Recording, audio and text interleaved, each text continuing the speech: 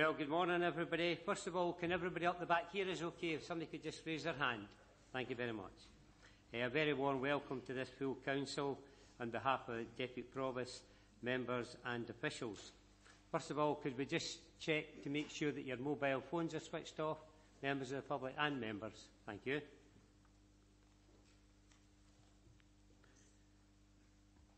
That takes us to the Sediment. Thank you, sir. Thank you, Provost. Provost Buchanan. Present. Deputy Provost Ritchie. Present. Councillor Aitchison. Councillor Alexander. Present. Councillor Balfour. Present. Councillor Binney. Present. Councillor Bissett. Present. Councillor Black. Present. Councillor Blackwood. Present. Councillor Mouse. Present.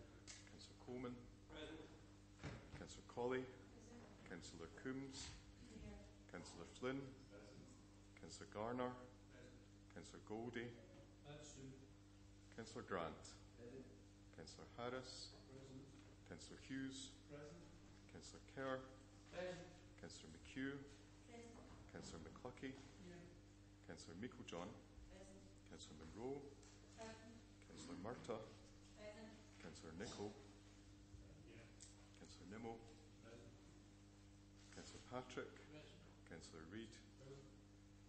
Councillor Spears. And for one final and unique occasion, Mrs. Pitt-Casely.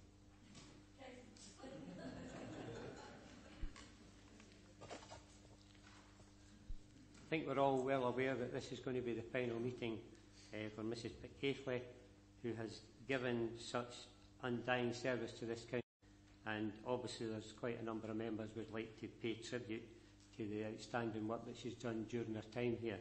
And we'll start off with the Leader of the Council, Councillor Meiklejohn. Thank you.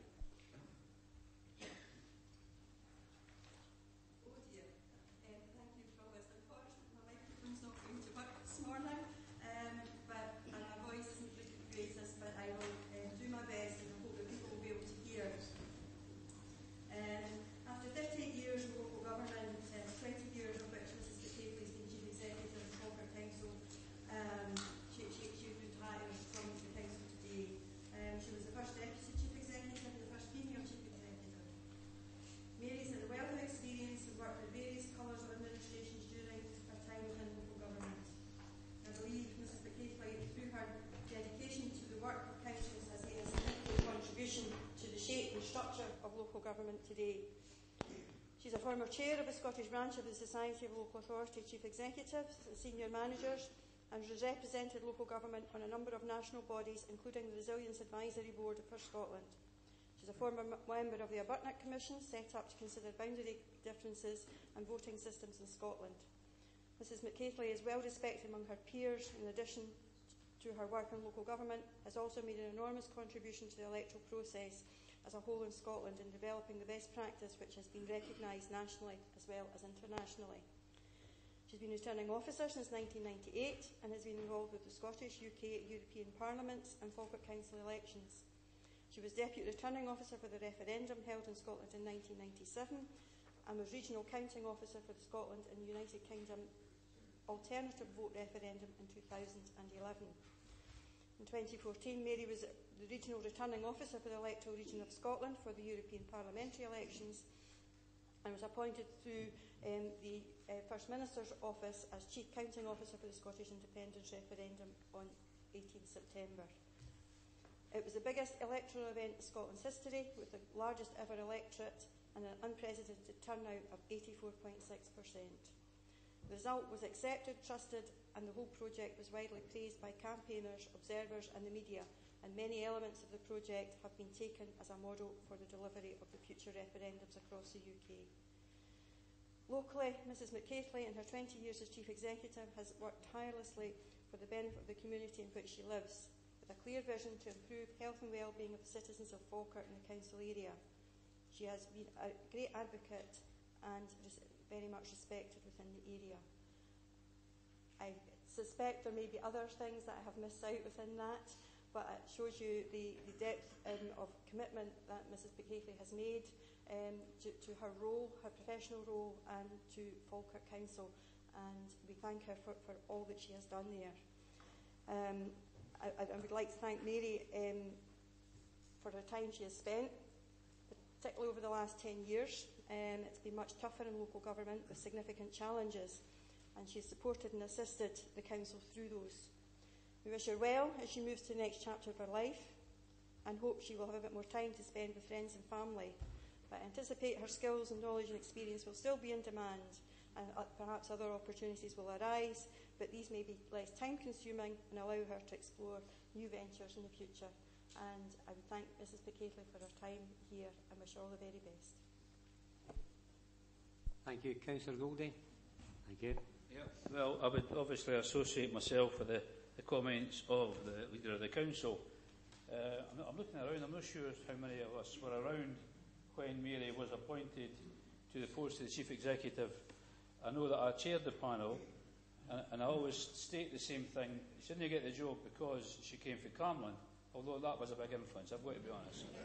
I can say that now, Mary, that you're leaving.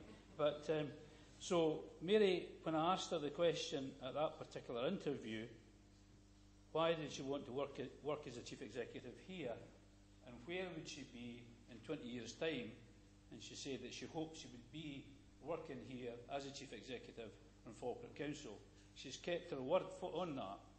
And I've worked under 3 Chief Executives, James Payton, the late, Walter Weir as well, all who had different traits and they all do things different ways, but they all do the best they can to improve the area and the council, and the people's opinion of the council is very important, and the civic pride in the council, and Mary brought a great deal of that. Again, we as a council and the people back in Carmlin were very proud of the fact that Mary had the roles and the referendums and things like that. She became the Deputy Returning Officer and the Counting Officer for the big referendum last year. We were delighted with that, and for a lady that went to Falkirk High School, lived in Carmuse Avenue a big part of her life, obviously she would learn how to count from there. All I can say about Mary is she said when she came she would do the job. She's done the job through good times and bad. Now, it's not a quote I often use with my particular allegiances, but all I can say about Mary was she was simply the best, and I wish her all the best. Thank you, Mary. Thank you. Councillor Nicholl. Thank you, Provost. Well, Mary, what can we say? I mean, what's already been said? Like Dennis, I do remember when you were just a mere lawyer up in the third floor, I suppose it was, and you certainly went on to great things, and they were deserved great things, because you were always a very professional person, a very capable person, and it was justice served when you were appointed as first female Chief Executive in the whole of Scotland, of any local authority in Scotland.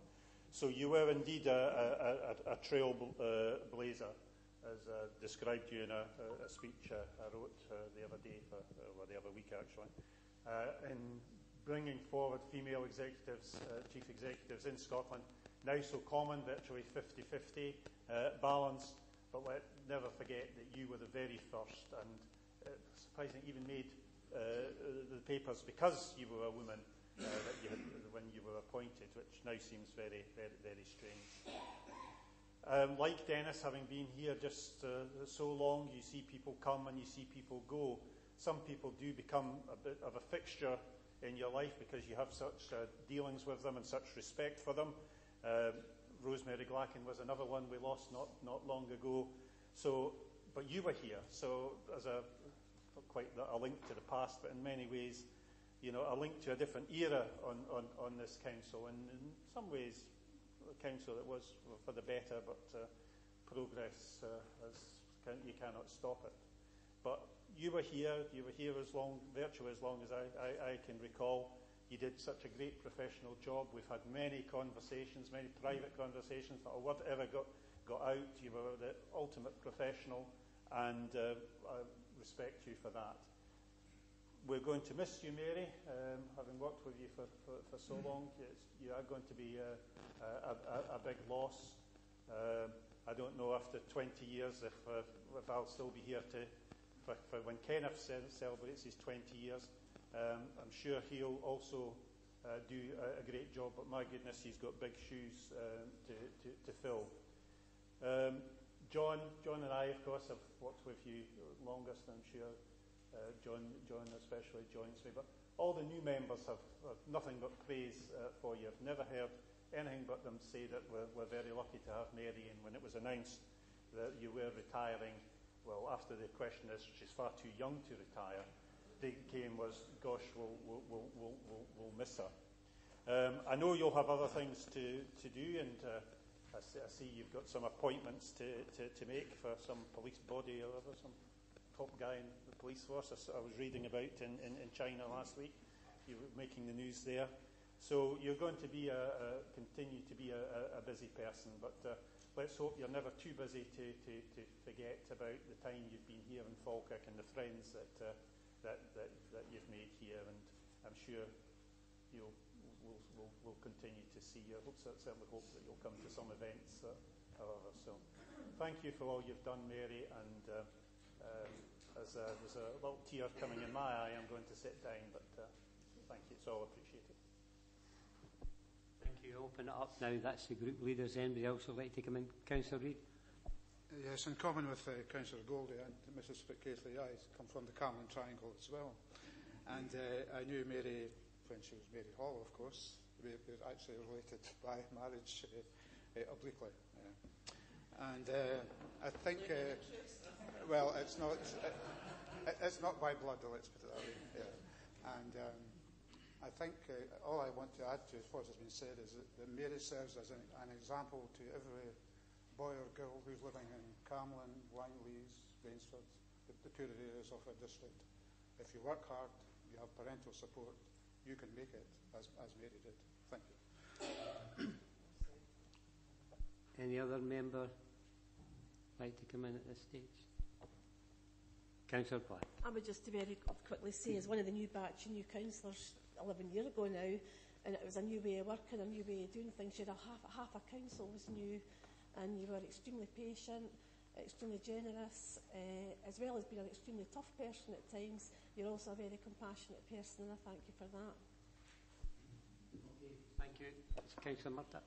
And following from what Alison was saying, equally as a new member, someone coming in just in the last tranche of members in this election, I'd say that that's continued, and I've certainly felt every support from Mary since I arrived and been taken on portfolio, and thank her for the time that she always affords, and the fair-mindedness which she's approached discussions. Thank you. Thank you. Councillor Alexander. Yes, Provost, I've perhaps known Mary longest. I was at school with her. I won't say who's the elder of the two. I wouldn't say Mary. But I remember her as a head girl at Falkirk High School at the time when I found school uniforms to be not in my liking. I remember having a wee chat with Mary about school uniforms. I came off worse than that one as well. Perhaps the uniqueness of a relationship is recorded in the Best Value Audit of 2007-2008. We spoke about the positive working relationship between Mary and myself as leader of the council at that particular point in time, or the point that the Best Value Audit was being undertaken. That relationship was one of honesty, which meant that we didn't always agree with each other, but the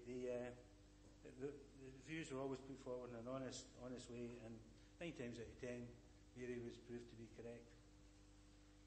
I treasure that 1 out of 10 as a real triumph. So I'd like to wish Mary all the very best in her retirement. I don't think she'll be relaxing very much, but she should maybe take up golf. Any other member like to contribute? No. Thank you very much, Provost. Yes, not for the first time I've been wrong-footed by elected members. I thought this would be at the end, so I thought there would be space during the meeting to think about what I was going to say if there were nice things said about me. But here I am, I'm going to have to make it up on the hoof.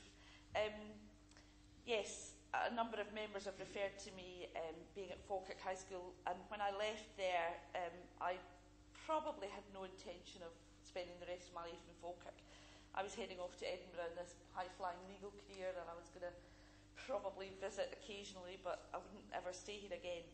And it didn't quite work out like that, and I'm very grateful that that didn't work out, because coming back to Falkirk, my dad was ill and I came back for a year, and then I got a job in this council at that stage, and that just opened my eyes to what a career in public service could be and how fulfilling public service could be as an employee. And for me, extra special in that I was doing that job, great job, huge amount of variety of work, enormously satisfying work. But I was doing that in the area where I had been born and brought up, and where I lived, and where I was bringing up my daughter. So that was a real privilege, and has remained a privilege to this day. So 38 years after I started, I leave still thinking this is one of the best jobs in the country. And I've been enormously lucky to be able to do it for so long. But to do this specific role of Chief Executive for 20 years, I realised at Christmas I was probably past my sell-by date, and so I came in and said I was going to leave in the summer, and just because I've got to that age, and it is time for me to go, not because I'm not enjoying the job. I love it. During that time, I've worked with 6 different provosts and 5 different council leaders, and they've all been very different, but I like to think that we've had good constructive relationships during that time, and I have given and taken advice from them, and that's always been to my benefit and hopefully also to theirs. But more importantly, I've worked with literally dozens of elected members, many of whom have been on the back benches rather than in the leadership positions. What you share is a determination to do your best for your communities, and that is something I've tried to support you in doing. We've not always seen eye to eye, obviously, but this council, you guys, the elected members of the council and the officers of the council, have done some great things over the years and have made great progress. And there's more still to be done, and that's what I like about this place. There's energy to keep moving to the next job and the next task.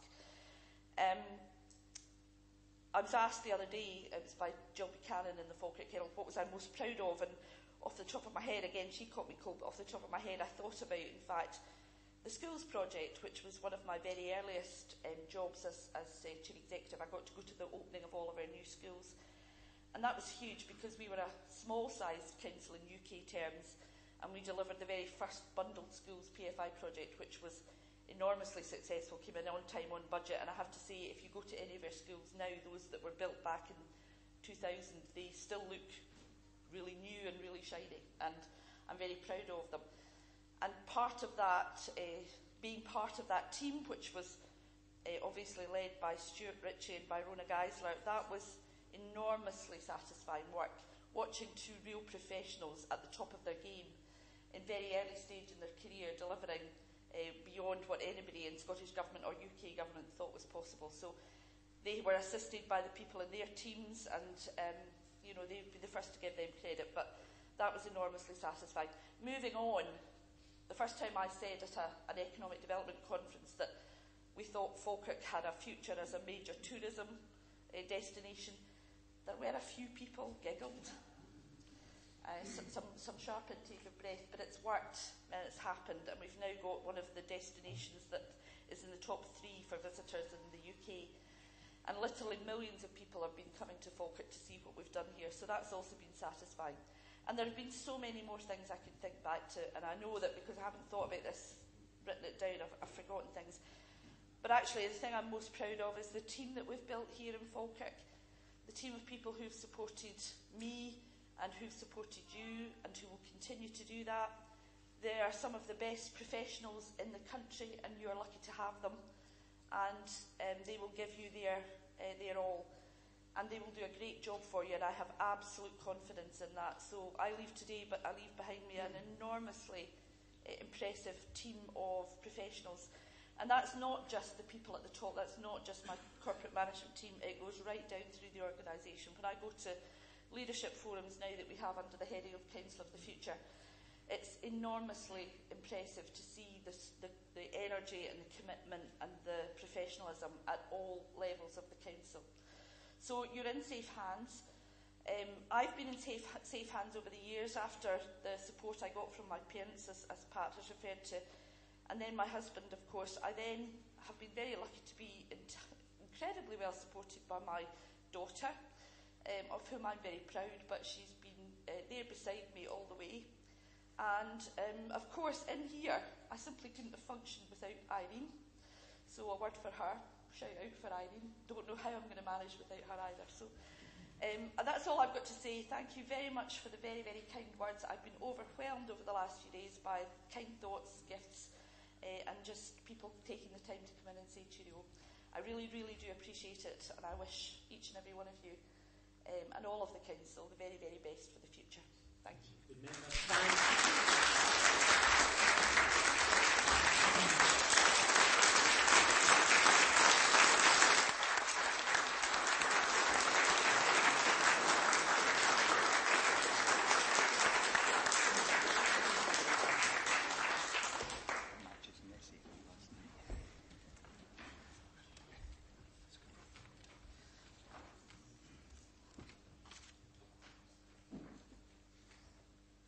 Now the business of today's meeting, starting with declaration of interest. And just for clarity, I will read this out.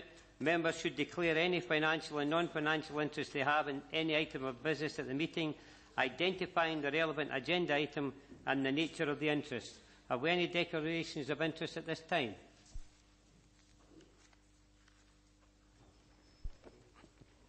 Provost, I've got to declare an interest in item 11, the INEOS application. My daughter now employed doing INEOS, so it's not appropriate that I take part in that application. Okay. Anybody else? Okay.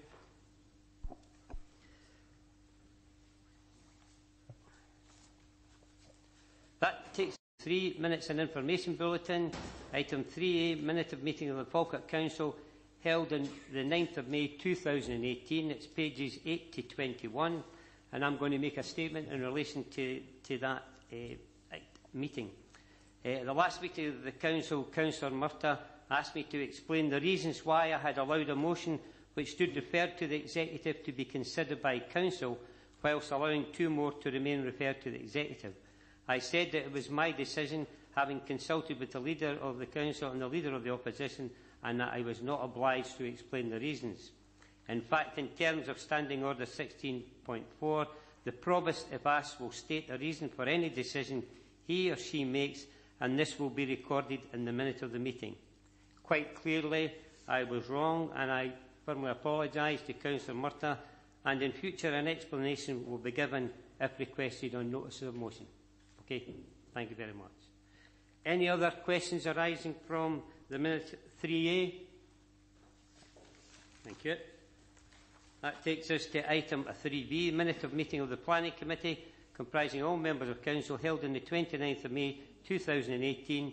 It's pages 22 to 27. Any questions arising from that minute? Can we agree the minute? Agreed. Thank you very much. That takes us to item 3C, volume of minutes, volume 5, 2017 and 18. Any questions arising from the volume of minutes? And if members are going to ask any questions, if they could maybe tell everybody the page, it makes it a lot easier. Thank you. Councillor Nimmo. Yep, thanks very much, Provost. A couple of questions. The first one's in relation to page 53 under the data protection heading. This policy was only updated on the 25th of May, and yet there was a significant breach on the 30th of May. No statement has come forward as of yet from the administration in relation to this, and I just don't think that's acceptable. I think it's incompetence at the highest level. The recent breach was reported in the Falkirk Herald on the 7th of June, so it has been made public. Information on parents' income and entitlement to free school meals was leaked. It's a very important issue which the public require assurances on. The public need to have confidence in how their information is used and stored, and at the moment I'm not convinced that the measures currently in place are sufficient, and I'm looking for reassurances that the appropriate measures have been put in place in relation to this. Do you want to just deal with that one first? Yes, it will do. Mr Smale, I think, is going to respond to that. Thank you. Thank you, Provost, and good morning. The incident did happen. It shouldn't have happened. It's regrettable that it did, and you have my unreserved apologies in that it happened within my division. Given that it did happen, I have to say we acted expeditiously to deal with the matter. We became aware what had happened within minutes. The email was recalled immediately, or within minutes. We thereafter quickly made contact with our specialist advisor within governance to receive advice how we should handle things beyond that. Within an hour, we issued an apology.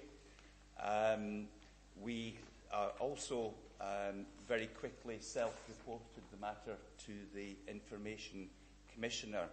I may also say that the matter arose from an attempt to provide a proactive service to those members of the public who may have been entitled to the school clothing grant and the free school meal service. So we were attempting to get on the front foot and enable as many of those entitled to those two services to capture and benefit that entitlement. So it was done with the best of intentions. I have to say the officer, the excellent officer who issued the email, is absolutely mortified as to what has happened. But as I say, it did happen. It shouldn't have happened. I do apologise, and there are lessons to be learned, and we will learn those lessons. Thank you, Provost. Okay, thank you. Thanks again, Provost, and thanks, Mr Smale, for the explanation. The other question I have is in relation to the Slomanan Primary School on page 89 of the volume of minutes.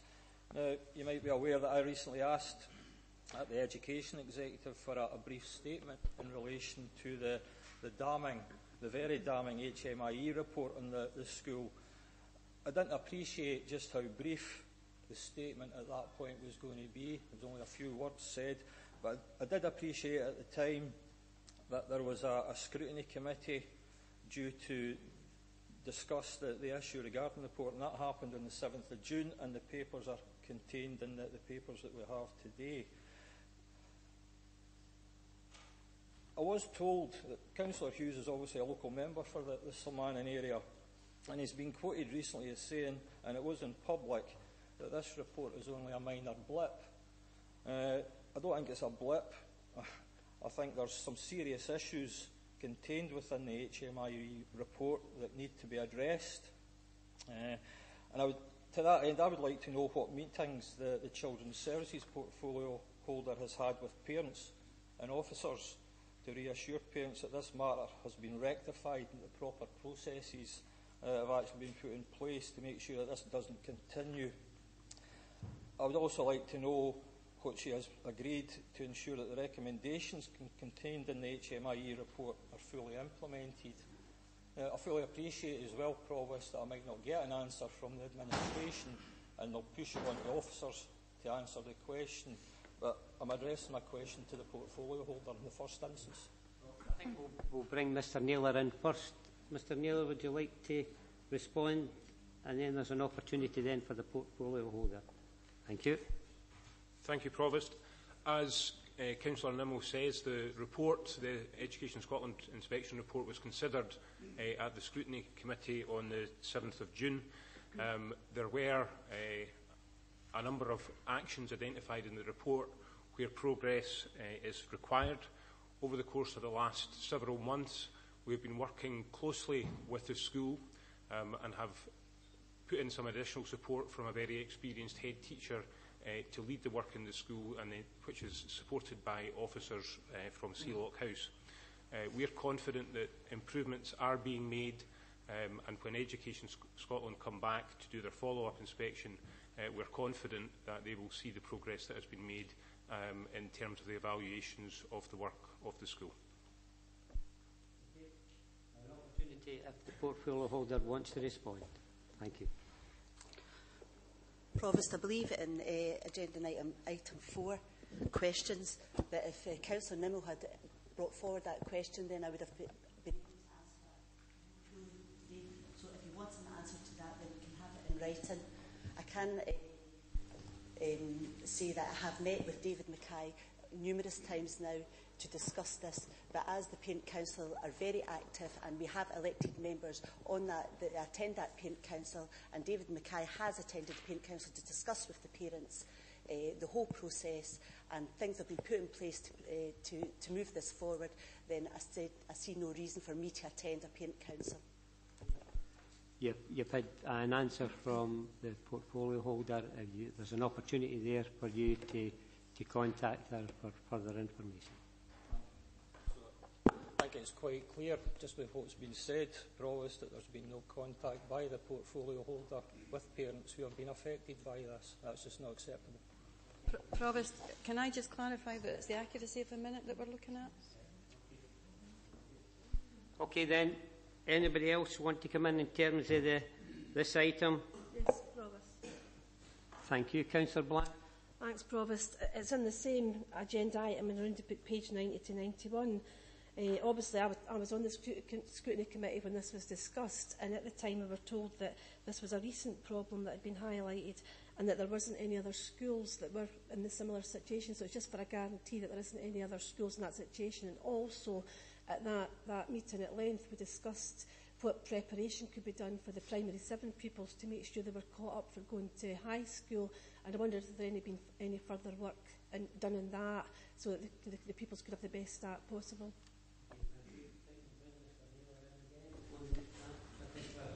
Thank you. Thank you, Provost. We have a process whereby schools regularly update their self-evaluation. As things stand, we don't anticipate that we'll have an inspection from Education Scotland in any of our other schools where we will get evaluations similar to what were received for Slomanan Primary School. In terms of Primary 7s being prepared to go into high school, each of our schools, including Slomanan, have a transition programme. The children in the course of the last several weeks will have been going through that programme with visits to the secondary school, and children will be well supported as they start their secondary education. I just hope that the children are given extra support at the high school as well, because obviously they will be a bit behind. Okay,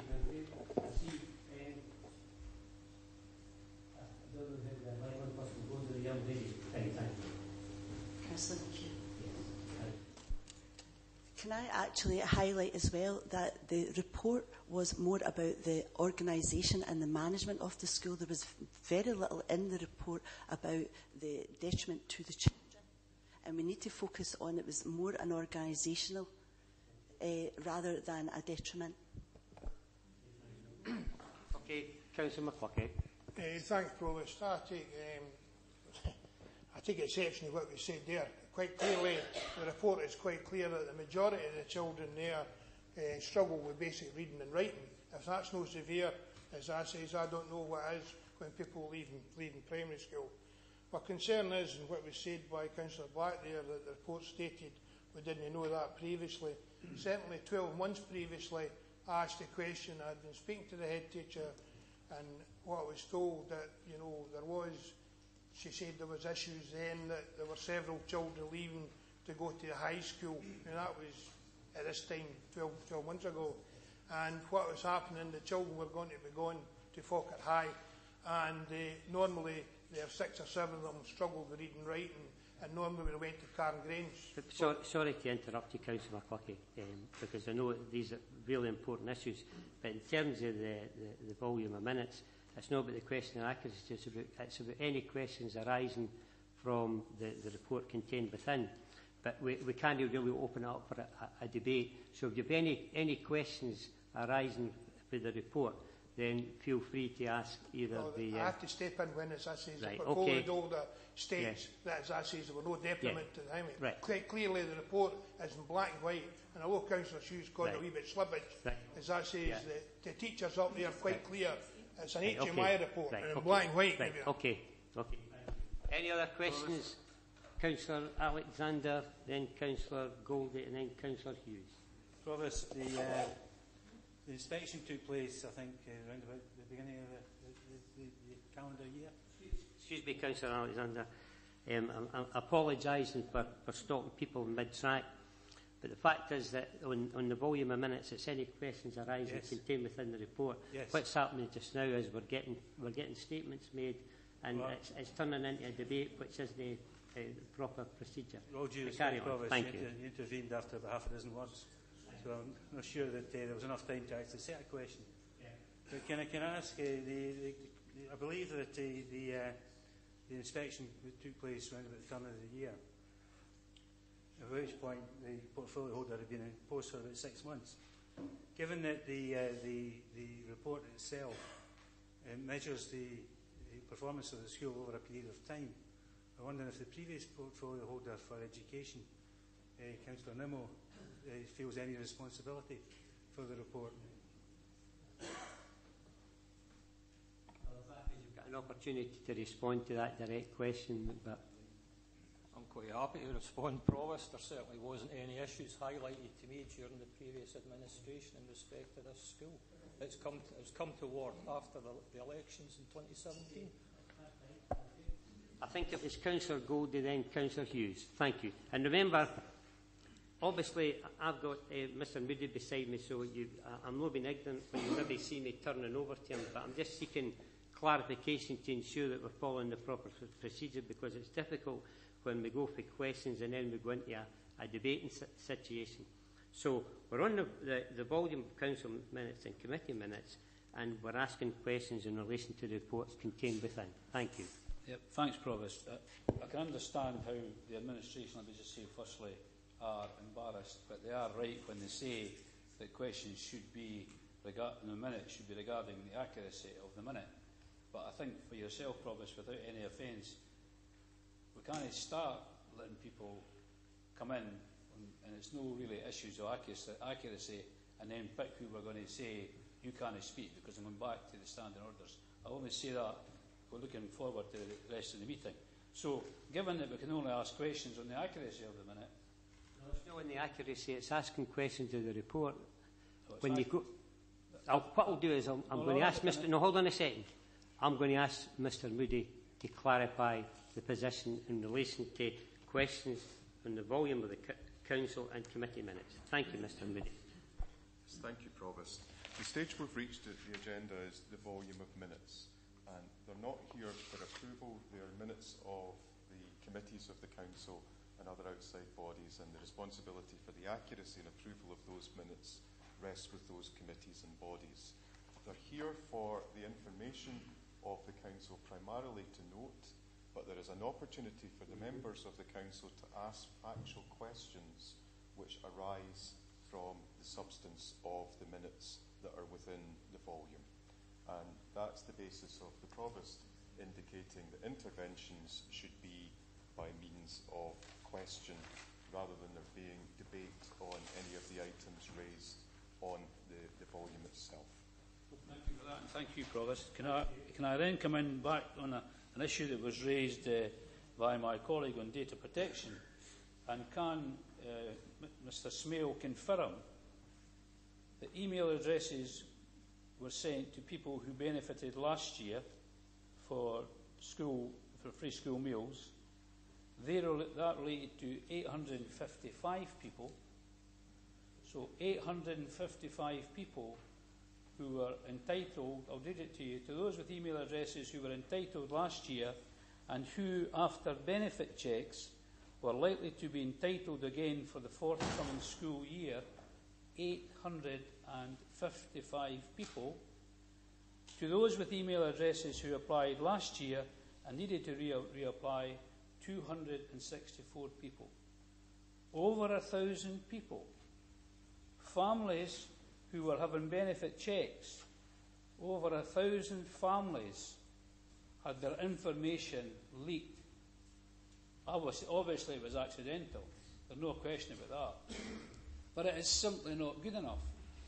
And when there was an issue raised about school meals at the executive, Miss Meiklejohn, Councillor Meiklejohn, said, along with her colleague, we don't want to stigmatise children by identifying who will be getting free school meals. That was only a few weeks ago. Yet here we are, am I right in saying, Mr Smale, over 1,000 people have had their email addresses out. How does that feel to the families who are on benefits? And what has that done to the children whose information has been leaked? Okay. Can you just confirm these are the figures, Mr Smale? Okay. Hold on a second, Mr. Councillor Alexander. The term leaked is misleading. Yeah. And I think Mr Goldie should withdraw that. It's a serious allegation against a member of staff. Sorry, we'll bring in... no. Come on. 19.1 Provost, that is the most scurrilous comment right. ever... No, let me finish. I know. Ever anyone has made it. She's asking for it. Any allegation of an intentional leak, and I haven't made any intention about the ability or otherwise of the officer who was in charge. What I've said is it's a leak, and that's what is known as a leak. Okay, now hold on a second. We're going to go into a wee bit of, I think, a wee bit of, what could we say, a wee bit of bun fighting today. As I've already stated before, I'm sitting up here and trying my best to ensure that everybody gets an opportunity. I firmly know what can go on in this chamber, but the fact is that it takes away from what we're here for, and what's happening is we get lost. The whole agenda gets lost when we start the politicising. The issue is Councillor Goldie's asked a question, whatever way he's asked it, Mr Smale, you want to respond to Councillor Goldie's question? We'll bring you in. Perfect. Thank you, Provost. Yes, as a matter of fact, the figures Councillor Goldie quotes are correct. If I may just take the opportunity to supplement that, Provost, by saying I certainly view that this, as I said earlier, as a most unfortunate incident, and the concerns that Councillor Goldie makes, I fully accept. I view it as an operational issue that happened within my division, and as I say, we apologise for it having happened. We've taken remedial action so that lessons are learned going forward, and beyond that, I don't think there's anything of value that I can add to the debate. Councillor Meiklejohn, thank you. Councillor Goldie. Councillor Goldie. I think we have to be careful. This was human error, and the manner in which this is being continued by certain members is not the way that we want to deal with things. The matter was identified very quickly. What Mr Smale has not indicated is that we are able to trace the email, and we know how many people had opened and read that email. It was able to be recalled, for there was very, very swift action taken, and there was a very limited number of people that actually had access to that information. We need to keep this in context. We do have policies and procedures in place that are very robust. On the back of this, these will be reviewed. We chose to make the referral to the data protection officer as well. So we followed a procedure, but we need to keep this in context and keep it real, and remember there's a human being at the end of this. Hold on a second. Hold on a second. Hold on a second. I'm going to be speaking. Thank you. I can appreciate Mr Smale has already answered the question. Hold on a second. Mr Smale has already answered the question twice. I know it's difficult when we stand up, and what happens then is it opens the door, because Mr Moody has already explained the procedure in relation to questions on the volume of council and committee minutes. The fact is, though, what happens is when we stand up, and I'm talking, I've did it myself many times, we get lost with what the issue really is, and then it becomes into a debate. It opens up, but that's the way politics is. The fact of the matter is I'm here to try and ensure that everybody has an opinion, everybody gets an opportunity to express that. But the fact is, we'll try for the chair here to do our best to ensure that we follow the correct procedures. Councillor Alexander, you wanted in, and then we'll go back to Councillor. Question on. Is this a question? Yes, it's Thank you. A point. The Oxford Dictionary classification of leak is an intentional disclosure of secret information. Intentional disclosure of secret information. Mr. Goldie now withdraw the allegation that this information was leaked. Thank you for your clarity there. Councillor Goldie. Yeah.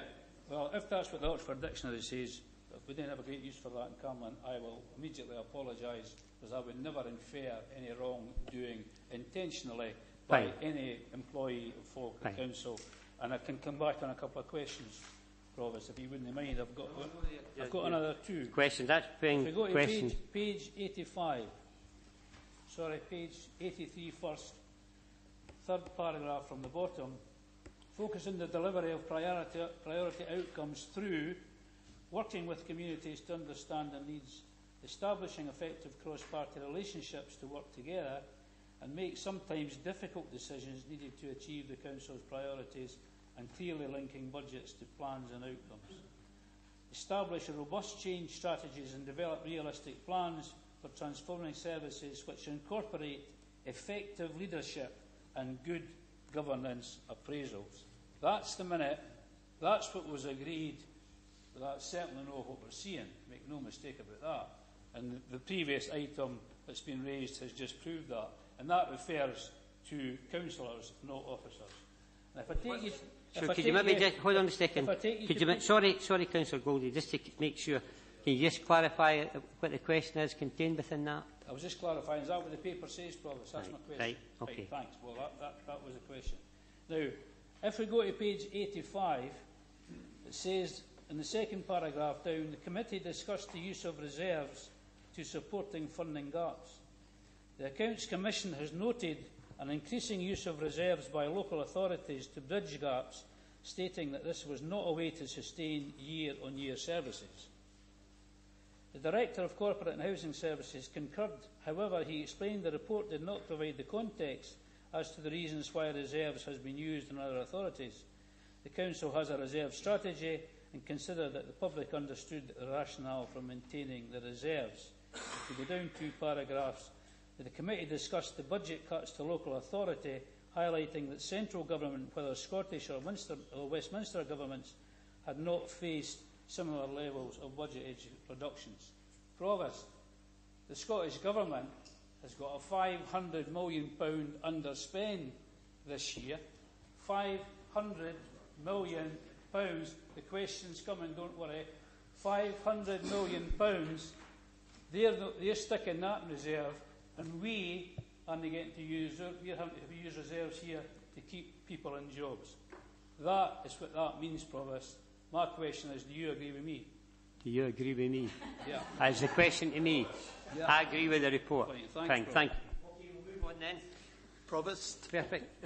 Councillor, you actually invited me to speak. I've missed you in the midst of time there. That's okay. It was partly a 19-1, but partly I wished to thank Councillor McCluckie, because I have also attended, this was in relation to the HMI report in Slamanan. I did attend the Parent Council meeting. I obviously was concerned about the HMI report, and at the meeting, Councillor McCluckie quite rightly quoted me as saying that I had perceived the matter as slippage. Also, I'd like to thank Councillor McCluckie for correcting Councillor Nimmo, because I at no time have ever said that the matter was a minor blip. Thank you. Okay, thank you. We'll move on to Councillor Kerr now. Thank you, Provost. It's a question. It's a question for. Can you give us a page number? No. It's a question for Mr. Naylor. It's regarding the report from Sloman School. It's when I had a meeting with Mr. Mackay, he had stated that when he took over, when Mr. Naylor took over his collaborative role, that circumstances left him with one senior member of the team. Can I have the assurance of Mr Naylor that the team is up to full capacity to drive the education department forward? Okay, Mr Naylor, quite a simple question. We currently have all officers in post. Okay. That takes us now to item 4, which is questions 28 to 32. Has anybody got any questions? Point of order, you missed out the information bulletin. Yeah, information bulletin. Yes, indeed. Thank you. I have some questions on information. Okay, fine. Thank you. That takes us into item. Sorry, is that okay? That takes us to item 3D, information bulletin, volume 5, 2017 and 18. Any questions arising from the volume? Thank you. Yeah, can I ask a question now, Provost? Yeah. It's on the acceptance of quotes over £10,000, and it's basically the report starts on page 26. Fine, thank it's you. Just to say, Provost, that there are 16 tenders here, some of them for as much as £37,000, some but all over £10,000, £50,000, and there is only one of these tenders been awarded to a company from Falkirk. Now, is it the case, can the relevant officer tell me, are there no bids coming in from Falkirk companies? Or what is the reason why these tenders are going elsewhere? We do need jobs in Falkirk. We need to make sure that the system's fair and applies to all companies that apply. But is there something we can do? Is there something we're lacking in relation to getting information to companies from Falkirk to bid for this work? Thank you for that one. Thank you. Provost, just a second. Could you confirm, was that Appendix 1 he was talking about, please? Page 26. Page 26. As there's 3 local companies. Yeah. Well, you're maybe not counting Bonnybrig as one. Anyway, we'll get an overview anyway of the question because it has. Yeah.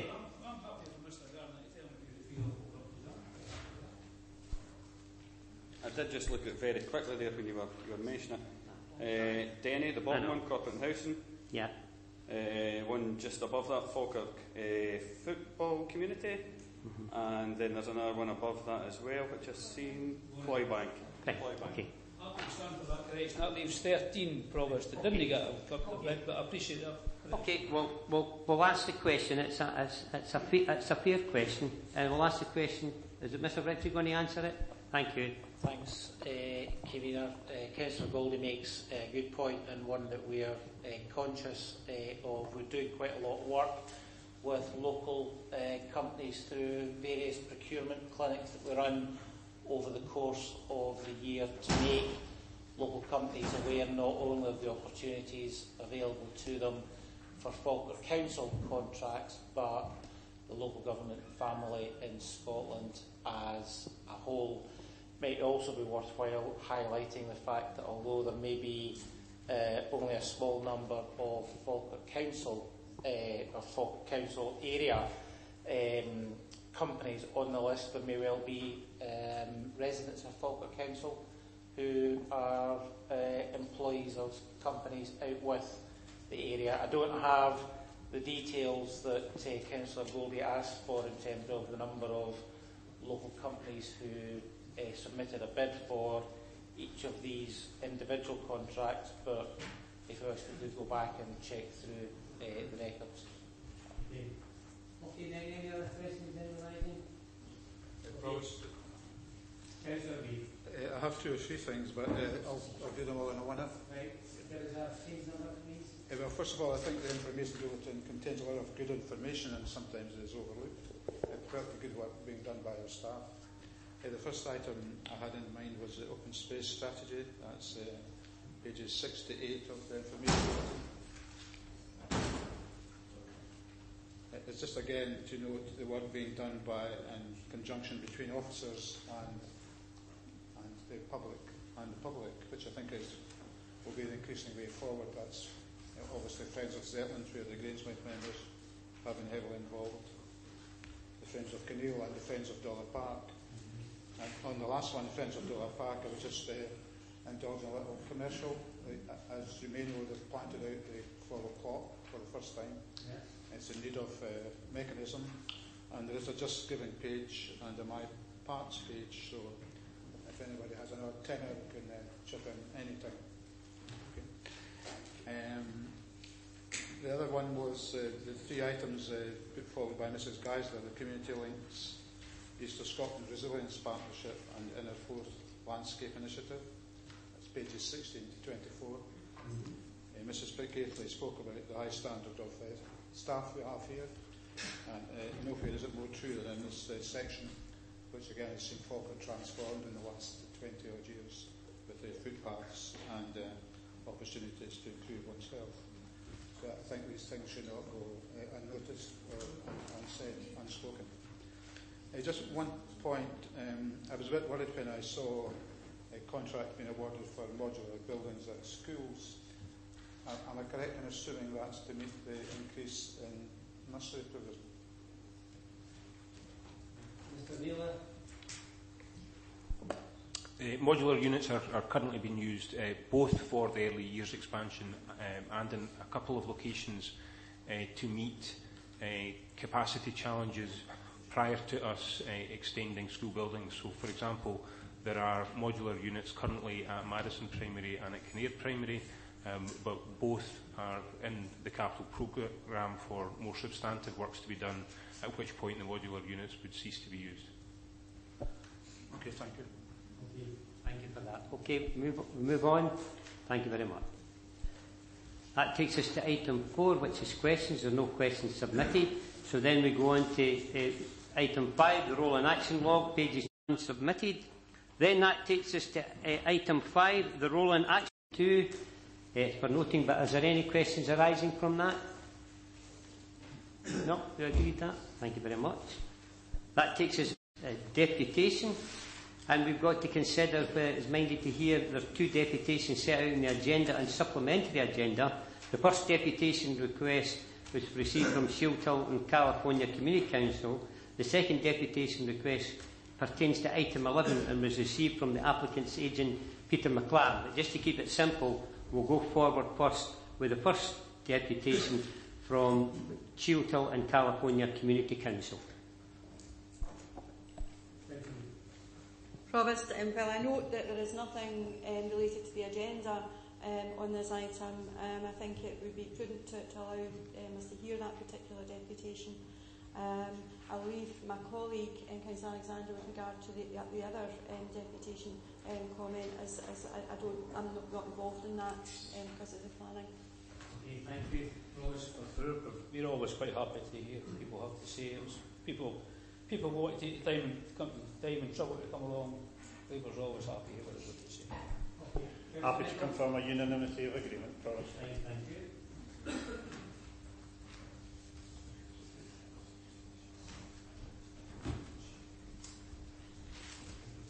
I think it's Sue Hamilton that's going to be doing the speaking this morning for the deputation.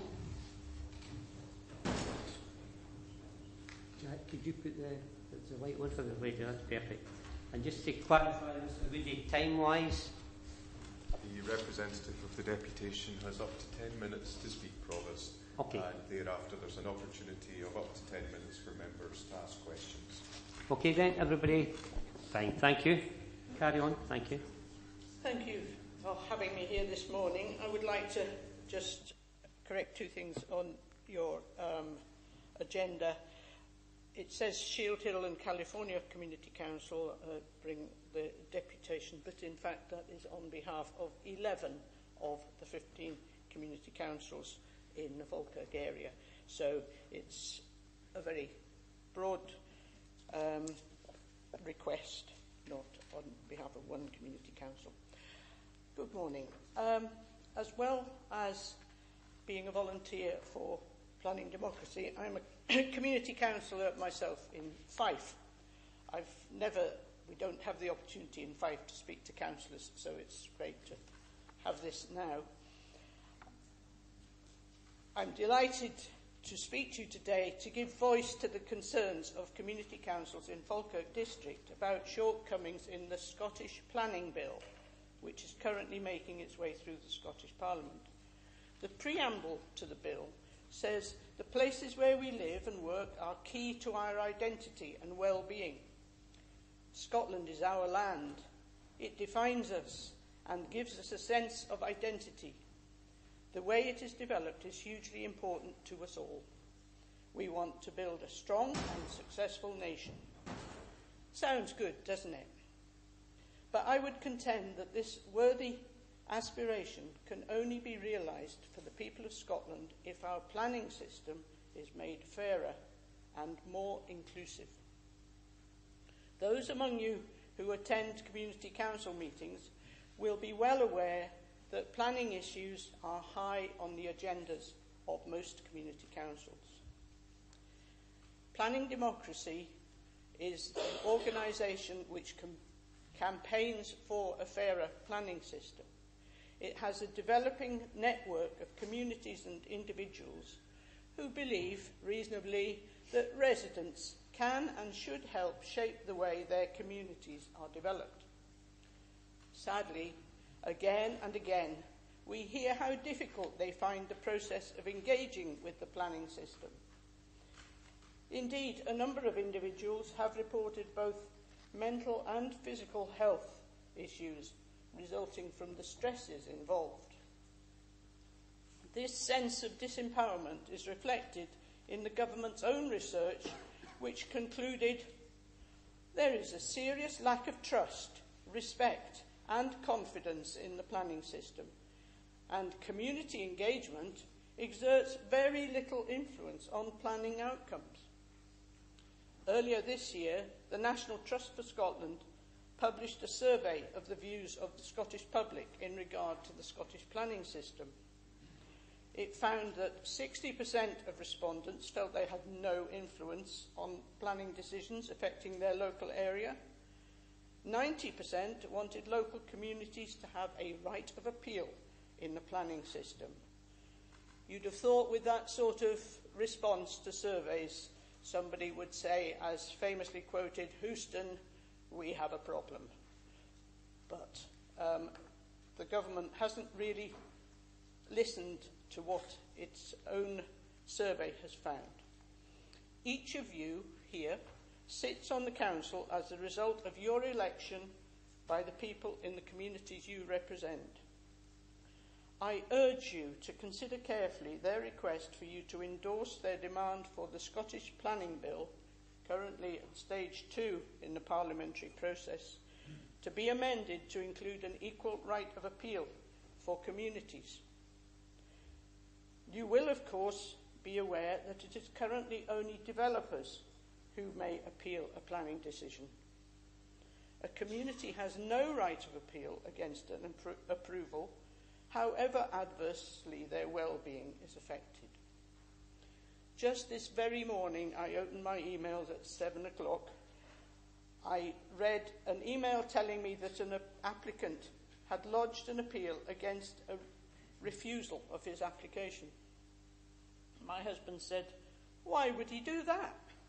And my response was, "Because he can, and because it costs him nothing." There you have it. The absence of this right is not only deeply unfair, but represents a planning system that is quite out of touch with the current thinking on community empowerment. Planning Democracy believes that the primary purpose of planning is to deliver good development in line with an agreed aspirations of a development plan. By the way, we'd also like to see well-resourced planning departments and more support for councillors. There is a widely shared aspiration in Scotland to have a plan-led system. However, the Scottish system is currently far from plan-led. The version of appeals that we advocate is specifically designed to strengthen a democratic, plan-led system. We propose the introduction of a right of appeal for any community interest body or individual who made a representation on a planning application when the decision goes against the provisions of an up-to-date development plan. We also suggest that the right of a developer to appeal be restricted to cases where there is a refusal of an application that is in line with the plan. This would reinforce the plan-led system by restricting appeals to decisions that depart from the logic of the plan. It would also create a powerful incentive for individuals, community groups and the developers to get involved in the early stages of production of plans to make sure they reflect their aspirations. Furthermore, it would provide a strong incentive for local planning authorities to ensure their plans are clear and up to date. There are some myths around equal rights of appeal. It would cause delay. It will be costly. It will be bad for the economy. It will be a charter for NIMBYs. It will undermine the ability of councillors to make decisions. It will undermine the expertise of planning professionals. The myths have grown because there has been a widespread refusal among politicians and planning professionals to recognise and discuss the real benefits that an equal right of appeal can bring. These include strengthening the democratic nature of planning, encouraging greater public involvement, creating a level playing field to ensure meaningful public engagement. It enables better planning decisions. If only one party has the right to appeal, this inevitably creates a bias, rather than creating the neutral conditions that favour strong and balanced decision-making. It would ensure that those highly complex and contentious and often marginal decisions that planning committees have to make a decision on are the often marginal decisions to grant permission are subject to the same level of scrutiny through an appeal process as decisions to refuse permission. In an ideal world, there'd be no need for equal right of appeal. There would have been widespread and effective consultation in the preparation of an up-to-date development plan. Communities and individuals would have been fully engaged in a consultation process, their concerns acknowledged and their suggestions incorporated. If the planners and the developers have done it all right and the community has played their part, who would need an equal right of appeal? Trouble is, we do not live in this ideal world. Other countries, such as Ireland, Australia, Scandinavia, and even Jersey, have rights of appeal for communities. Isn't it time Scotland did too? Thank you.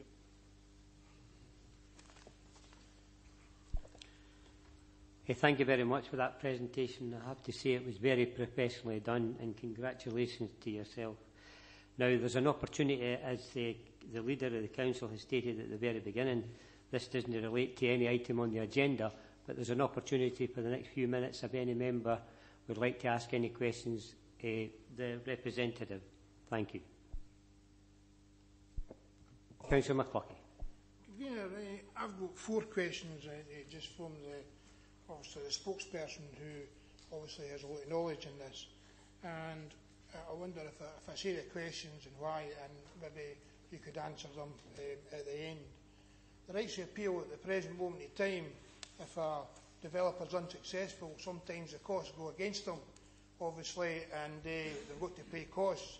These costs can be for a few thousand, could be for a major application, 100,000. So if a community calls in an application and loses and the costs go against them, can you tell us how the community group is going to pay the excessive costs? The next one is, could you tell us, with the size of developments, is this an application for extension up to 20 houses, or is it major applications, or is this for calling in any application to appeal? The next one is where you appeal. Is it a community council applying for its own ward or area, or is it a thing Falkirk-wide, or would you have the right to call in an application in Aberdeen or Skye? So if you could clarify that. And then community groups, you say that communities are individuals, so obviously not all areas have community councils, so are you saying it would be the environment groups, the community centre groups, the old folk and young folk groups, the sporting groups and the bowling greens and disadvantaged groups? So basically you're saying it's anybody that could have this right. You know, obviously when you make a bill, you've got to be clear who we're asking for, and members are unsure. We've seen a lot in the news about this, but we'd like to ken for yourselves who, obviously 11 community councils have wrote in, so we're asking who is it you see as being the groups and the people representative, and if you know letting these other people do it, why not? I mean, we're just trying to get the boundaries here of it, because we can't answer questions or support some if we didn't know the information. There's quite a lot in that, Councillor McCluckie, so we'll give Mrs Hamilton, maybe we'll take them one by one. I think the first one is in relation to costs, if there was that went against. Mrs Hamilton, wish you could take a seat. I mean, it can be quite strenuous standing up there all day. Thank you for that, Councillor Goldie. So, did you take a note, Mrs Hamilton, in relation to them? I did, sort of, yes. Right. I'll leave. Perfect. It's excellent that you have honed in on lots of the essential questions. As I said in my presentation, there has been a downright refusal to discuss these issues and how these appeals might be structured and all the things that you refer to. In terms of appeals,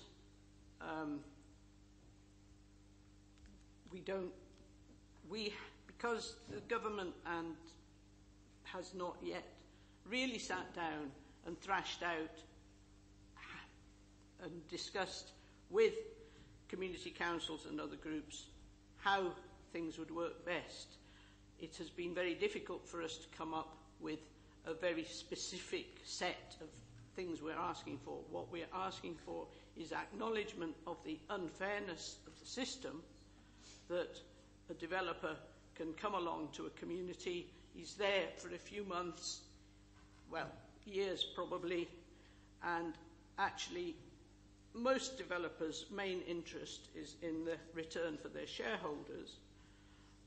After they've gone, the community is left with what might be a very good development, but on the other hand, there will always be things that could have been done better, would have been done better if the community had been allowed to properly have their say and appeal something that was going to be bad for the community.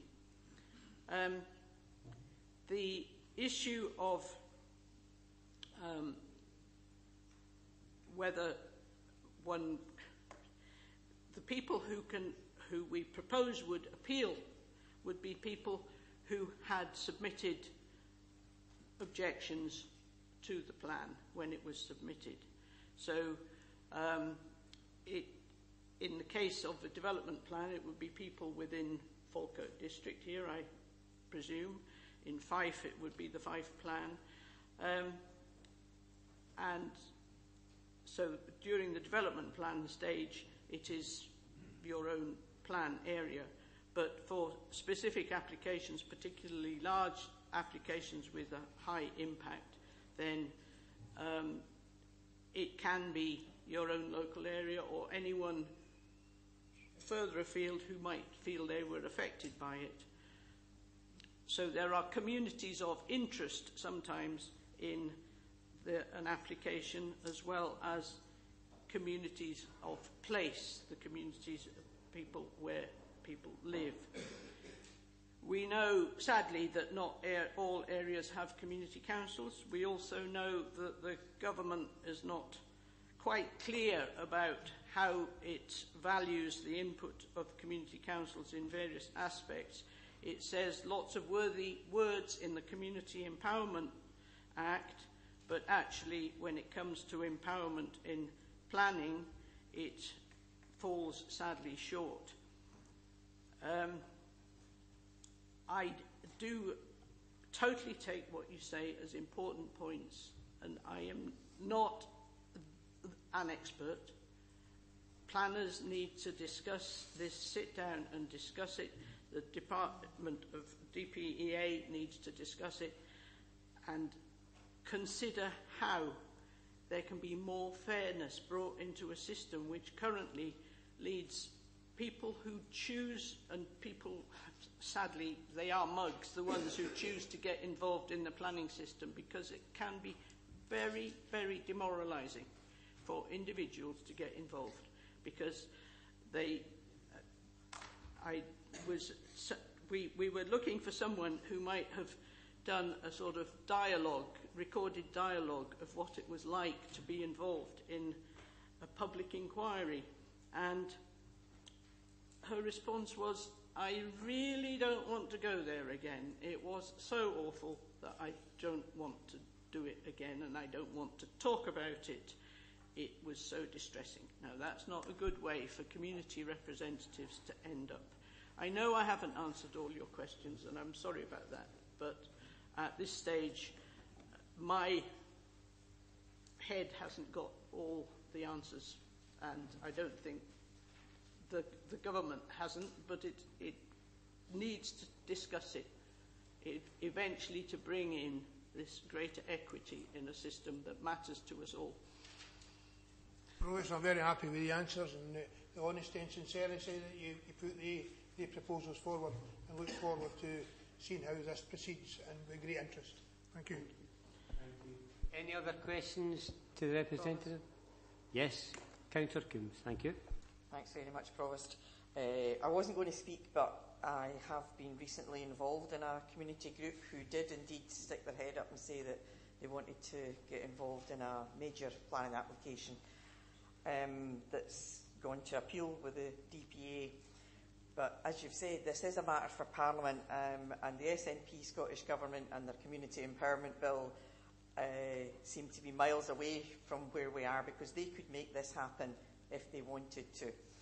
I think that the centralisation of the government, they're surprisingly reluctant to trust the people of Scotland, as you've already said. And in my hometown, not the ward I represent, I hasten to add, but in my hometown, the Community Council, who I see are represented here today, exactly had this experience whereby in a previous application they said absolutely no way we're going to get involved again because of the circumstances and the issues that brought up for the individuals concerned.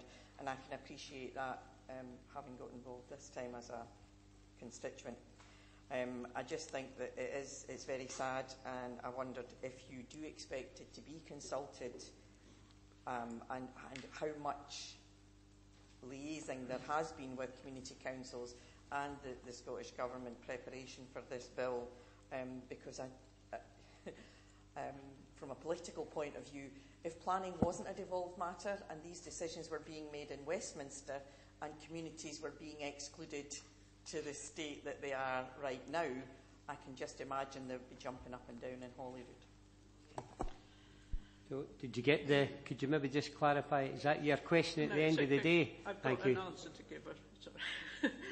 It was about how the parliamentary, whether it is being considered. We have had great response from the Local Government and Communities Committee in terms of the members taking on board what has been said.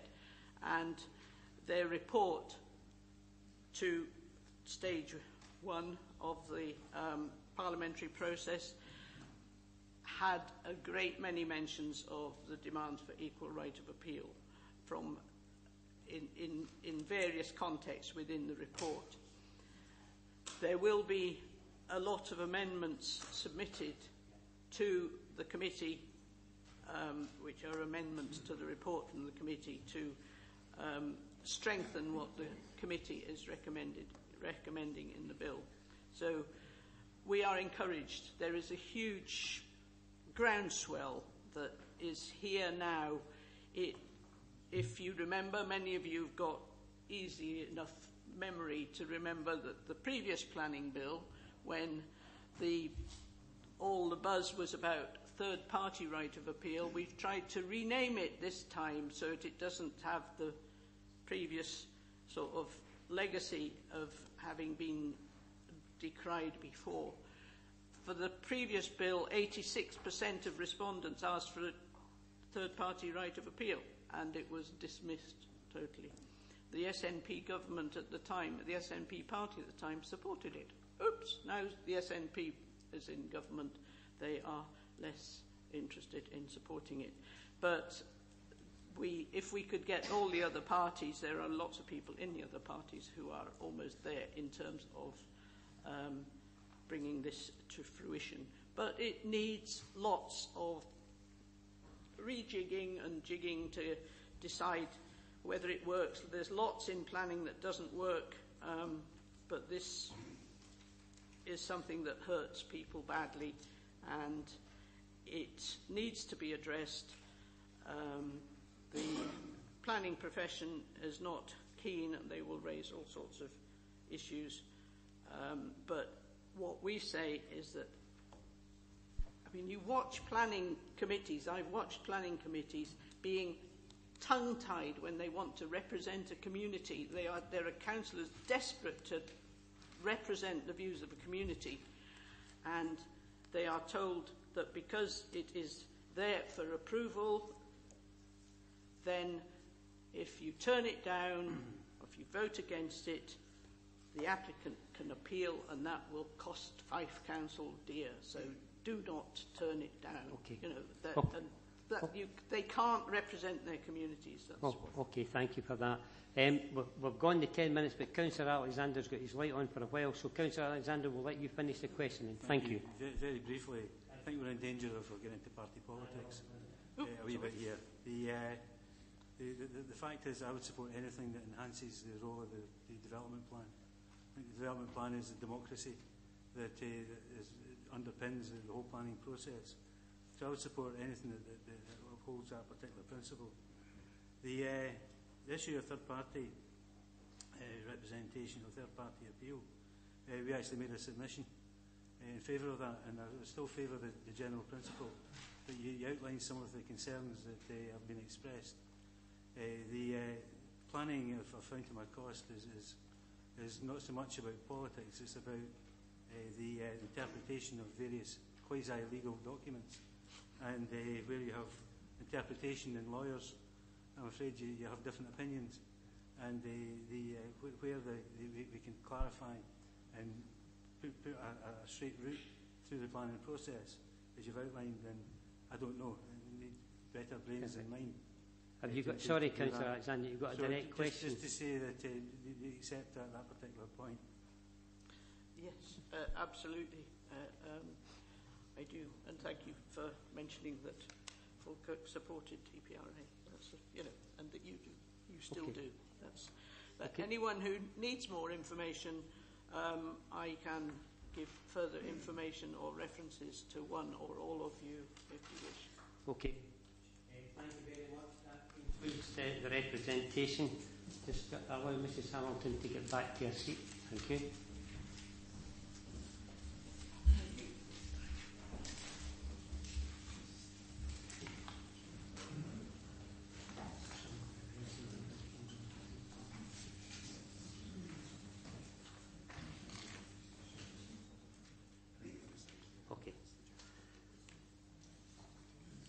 Okay, you mentioned there were two individual groups that had asked to speak.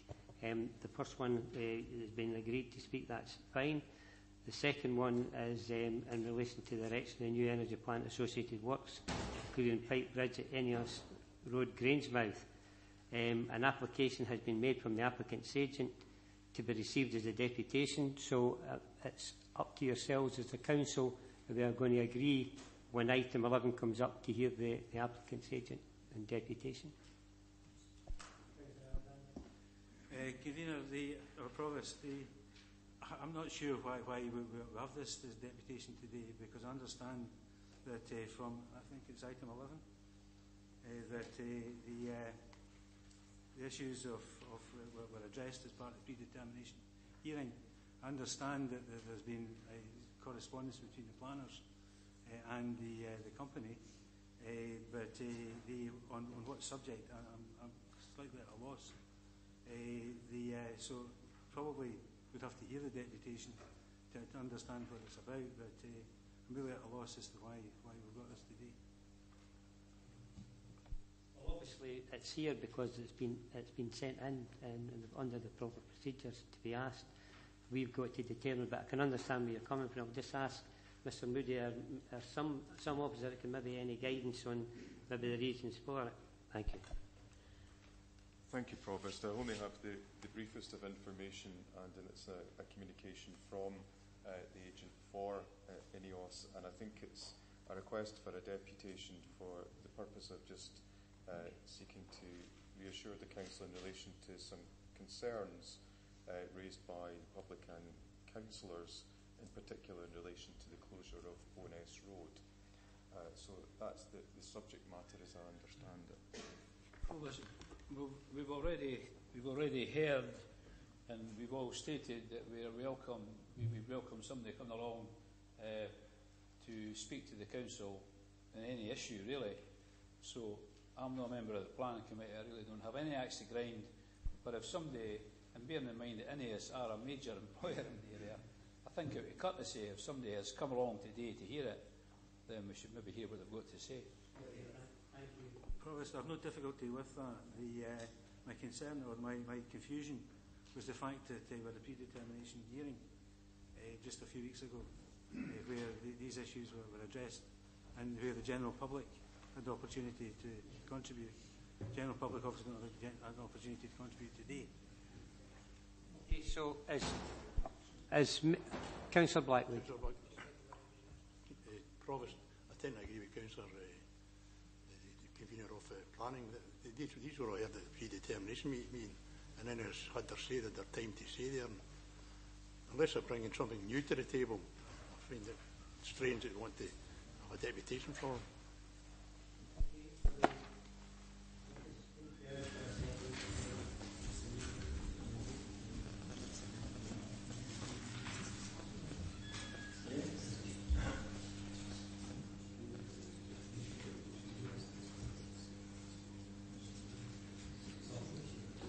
Okay then, just be confirmed with Mr Moody, and what we're going to do is we'll wait until the item comes up at item 11 and we'll have a discussion then. Who's want to speak there? Councillor Grant. All I'm saying, Provost, is like Councillor Goldie says, I don't see how we can allow one deputation and not allow another. But, and the predetermination meeting, yes, I was there, but not everybody was there because we've got all the other plans. So why are we discriminating against one and not the other? What we just said is just now is that when it comes to item 11, we'll bring this issue up at the very beginning and we'll move on. Okay, thank you very much.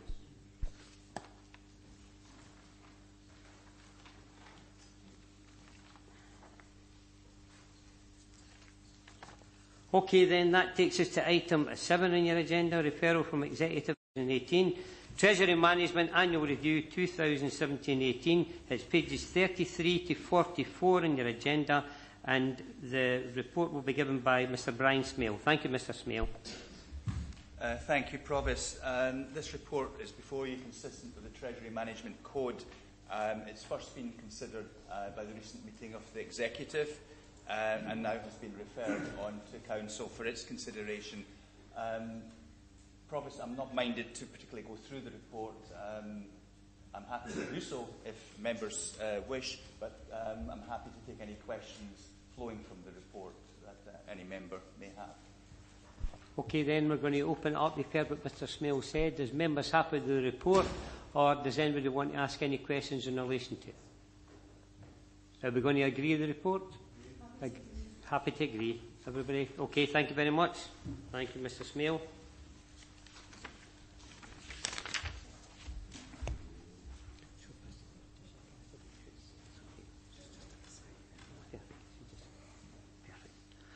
Okay then, That takes us this morning. Health and Social Care Partnership, Head of Adult Services post. It's pages 45 to 49, and given the report will be Patricia Cassidy. Thank you very much. Thank you, Provost. The purpose of the report in front of you today is to provide an update on the progress made in developing the workforce structure for the Falkirk Health and Social Care Partnership, and to seek authority to appoint the post of Head of Social Work Adult Services on a permanent basis. Work has been ongoing in relation to the workforce and service delivery for the Falkirk Health and Social Care Partnership, and to enable this, the Council previously delegated all relevant functions for adult social care to the Partnership on the 1st of April 2016. Considerable work has been ongoing to develop a plan for which will enable Forth Valley NHS to transfer and progress the delegation of community health services into the Partnership. This approach, however, has resulted in some delays in the design of the Falkirk Partnership structure, and the aim is to develop the structure which is designed on the basis of localities to ensure the needs of different communities are best met through locality-based management. Whilst this process is continuing and a draft has been prepared for the board, there's a the finalised plan, phase plan, has not been yet agreed by the Integration Joint Board. It is clear within this development that we will continue to need a professional lead for adult social work within the Partnership, and it's a critical post for the delivery and the safety of these services within the Partnership. The post is currently within the permanent establishment within social care and is fully funded within the budget, and it has been filled on a temporary basis since January 2016 to enable the development of the structure. And it was agreed earlier this year by the Council that there would be a 6-month extension to this post, and it was envisaged that we'd be able to have a full permanent structure for the whole Partnership by now, but that hasn't been possible. The current post holder was originally appointed on that 2-year contract, and given their length of service, it would be appropriate to slot the current post holder into the post on a permanent basis. Members of Council are asked to agree that the post of Head of Social Work Adult Services is filled on a permanent basis as outlined in Section 4 of the report. I'm happy to take any questions. Thank you. Councillor Collins. Yes, I'd just like to say that I welcome the proposal to provide permanency to the role of Head of Adult Social Care. It's clear from the recent discussions at the Integrated Joint Board, although we've not agreed some of the things, that it's clear that from the integrated structures the role will be an important and necessary part. It will enable us to have continuity as we develop the board with the phasing in of NHS delegated services. I would note, as outlined in the report, that there's no additional financial implications as the role is fully budgeted for. So I would take the opportunity to propose that we accept the recommendations. Okay, then, is there anybody otherwise minded? Councillor Mickled. I'm happy to second, as my colleague, Councillor Colley, has said, and following on from Patricia, the partnership structure has still not been finalised. However, it has become clear that there's a need for leadership and stability within the service, and I think by making this post permanent, it gives that ability to do that and as we go forward, particularly with our locality modelling. We have a motion moved and seconded to agree with the report. Councillor Gold. Provost, I think I'm right in saying that this post does include care for the elderly at home care. Well, I'm surprised that neither of their two SNP colleagues mentioned the fact there is a need for this post. There's no question. You can sit down really if you want. It's up to yourself. But the days are past. What I was going to say though was there is a great need for this particular post. And I personally think that Joe McElhone, who's the holder of the post, is doing his absolute best and is an excellent officer. But yet again this morning, we're missing the elephant in the room. Neither of the two previous speakers has advised us, nor have we been advised at any council meeting, that the home care services have been downgraded twice in the last year. Now, that is a very serious situation concerning the care, again, of the most needy in our community. And what do we have? Nothing coming from the Leader of the Council, nothing coming from the spokesperson, although the Leader of the Council did say, and I quote her, there is a need for this post to be filled. Of course there's a need for it to be filled, because if we get another warning, my understanding is that they could take our licence for care of home care services away from this council. Now that would be serious enough. That would be a very grave error, grave serious matter. But let's face it, you can't be the Leader of the Council or the portfolio holder and stand in this chamber and no mention the situation that we find ourselves in. That, quite frankly, is insulting. So I would like to hear, if I'm right, that it has been downgraded twice. And again, I would like to hear from the portfolio holder, because the simple situation in this chamber is that unless the SNP get support, they can't win a vote. The only thing they can do is draw their wages. That's the only thing they can do, is draw wages, because they can't win a vote. Now that's fair enough. These things happen in politics. It's happening in the Scottish Parliament with them as well.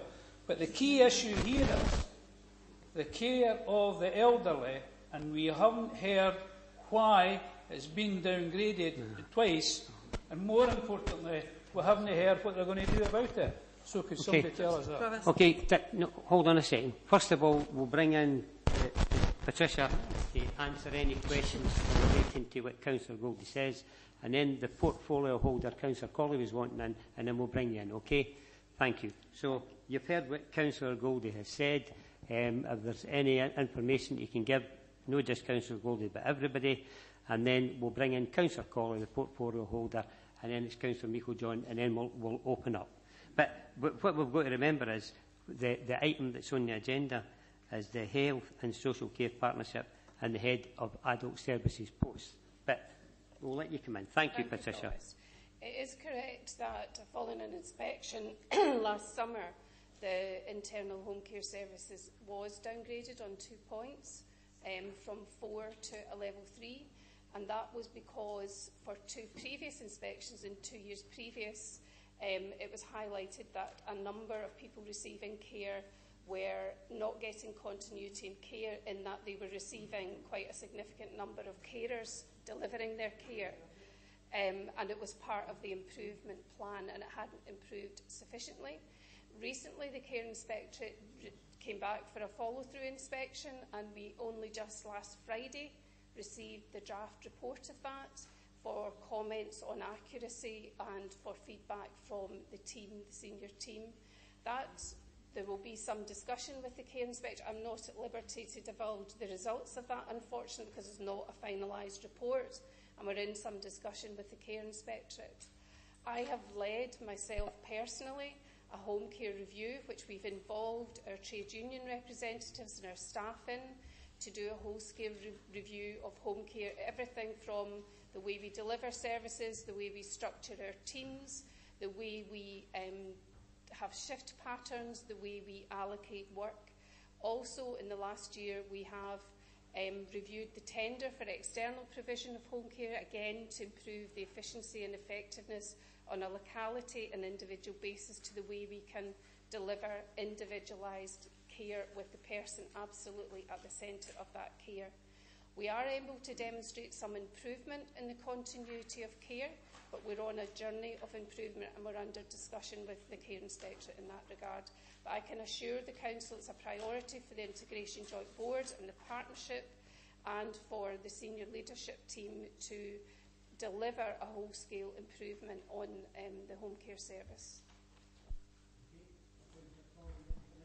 Yes, thank you.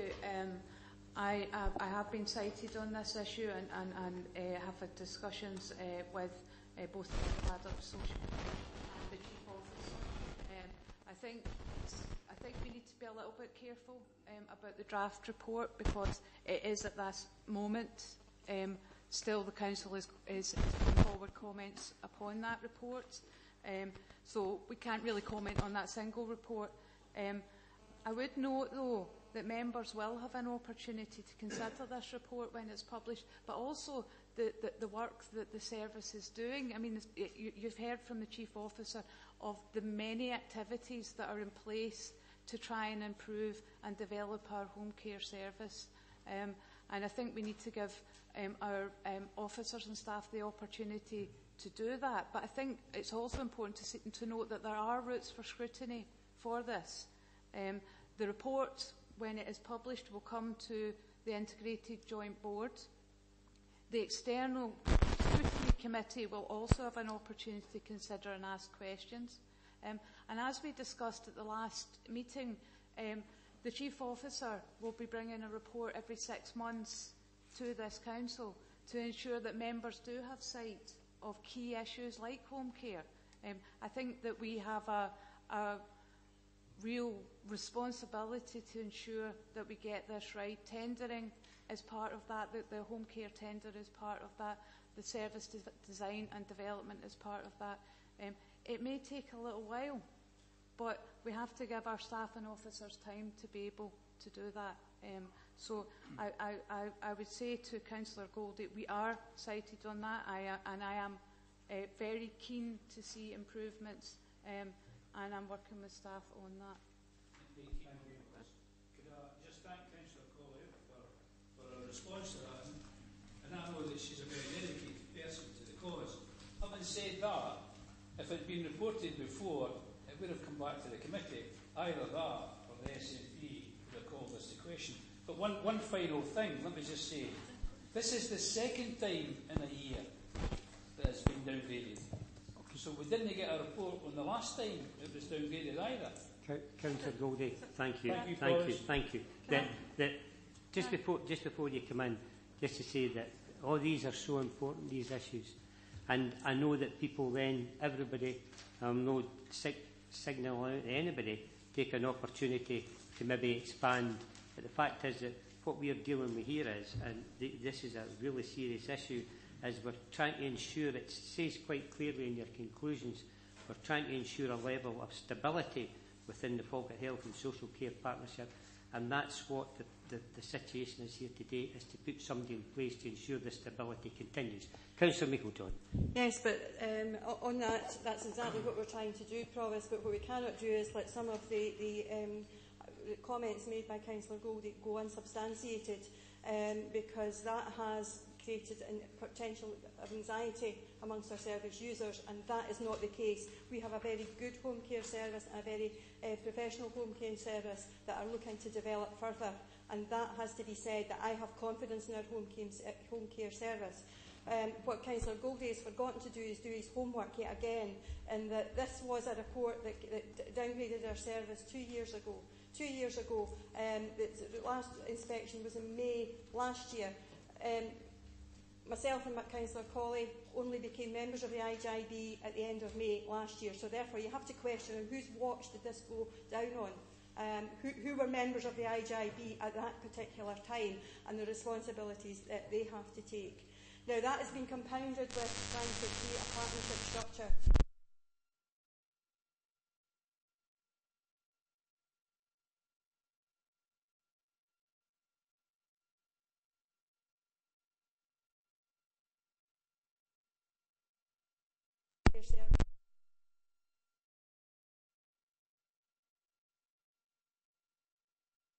We're here today to put the management team in there to be able to do that, but we have to just keep this clear, and it's not something that has happened recently, it's something that's happened historically, and we have to look at why that happened and when that happened. The reports did go to scrutiny, the last report did go to scrutiny, and perhaps if Councillor Goldie had made the effort to come along to the scrutiny committees and listen to what we said, they'd have heard exactly how robust the challenge was at that time.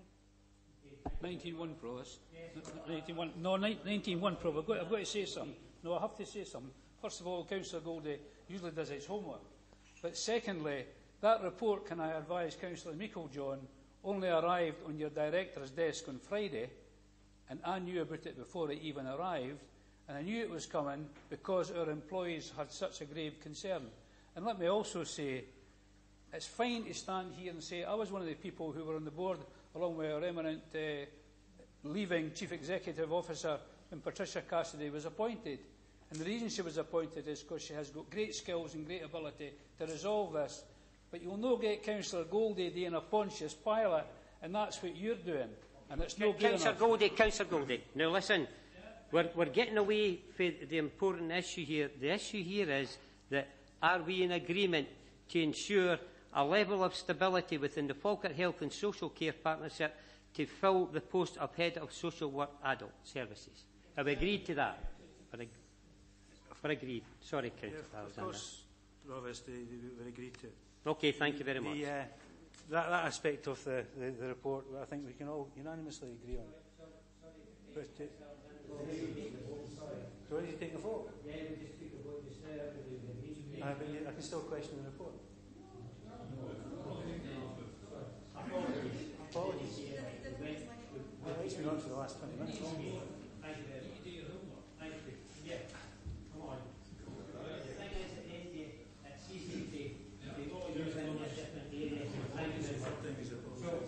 Just to clarify that again, everybody was agreed.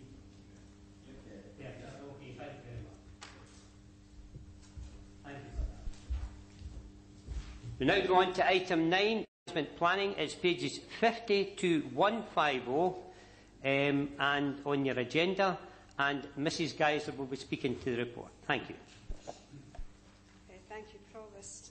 This report follows on a decision that members made at budget setting time earlier this year. Any members here today who were on the scrutiny committee a couple of years ago will recall that a report in a similar format was brought to members at that time and was presented at that time by my colleague Robert McMaster. I'm grateful to him for the support and the support he's provided in relation to this report for members today, together with my colleague Dot Reid, who is recently appointed Roads and Grounds Manager, and Dot and I will endeavour to answer any questions that members have today.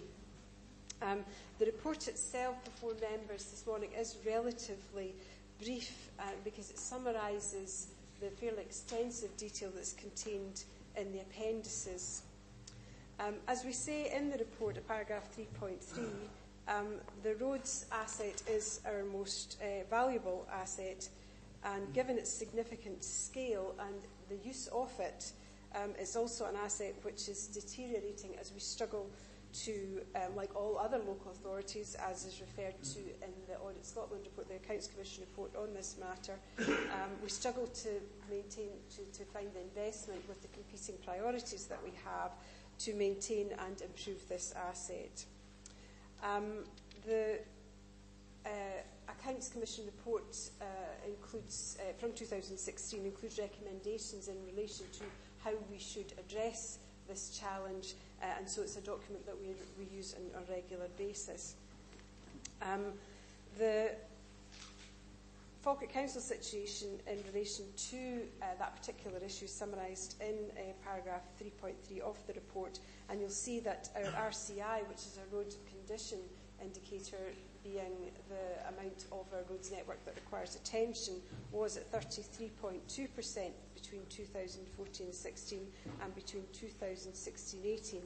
It has risen to 37.3%. Also, as we note, events of very poor weather, and you'll see from Appendix 1 with the report, there's a significant spike in the deterioration rate when we face very poor weather, and of course the beast from the east that we encountered earlier this year, albeit that it was short-lived, had a very significant impact on our roads network.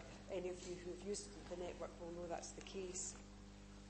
The tool the Council uses to manage its roads maintenance obligations is our RAMP, our Road Asset Management Plan, and that's been determined as a best practice by the Accounts Commission in the report I've referred to already.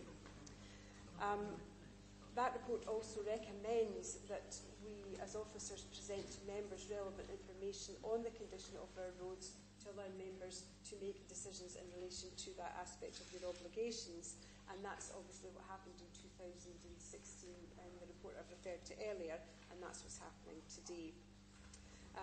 All Scottish councils have backlog maintenance, and that's defined by Scots, the Society of Chief Officers of Transport in Scotland, and the updated information related to ourselves is contained in Appendix 3.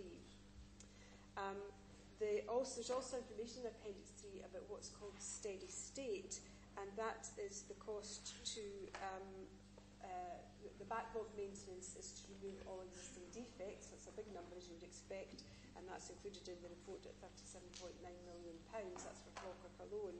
The steady state maintenance is the amount by which we would have to increase our annual budget to make sure that the roads deteriorated no further than they currently have.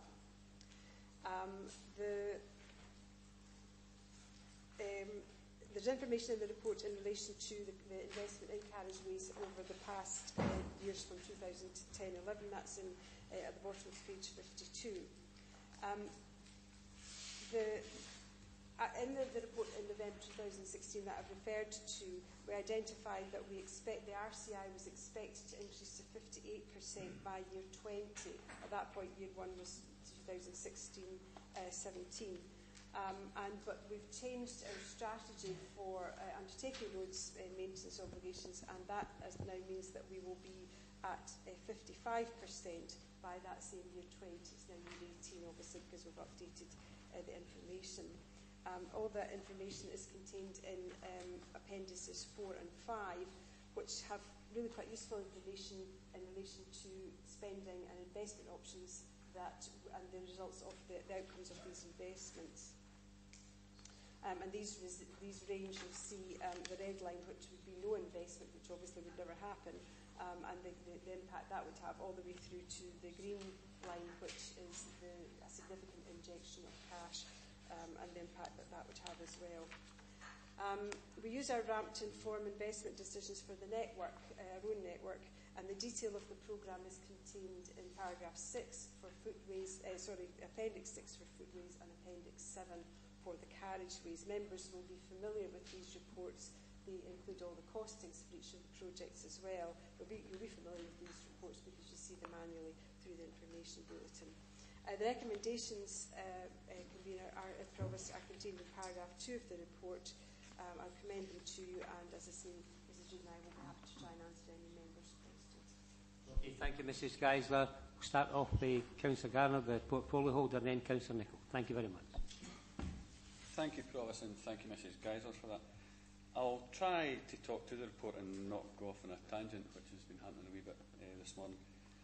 Firstly, let me thank officers for putting together this report. A very detailed and informative report it is, and also thank Dot Reid for meeting with me just to talk through some of the more detailed information contained within it earlier. This report was requested by the Labour Group at this budget meeting on 28th of February earlier this year. Let me touch on just a few points.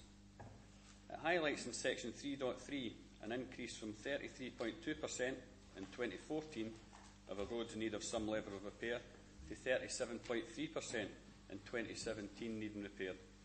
The decline in condition coincides with the reductions to the roads maintenance budget implemented by the then Labour administration in 4 out of the last 5 years that it mentions.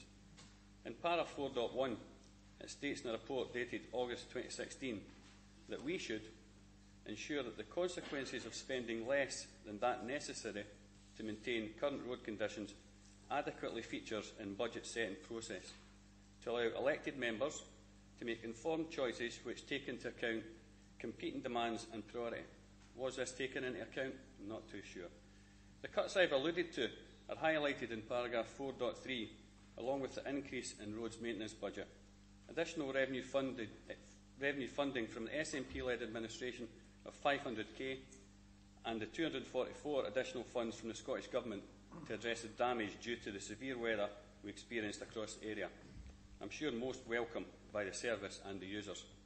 I've got a few questions here, and whether this is Mrs. Geisler or whether Mrs. Reid would like to come in on them. Question 1 is, could you tell us what is the additional funding of the 500k being used for this year? Question 2, I'll just give the 3 of them if that's okay, Provost. Do you think that a strategy to undertake more surface treatment works, which is mentioned in the report, and less structural maintenance work is having an effect on road condition?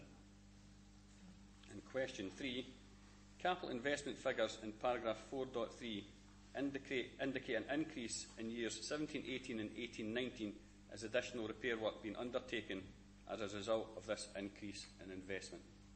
Thank you, Provost. Thank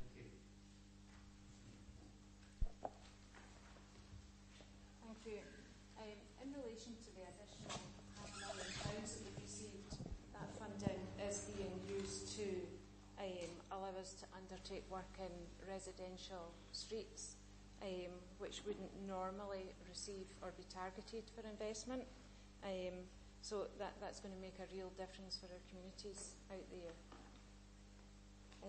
In relation to our strategy to undertake more surface treatment work and less structural maintenance work, it can take a couple of years for the RCI figures to catch up with what we're doing on the ground. Surveys are undertaken on our A-class roads every year, but our B and C-class roads every second year. So if we're undertaking work 1 year, it could be 2 years before we see a difference in the RCI figure that we get.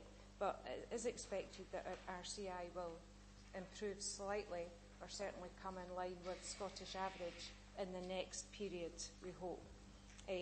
However, I would say that if we could achieve steady state budget, that would be ideal. The capital investment figures that you referred to, and the increase in years 17-18 and 18-19, a significant proportion of revenue funding has been capitalised in recent years, resulting in a reduction in what we can do reactively to repair potholes. We can do slightly more in terms of our planned maintenance work. So what you see out there and what people complain about, the potholes, the reason for that is that we've lost a lot of our revenue funding. Additional funding that we've received this year is making a difference and allowing us to target these potholes, but not in individual pothole repairs. We're trying to do larger patches to improve the condition of our network overall.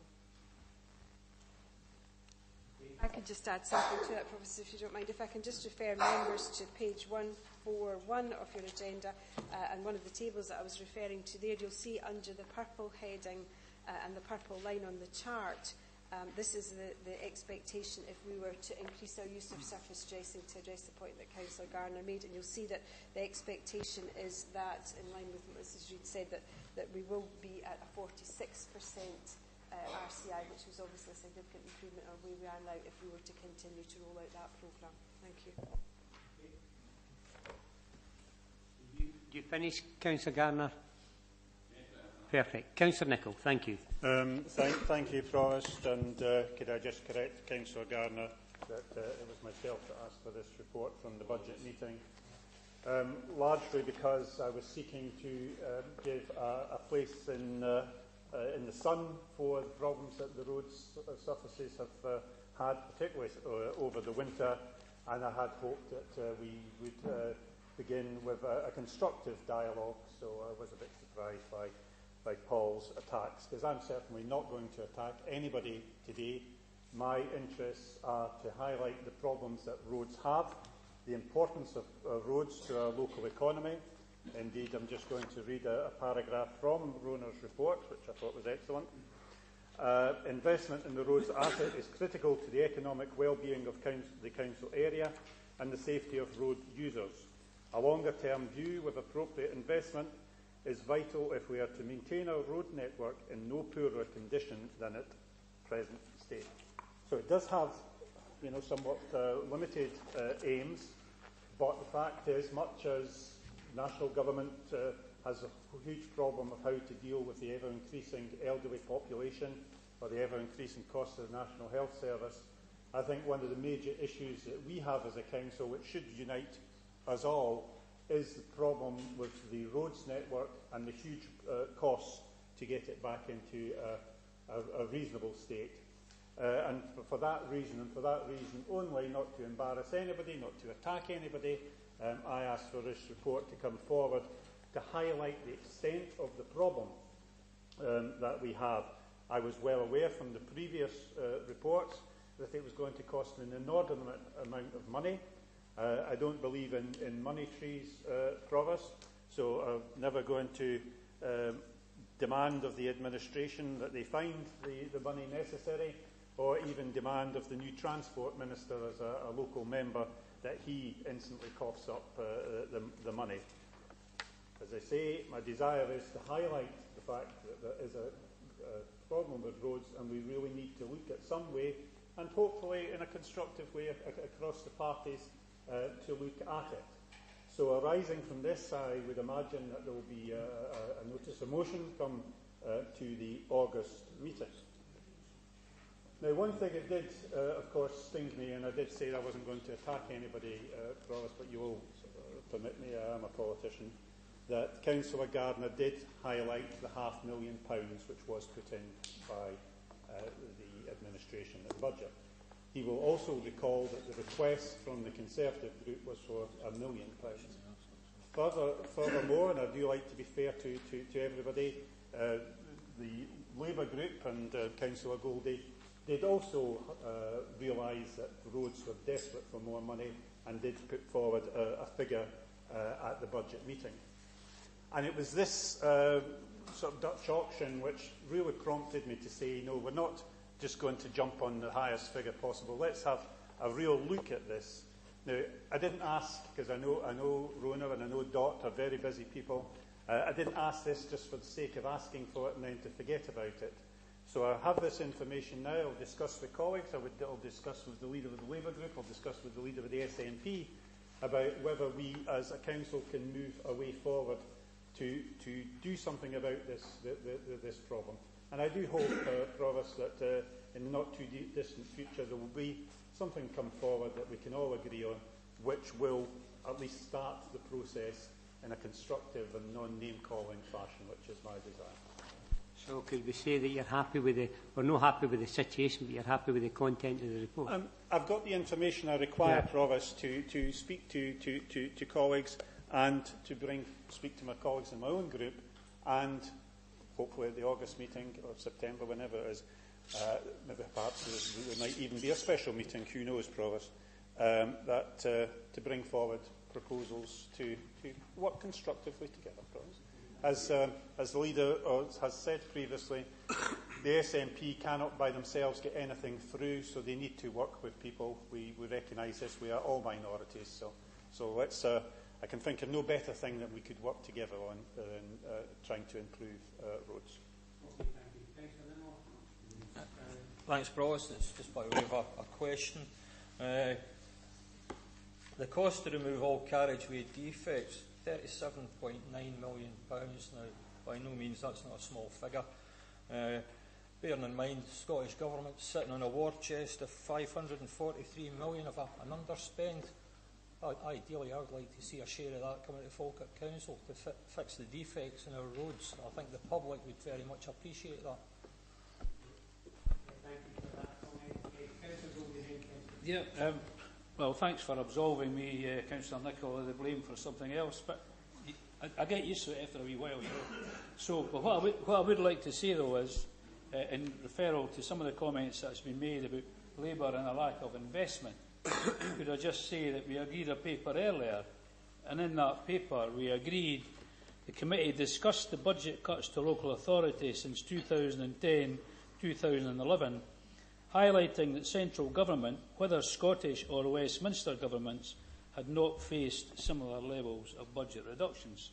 So we were receiving bigger reductions in budget than the Scottish and the Westminster parliaments were, and we did, I would remind members, ask for an additional £1.5 million to go into roads at the budget, specifically to repair potholes, and unfortunately the SNP and Tory alliance on that day, we got beat in that particular vote. But that's life, and that's life, as Councillor Nicholl has stated, when you're in a situation where you don't have a majority. It is a very good report, and Ms Reid has went to some great detail in it. But the only thing that I would perhaps suggest, we did win an award some years ago for plain English speaking. I remember seeing it up on Mrs Pickathley's desk. She'll be able to take it home and put it on the mantelpiece. But what I would say about that is, and to be fair, we've got members of the public who have come along, and I appreciate the fact that they've come along, and when you talk about Dennis Goldie doing his homework, I have looked at that report repeatedly, and really it might as well be in hieroglyphics to me. So, whilst I realise it's a very technical report, and it was a very technical report that Councillor Nicholl asked for, I would ask that it could be taken back and broken down in language that perhaps laymen and perhaps community people, some of whom may understand it, but I think the majority of them wouldn't. I would ask in approving the report, as I take it is going to be approved, that we bring it back in a forum where we get it sent to members in a forum basically in plain English and English speaking. Thank you. Okay, very similarly, I would like to thank the quality of the report is superb and the detail in it. And to be honest, I've actually saved it for reference items because it's really handy sometimes trying to find these bits and pieces. There has been mentioned today, a couple of times now, of the 500,000 that the SNP government has kept for reserves. Can I just add that that is an awful lot better than the 1.5 billion which the former Labour party in Holyrood sent back to Westminster?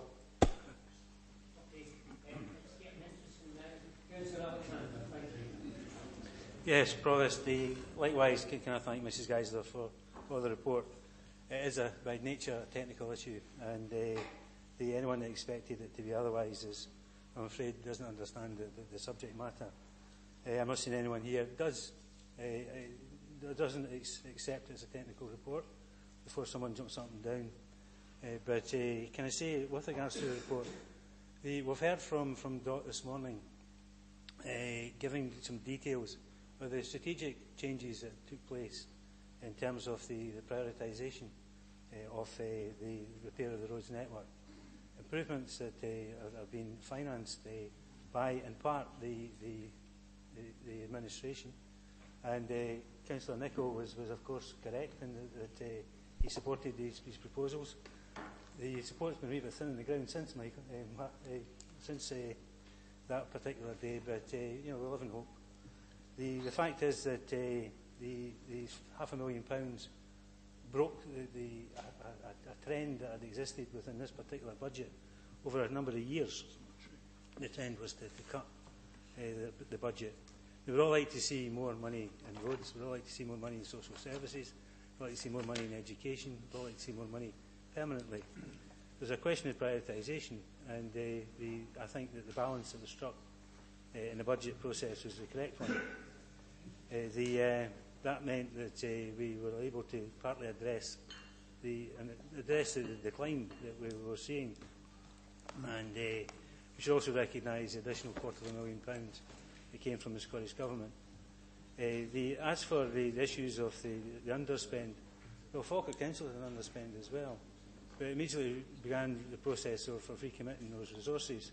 The Scottish Government have encountered underspend, which again have been recommitted to services such as NHS, such as local government, and that's happened in the past, and I know that will happen again in the future. Because the bottom line is, if you don't have a surplus, you have a deficit. If you have a deficit, you're running a legal budget. So there's an issue there, and that's a lesson that's been learned by local government. It's a lesson that's been learned by national government as well. So let's set aside the nonsense that we've heard from some members this morning.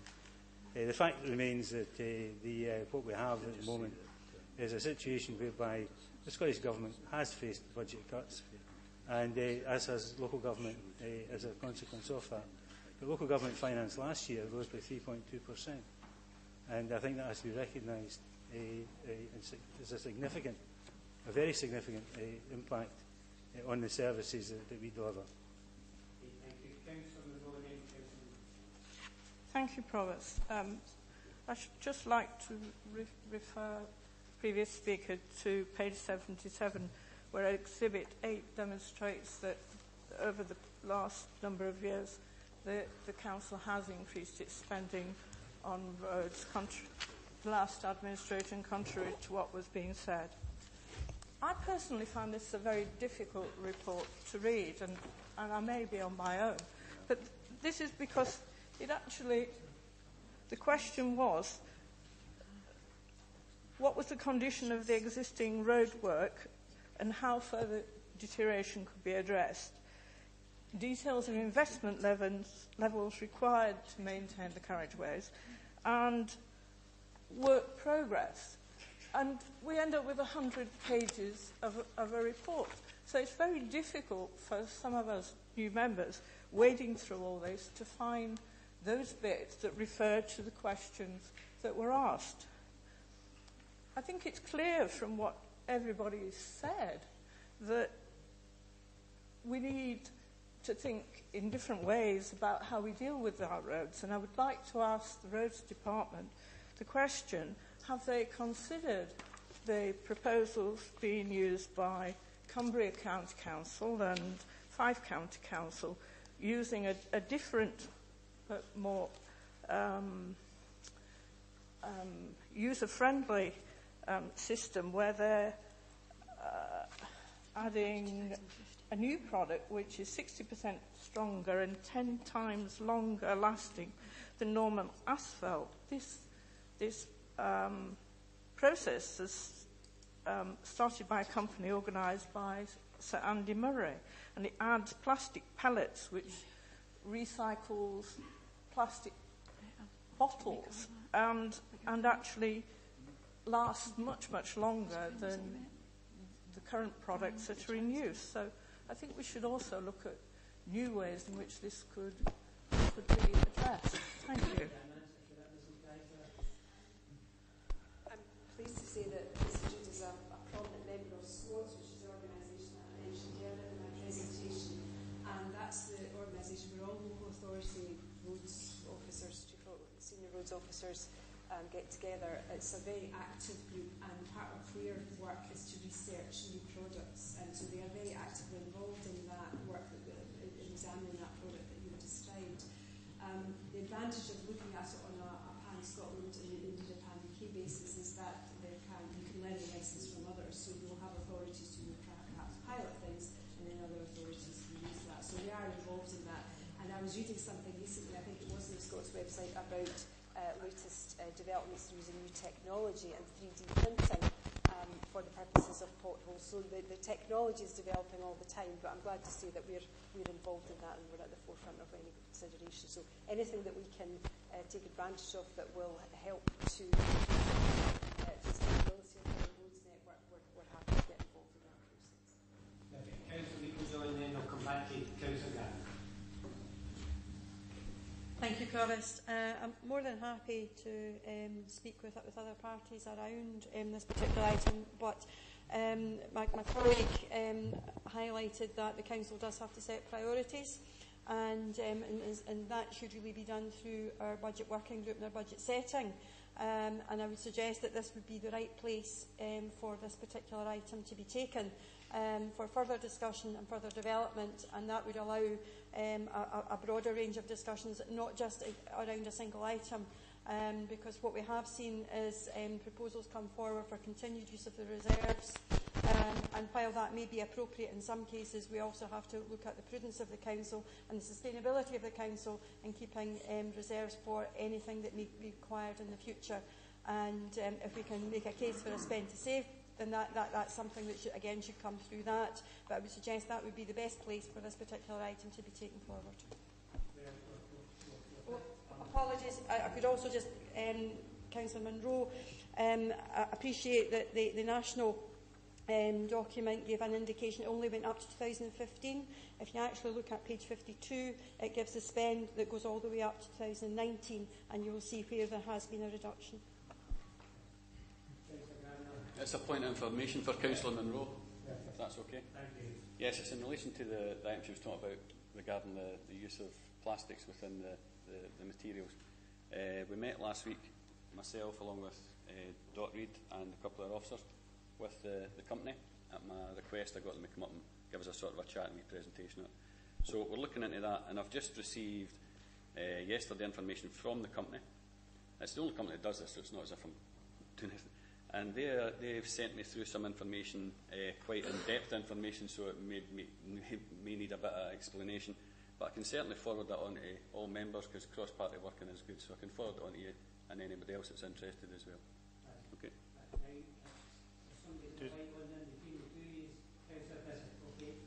Thank you, Provost.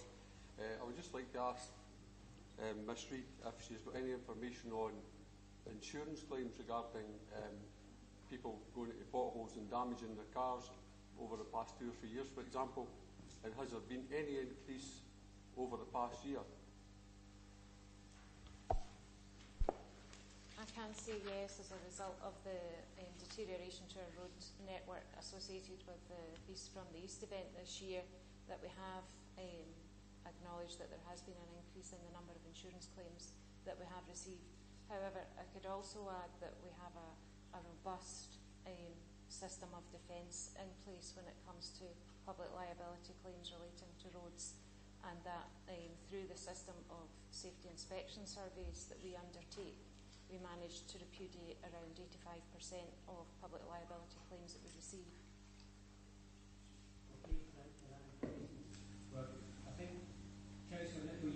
It was a further point arising from something the Leader of the Council had just said when she was trying to link this to part of the budget process. I do hope that she's not trying to infer that she's expecting Conservative support for the next budget, because how it was dished the last time, I would just like to say now that would be very unlikely. Councillor Nicholl, could you take your seat? Could you take your seat, please? That's... Thank you. No, you don't need to thank me, but can understand. Now, listen, there's been... Are we all agreed to the report? Have everybody agreed? Okay, thank you. No, that's we're agreed. Thank you very much. I've been quoted like that before. Anyway.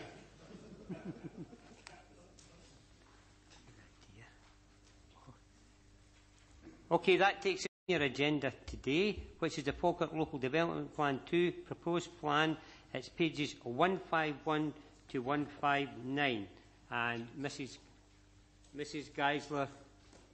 Provost, just before we hear the Mrs Geisler, Provost, we had a meeting yesterday with the council leader and Councillor Nicholl and myself, and when we were reporting back, we're finding that some people are saying, well, they haven't had enough time to go through the situation where they can study some of the amendments that may be proposed but may not be carried. I do appreciate that. So I always think it's best that before you take a decision, everyone should be up to speed and should have the most information they can about any development, particularly on planning. And I keep stressing, I'm not a member of the planning committee, so these things sometimes kind of confuse me, but not on this particular occasion. So I would ask, Provost, with due deference to Mrs Geisler, that before we hear this, that we continue this report until next August, next council meeting in August. I would formally move that. Provost, before it's seconded, can I just say that this was the report that should have come to the last council meeting. We've been subject to a number of hostile planning applications on the basis that they claim that a number of companies claim that we don't have adequate land identified for development, and that they are then putting forward their own proposals which are out with the local development plan. If we delay this even more, then we've already delayed it.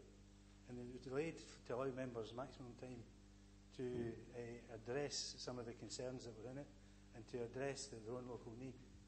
That time came between the last council meeting and today. I would seriously ask Mr Goldie to withdraw that particular motion because it's already been held back, and to recognise that we place some of our green space in great danger if we do not press ahead with the development plan. No, let me just say, Provost, I've no idea any company that's hostile or making hostile claims. Absolutely no idea about that, and perhaps maybe that's my fault, but I don't take a great interest in planning. But the bottom line is, it's not about how long the decision takes, it's about getting the right decision. And this thing, as I understand this, local development plan won't come in until about 2020. So I would again say that there's no difficulty in another 6 months or whatever it takes to get the report and get the report right. And that would be beneficial to people making applications. It would also be beneficial to a great many people who would want to object. And so I would simply move, as I have done, that we continue till August. Thanks, Provost. I'm happy to second Councillor Goldie. I think it's appropriate that we take time to read the changes that have been proposed. I don't think August is going to cause any severe problems whatsoever. Okay, so just to clarify where we are, we've got a motion moved and seconded to continue this item. Councillor Bowes. Can I ask, I see Mr Ryan sitting in the back, now this motion's here, what's the timeline for 2000 for bringing forward the LDB2? Because I think that's probably important as well, because you've got to give obviously the officers a time to do their job.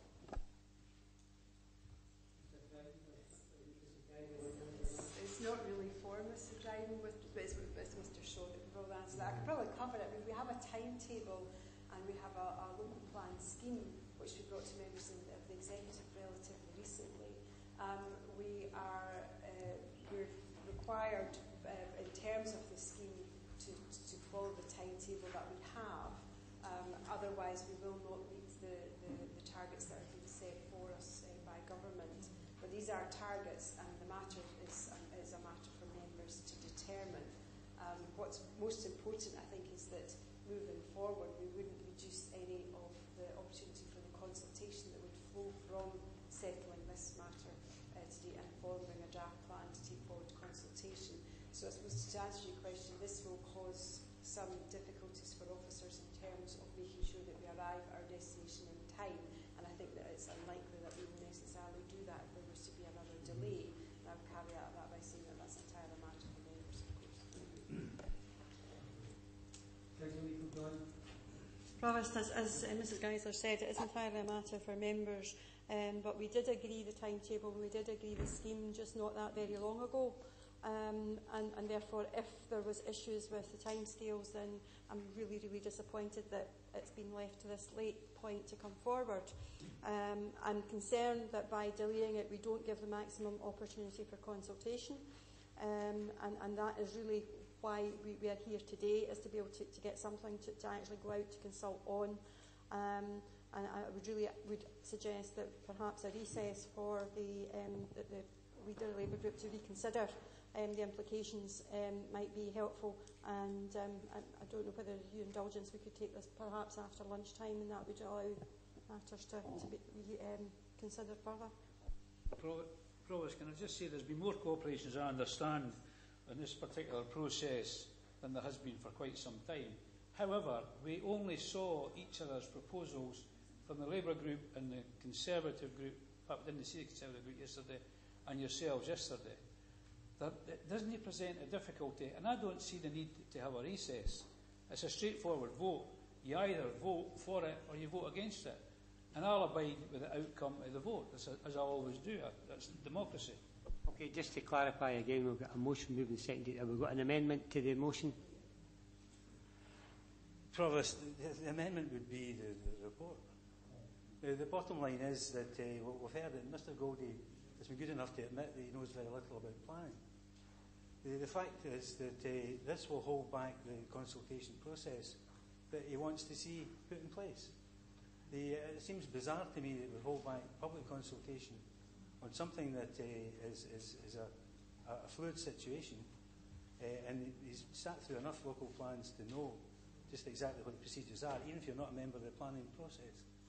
I recall all of our amendments in the last local plan being rejected, even though some members have agreed with them afterwards, on the grounds that it would hold back the consultation, on the grounds that it would create a delay. 19.1, Provost, I closed the debate. I was asked and I closed the debate. I didn't want another history lesson.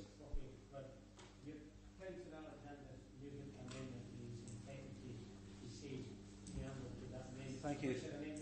The amendment is to move the report. Okay, that's simple. As it stands at the moment. Now, what I was looking for was clarification, Provost, because I expected the normal practice would have been for us to move the report and any amendments from there, from the other side of the chamber. But I'd like to ask the legal officer, there's a number of individual, this is made up of a package of individual recommendations, individual changes, proposed changes by the various groups within the council. I would like to ask how we can assess these individually, and how we can come to a conclusion in each and every one of them. Now, we're talking about a very few number of proposed changes, because we've seen Labour Group's changes. In actual fact, they're quite comfortable with the Labour Group proposed changes. And I would hope that they would be comfortable with ours. Okay, thank you. We'll just get clarity. Seeking clarity, we'll get clarity on the position. We've had a motion moved to the secretary. Councillor Alexander Tremenda an amendment to carry on the report. Who seconded? Councillor Brown seconded the amendment. Yes, thank you, Provost. I think Councillor Alexander has asked for some clarification on the situation from myself, and as my understanding is entirely the same as yours, Provost, that we have what is in effect a procedural motion from Councillor Goldie, seconded by Councillor Nimmo, is that we don't consider the substance of the report today and that the matter is continued to the next meeting of Council. So that's the motion that's before Council.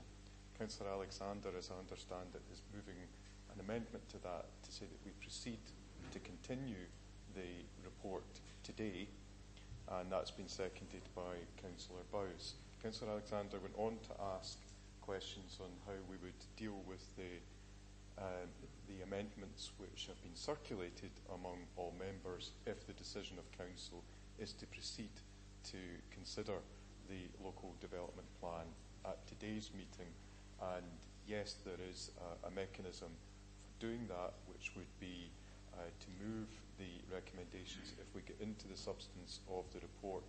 And I think the Provost has indicated that he would be minded to have each of the proposed changes to the plan heard separately and individual votes on each of them. So yes, there is a mechanism in place to allow for consideration of each of the proposed changes to the plan that have already been circulated among members if the decision of Council is to proceed to hear the matter today. And that's the question, I think, that's before the Council for voting at the moment. Provost. Okay, thank you.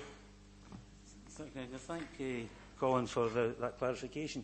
I also seek some clarification from the Director in relation to the pre-determination hearings that have taken place recently, where decisions have been reached, and the decisions taken reached on the basis of the local plan considerations, and also the future local plan considerations, in particular where we have applications that are not within the development plan at the moment, but which can be upheld on the grounds of insufficient land being available for housing, failing to meet the housing target.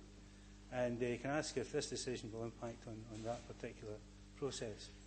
We saw major meetings take place, and the planning committee becomes the council in these particular meetings, where the predetermination hearings are held. It's the council and not the planning committee that become the decision makers. There's been a number of predetermination hearings recently. Councillor Goldie has been entitled to attend each and every one of them, but has failed to attend any of them that I'm aware of. Okay. Councillor Alexander has made an error there. He might be aware of that. Okay, let's try and get back to simplicity. You've heard the questions related to the situation with Councillor. It seems straightforward enough for me. There's a motion moved and seconded. We now have an amendment to that motion moved and seconded, but there is some general questions that spring forward. Thank you. Thank you, Provost. Any application that falls to be determined by the Council as a planning authority, either sitting as the planning committee or as full Council, does, as by law, has to be determined in accordance with the development plan unless material considerations dictate otherwise. Your development plan is your LDP1, and that is really your Bible. And it has a housing land supply requirement that is in excess of that which is contained in the draft which is in the report today. Until such time as any housing completions number target is reduced via an adopted plan, then the number contained in the LDP1 is the governing number. As the draft plan develops, At the moment, we don't have a draft plan. This is what's before members today. There will be a draft plan. There will be a consultation process, and that will come back to members, and they will take a view on that matter. There will then be an examination. At each stage in that process, the draft plan gains a little bit more traction and therefore a little bit more weight as a material consideration. However, the ultimate determining factor in relation to housing land supply, as long as LDP 1 is in existence, will be LDP 1. I hope that clarifies that. We've got a motion moved and seconded. We have an amendment. We'll just go to the vote. Thank you. Provost Buchanan. A motion. Deputy Provost Ritchie. Councillor Aitchison. Councillor Alexander. Amendment. Councillor Balfour. Amendment. Councillor Binney. Councillor Bissett. Councillor Black. Councillor Blackwood. Councillor Bowes. Amendment. Councillor Coleman. Councillor Colley. Councillor Coombs. Councillor Flynn. Councillor Garner. Councillor Goldie. Councillor Grant. Councillor Harris. Councillor Hughes. Councillor Kerr. Councillor McHugh. Councillor McCluckie. Councillor Meiklejohn. Councillor Monroe. Councillor Murtagh. Councillor Nicholl. Councillor Nimmo. Councillor Patrick. Councillor Reid. And Councillor Spears.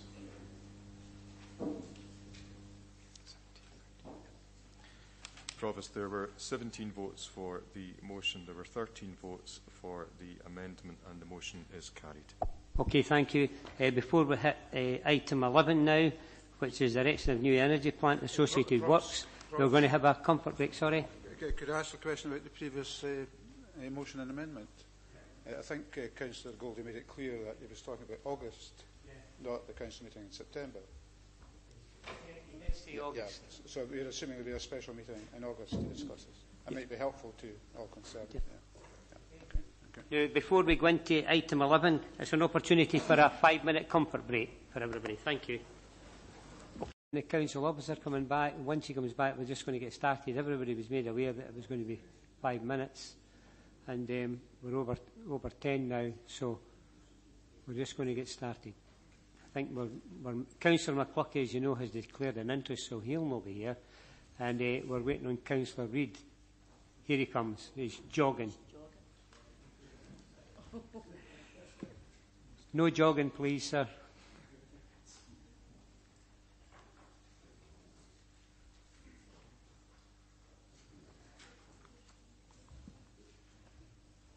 Okay, thank you very much for that. This is item 11 on your agenda. It's erection of new energy plant and associated works, including pipe bridge at Ineos Bowness Road, Grangemouth, for Ineos Chemicals, Grangemouth Limited. Well, as you know, it went to a PD8, and when it comes back here, this is treated as a normal planning meeting. You heard as well when the deputations came forward for the community councils that there had been a deputation had been asked to speak here. So I'm going to formally ask you now, are you happy for the deputation to speak? Agreed. Okay. Well, what I'm going to do first of all is I'm going to ask the deputation to come forward. If you like to take your place at the end, this will give an indication to the content of this to our planning officer before he comes in with a report. So I think it makes sense that they speak first, just in case there's any changes to their mindset. So if you just say...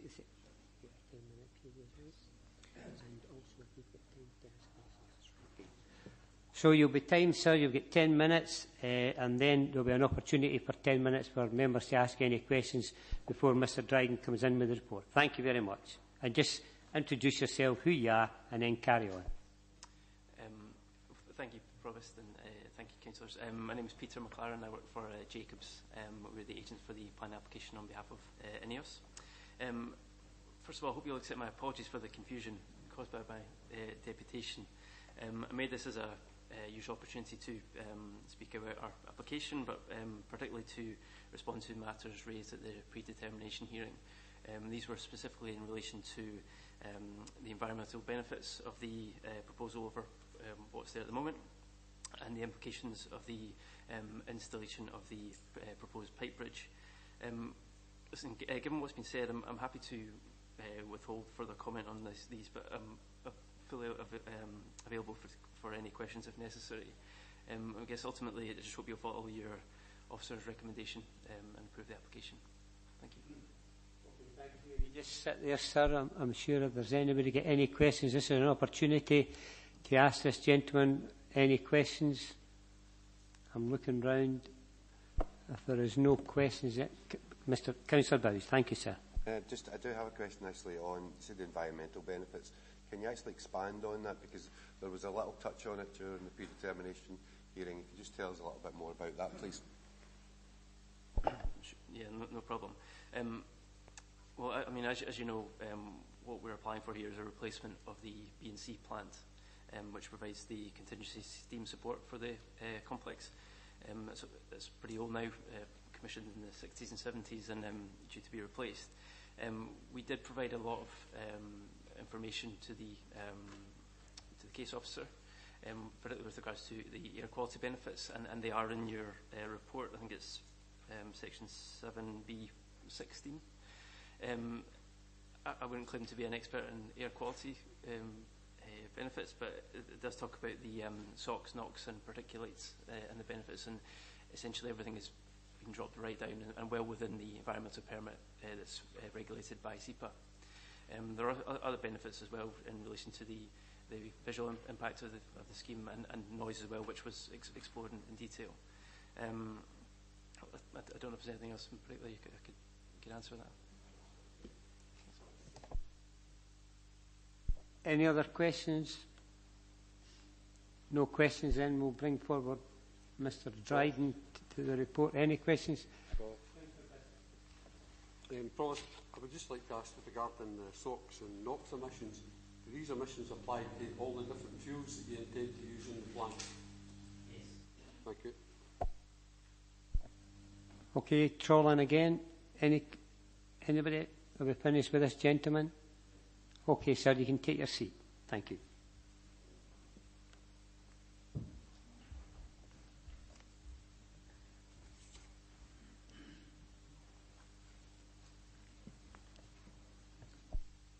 As I said before, we're now in a planning committee mode and we'll go through the same procedures as a planning committee meeting.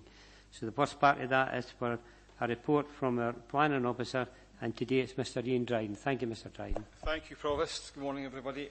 This planning application before you today, as you'll be familiar, is a replacement new energy plant by INEOS.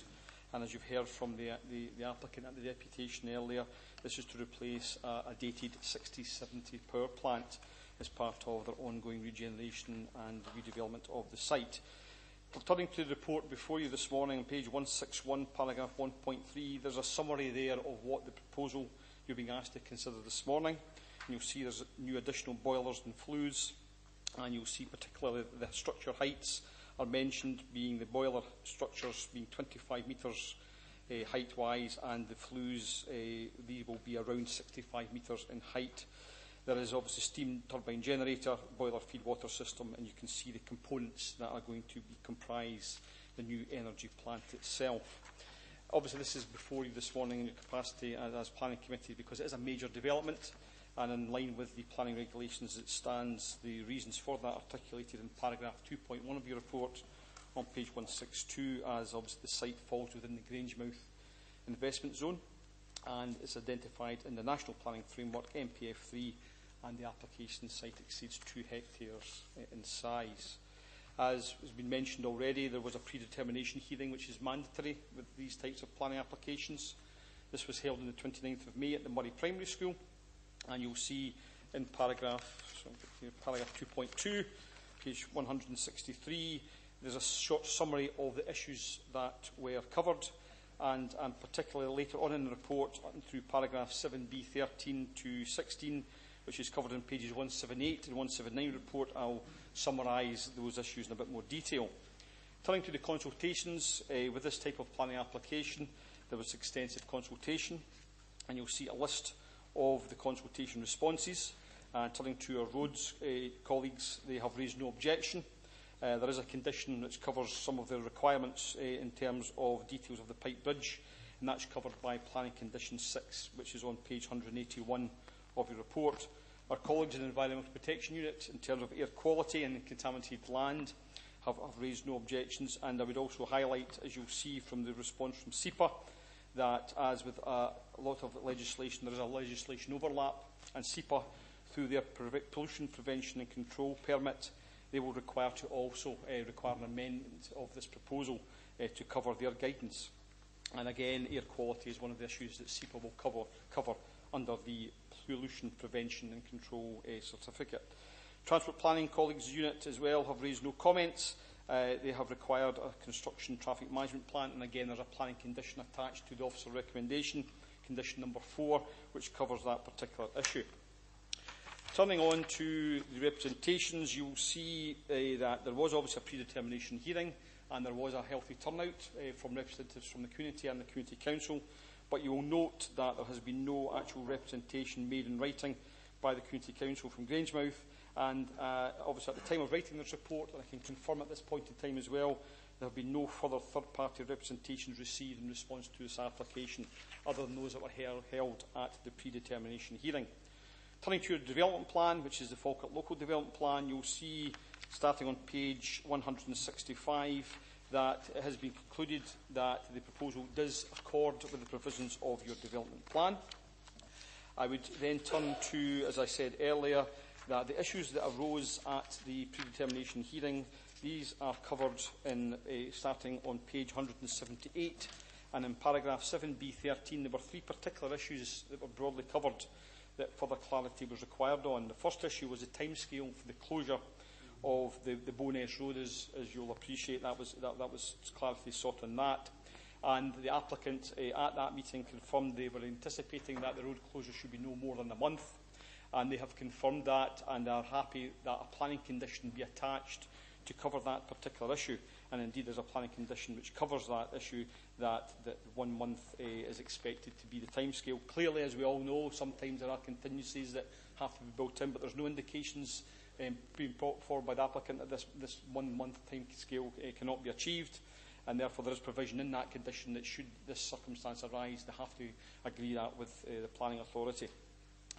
The other matter that was raised was the traffic management plans for construction, and this was also covered in the environmental impact assessment that was required to be undertaken with this planning application. And again, colleagues in our transport planning unit required a condition to cover the issue of construction traffic, and again there's a planning condition attached to the recommendation to cover that. The further point that was covered, and this is covered in 7b16, there was a request that the applicant provide data which demonstrates that the proposed development would perform better in terms of air quality, and you'll see the table in 7b16. And obviously we had mentioned to SOx and NOx. I'm not a chemistry expert, but I understand SOx is obviously to do sulphurous oxide and nitrous oxide being NOx. And you'll see in that table that certainly the proposed new energy plant will certainly see improvements in terms of air quality. But as was mentioned at the predetermination hearing, there's also our own colleagues in environmental health, but also SEPA will closely monitor obviously air quality, and that is a 24/7 monitoring process. So to conclude, Provost, that the officer recommendation you'll see is that it's considered that it accords with the Falkirk Local Development Plan.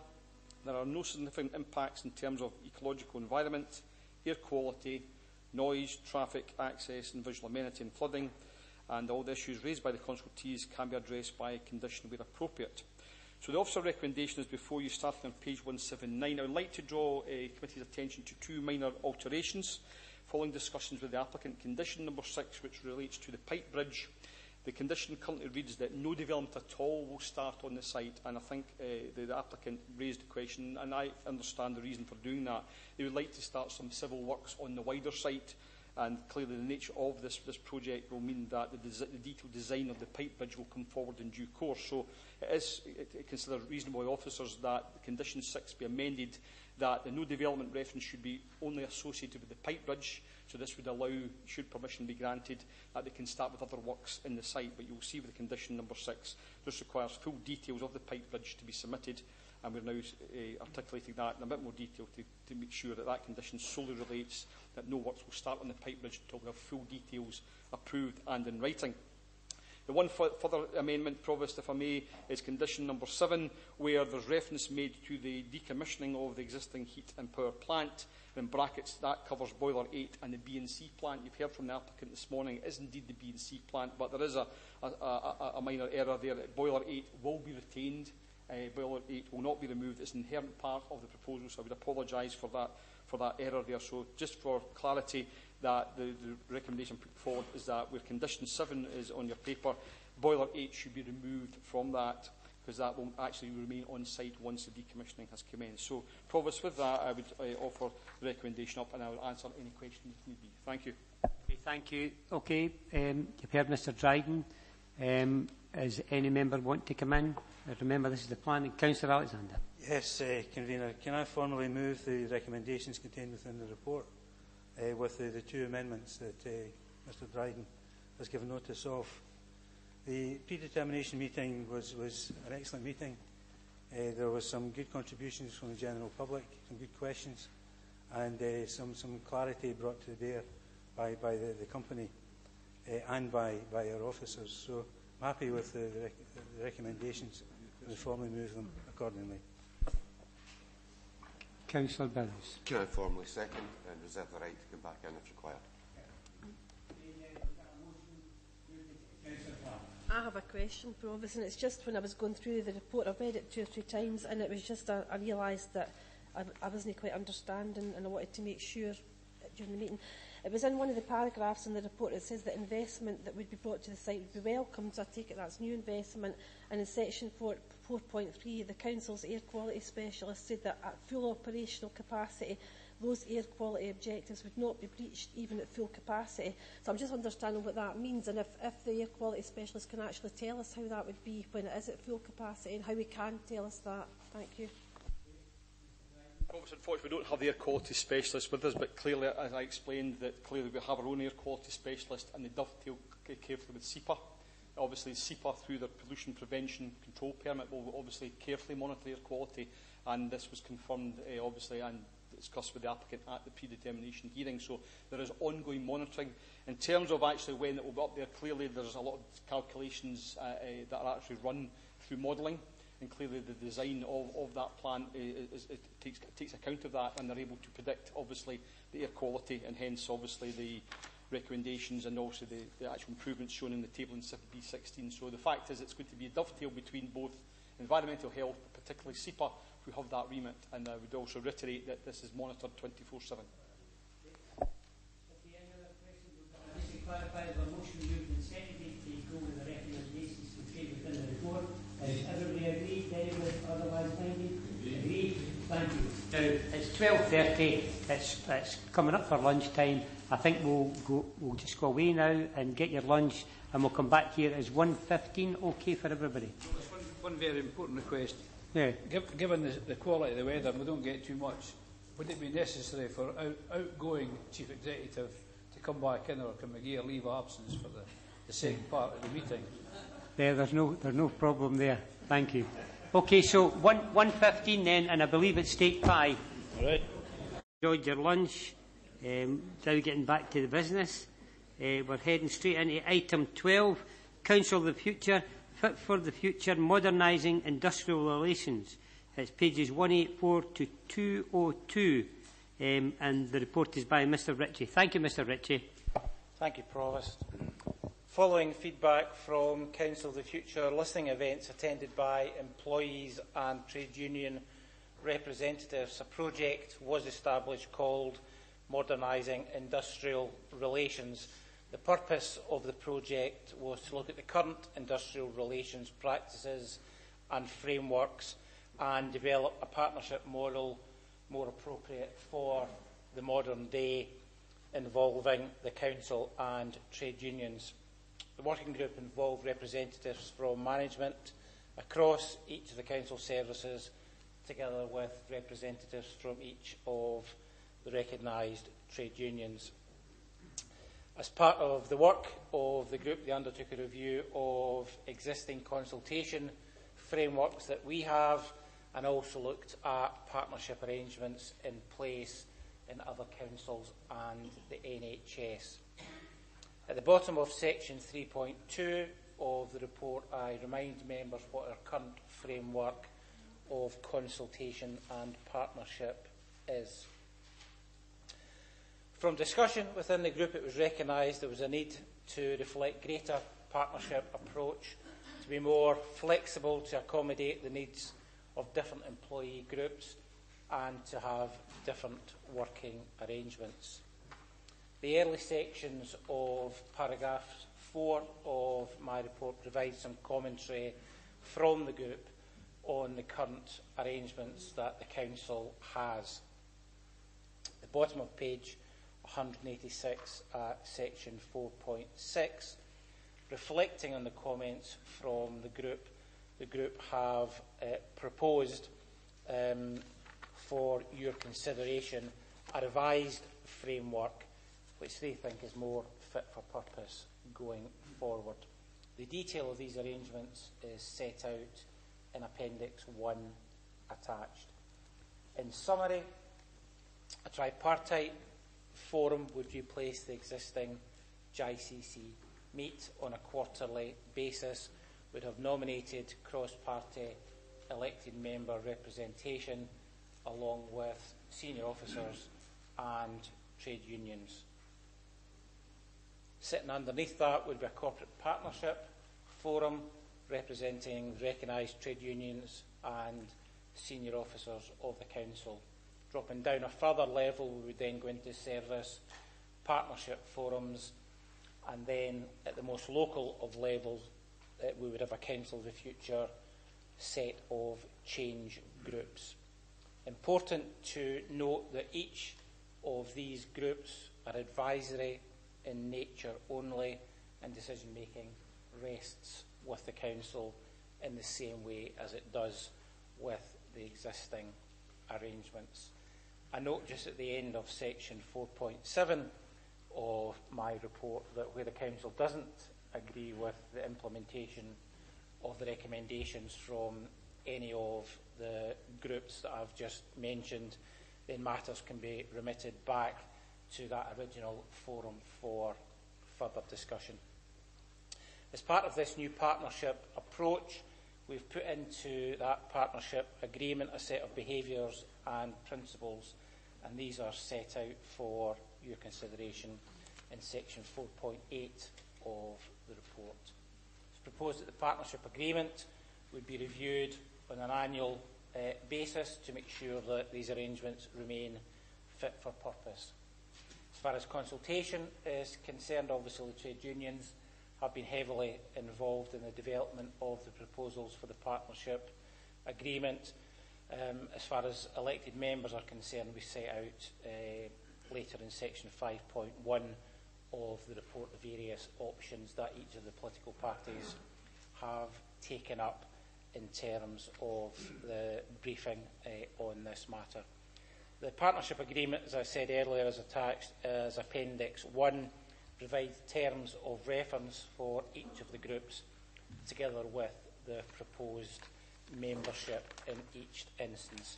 The recommendations promised are set out in section 2 of the report for members' consideration. I'm happy to answer any questions that members have. Thank you, Mr Ritchie. Going to open it up. Councillor Meikle-John. Thank you, Provost. Can I first of all start and say that our staff are our greatest asset and our most important asset in being able to deliver services. And through yourself, I would just like to wish the very best of luck to our star team, who are currently away on their way down to London to attend an award ceremony tonight, where they have been nominated for an award, and I look forward to them coming back having shown what transformation is like. The award is for workforce transformation. I think it's an honour to have been nominated, but I wish them the very best of luck, and I would ask Mr Ritchie to take that back to them. Councillor, the future is our response to the challenges facing local government in the medium and longer term, and it's based on intensive engagement with employee, trade unions and elected members. The vision for Falkirk Council is to be a council of the future that's innovative, responsive, trusted and ambitious. Our staff, our trade unions, everybody needs to be signed up to that. And I have to say that over the last year, seeing people coming on board has been absolutely tremendous. And there's fantastic things coming from staff that have been hidden away in cupboards and working away, and they're now coming to the fore, and they're all to the benefit of the council. Council needs to modernise and be more innovative in how we deliver services, and the key to doing that is our relationship with our employees. And as I said before, staff have risen to the challenge in supporting the programme and driving the service redesign based on the needs of our customers.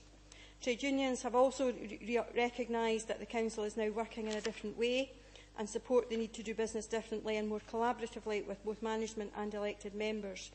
And that has been recognised in the current arrangement that's been brought forward. They have been fully engaged in developing this new process of engagement and have been fully supportive.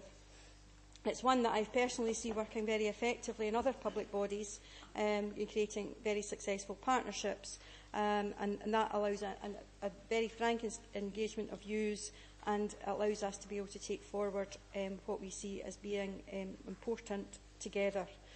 The structure that we have before is supported by the trade unions, and it reflects that new approach in the partnership structure, and I would wish to commend that to you. I therefore move the recommendations at section 2 and suggest that the various groups nominate their member to officers during the recess. Hello, thank you, Provost. I wish to thank the Director of Corporate and Housing Services for presenting this report. I also wish to thank the Council of the Future Group, attended by employees and trade union representatives, for their support on modernising industrial relations. Looking to the future and the way we all work together is the ability to learn to adapt to change. This is imperative, alongside creativity, problem solving and communication skills. A new framework identifies a new way of working with new partnership mechanisms which will bring together and support a more equitable process of collaboration where engagement of the workforce lies at its heart. This has many benefits, recognising the contribution from trade unions and employees can only be for a more inclusive workplace. Having experience of unions from a large government organisation, the value of communication from employees and their representatives is critical. They know the workplace best, along with management, to move forward with improvements and support for its members. Falkirk Council, a workplace that embraces change and recognises the people within it who are all willing to work together to achieve its goals. The core elements are communication, transparency, trust and openness, and the structures of the new framework will deliver this change. Equal partaking in this approach provides for all team members with equal opportunities to communicate their ideas and their values too. This can only be good for employees and our communities and improve on our policies and the service we deliver to the public. So therefore I support this insightful report and all its recommendations. However, I'll leave with you a wee quote. The secret of change is to focus all your energy not fighting the old, but on building the new, and that is Council of the Future. Also, I have a wee question as well, Provost, if I may. My wee Provost is, with regard to the internet you've got and all the minutes and all the forums and all the groups, and for transparency and openness, I would like all the employees to see all the minutes on the internet for all these groups and to see how they link up actually and down. Would that be possible? Yeah, thanks, Provost. Happy to do that. You'll see in the body of the partnership agreement itself, we talk about doing that very thing by posting the minutes of each of the groups in local notice boards, but so we can also move into 21st century as well, put it on the intranet as well. So that's easily done. Lovely, thank you. Very positive. Anybody else? Are we happy to agree the recommendations contained within the report? Agreed. Thank you very much. Sorry, Provost. You're a wee bit slow, Councillor Nicholl, but on you go. Nominate a member? Pardon? At what stage do we nominate a member? It's number 3. I think Provost Councillor Meikle-Don had suggested that that would be done by each of the groups over the summer recess as part of our motion. I must have dozed it up. No. Okay, we're all agreed then, let's go back. Everybody agreed? Thank you very much.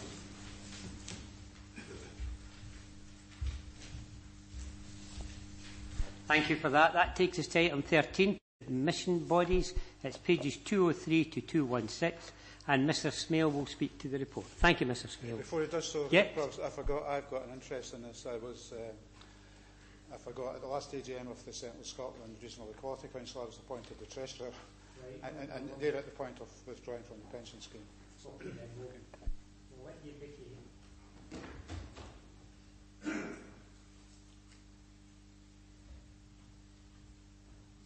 We're not closing the doors, as you can understand, because of the heat. So.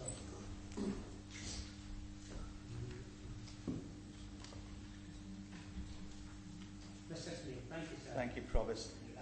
This matter has already been considered by the Pension Committee, and I would suggest the report offers the prospect to members of a rare win-win situation, and I'll explain why as we go through the report. The backcloth to this report is the issue that has emerged over recent years where a number of small bodies within the local government pension scheme are struggling to continue to afford what have been ever-rising pension fund, employer pension fund contributions.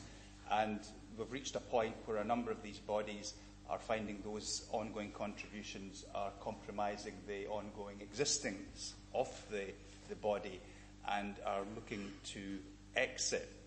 Unfortunately, there's a catch-22 insofar as they need to clear their deficit before they can exit, and the method of calculating that exit tends to be penal. So effectively, they're trapped between a rock and a hard place. They can't afford to continue paying the employer's contributions, but they can't afford the lump sum exit payment that would allow them to escape.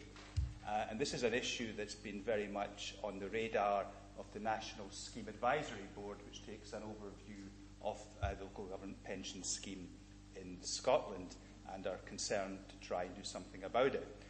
And we feel in Falkirk that flowing from the recent triennial valuation of the fund, which takes place every 3 years, that we're presented with a window of opportunity.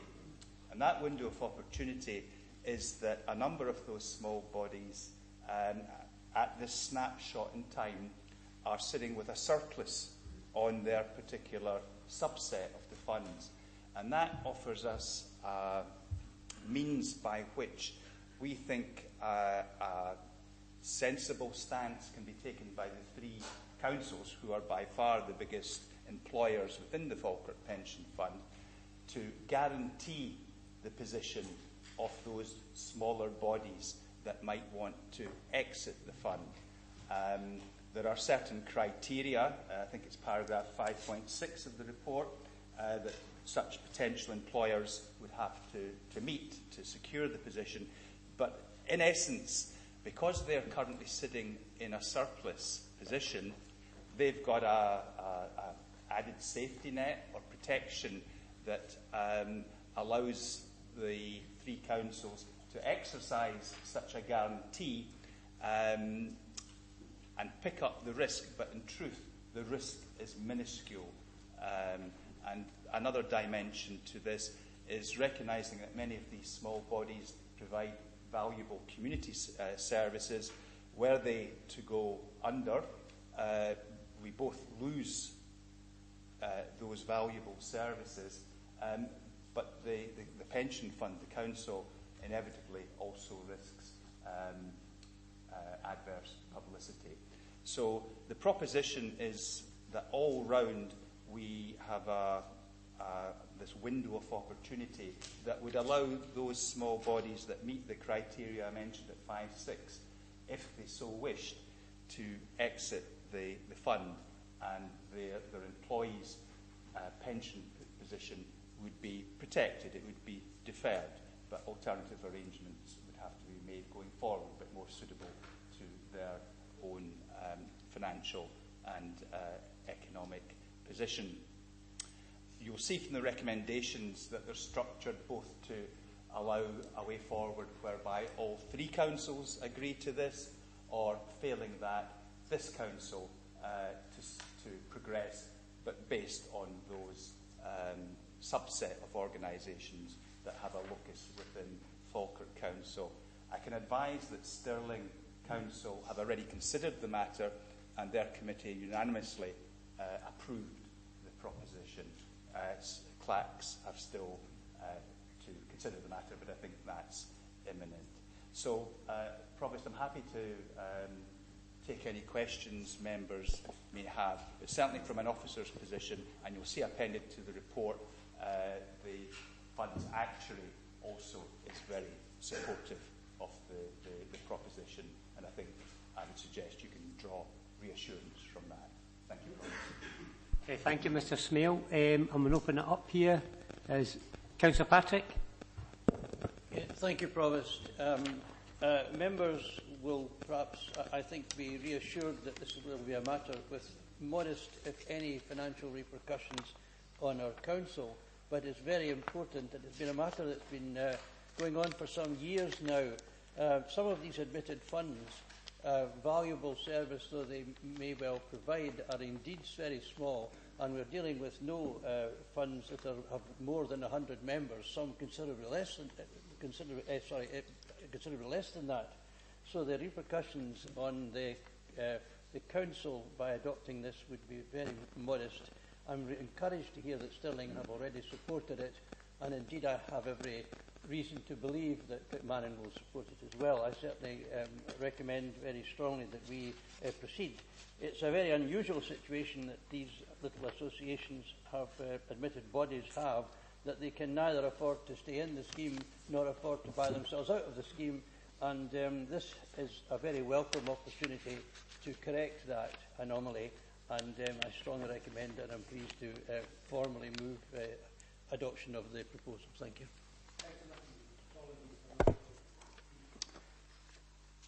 Having Councillor Patrick going first, I will second that report. And really just to reiterate what Councillor Patrick and Mr Snail has said, that this is an opportunity, a unique opportunity for Falkirk, Stirling and Clackmannan councils to act jointly, to take a decision which will have a positive consequence. It's very rare that we get a chance actually to make a decision that will have a very positive effect for the employers that are involved in this. All no cost to the council now, and virtually no risk of any cost in the future. So I would second that report. Your input. Okay, you've heard Mr Smale. Councillor Blackwood, want to come in? Yeah, just very quickly. I like the no risk bit. But I remember when there were huge surpluses in pensions, and there were no risk taking holidays and improving benefits, and within a year there were no surplus in the pension. They were in the red and to huge amount. So I hope you're right, Brian. If I may say so, I think the history of funds taking pension holidays was very much a phenomena in England. The position in Scotland, I may say, was a much more prudent stance, and we didn't take the pension holidays, which now many English funds are paying the consequence for.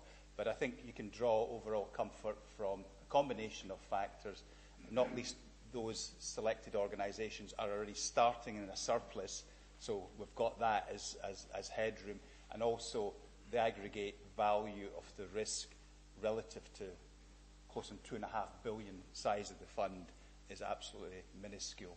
It won't affect our contribution rates in any, even if it turned out the worst, which I don't think would happen, even if it turned out the worst, it wouldn't have a discernible impact on us because they're so small and we're so large. Okay, we'll have a motion moved. But it will have a huge impact on the employers that we are allowing to get the get out clause for. Okay, with a motion moved and seconded. Anybody otherwise minded, we agreed the recommendation contained within the report? Thank you very much. That takes us to item 14, your agenda, is 217303 and its standing orders. And Mr Moody will speak to the report. Thank you, sir. Thank you, Provost. And this is a report which implements the decision at the last meeting of Council following on the changes to the decision-making structure. So the principal changes proposed to you in your standing orders are really to implement the changes which were made to the decision-making structure. At the same time, though, the opportunity has been taken just to correct some basic typographical errors within the standing orders that have been identified, or some simple repetitions, because it's been found that some items are said more than once when there's no real reason to say that, or to identify some inconsistencies in the use of language.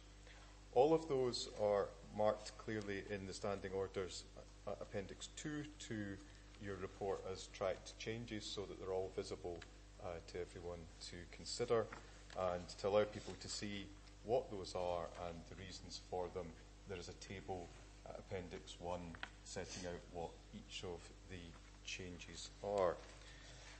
The only change that I highlight in the report for your further consideration is the issue of whether we should reinsert within the standing orders a provision associated with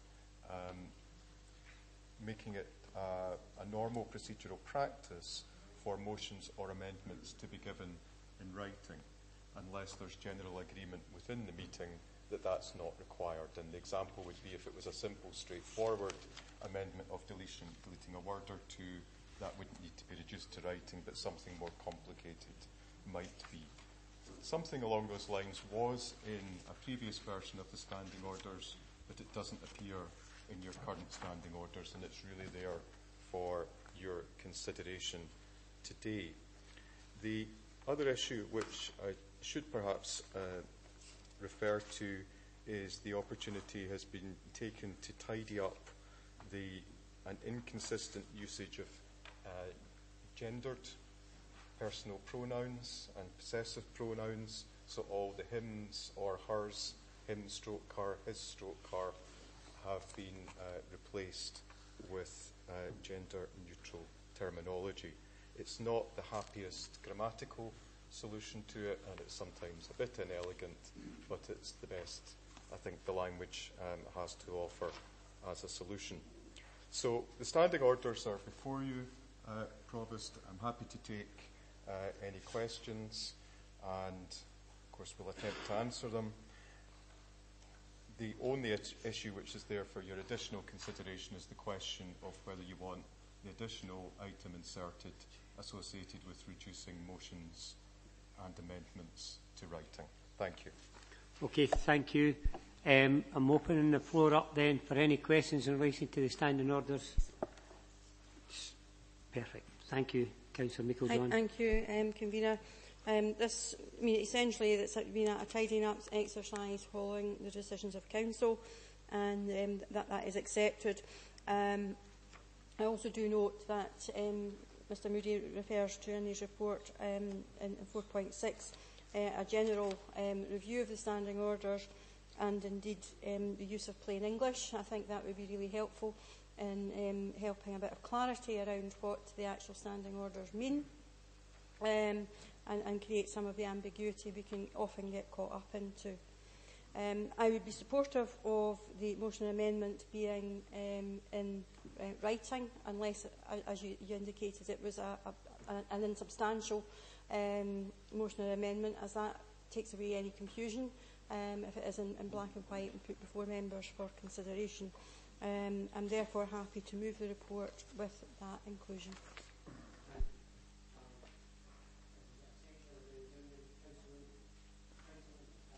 Thank you, Provost.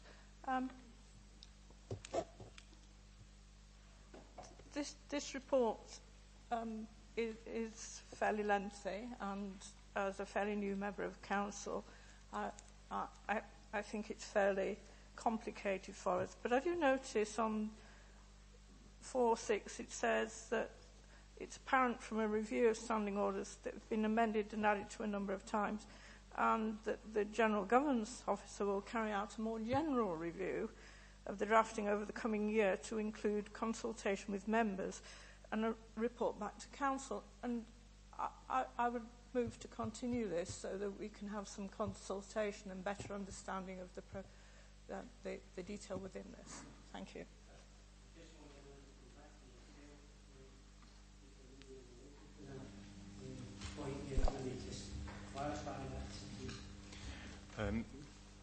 I think, Provost, it's fair to say that there wasn't time for much, if any, in the way of consultation with members. So I acknowledge the point made by Councillor Munro in relation to involvement and consultation with members. The changes that are suggested to you in today's report are primarily technical. The substance of them are issues which were already determined in the decisions taken on the decision-making structure. The rest of them are drafting clarifications. The review which I propose to carry out over the course of the year is essentially to try and make them a more consistent and coherent set of standing orders, and a set of standing orders which, as Councillor Nicol-John refers to, are more consistent with the principles of plain English. I've worked with the standing orders for a number of years, and it's clear to me that there are ambiguities within them which could be helpfully clarified. And given that there's a more general piece of work proposed, I was proposing that that would be a good opportunity to involve the wider group of members in being involved in that. What I'm not proposing is anything in that changing the principles of the decision-making structures. It's about the drafting and clarity of your standing orders. Hold on a minute. Things up first. Councillor Garner was seconding the original motion. I couldn't catch your light because the sun's actually shining on your light. Thank you. Okay, getting back to so it's been moved and seconded. The recommendations contained within the report. Councillor Munro, do you want to come back in relation to the what Mr Moody has said? Are you quite happy what he had stated, that there will be there'll be further work done on this in terms of consultation before there's a final? Councillor Nicol. Thank you, Provost. Yes, Councillor Munro raised a good point there. When standing orders, we all recognise how important they are. And when there's any changes to standing orders, members like to have full comprehension of just what they mean and what the effects of them could do. So that's a very reasonable request coming from Councillor Munro. However, I have heard Mr Moody say that these are very technical changes to tidy up the changes that were made in the committee structures, etc., early on in the year.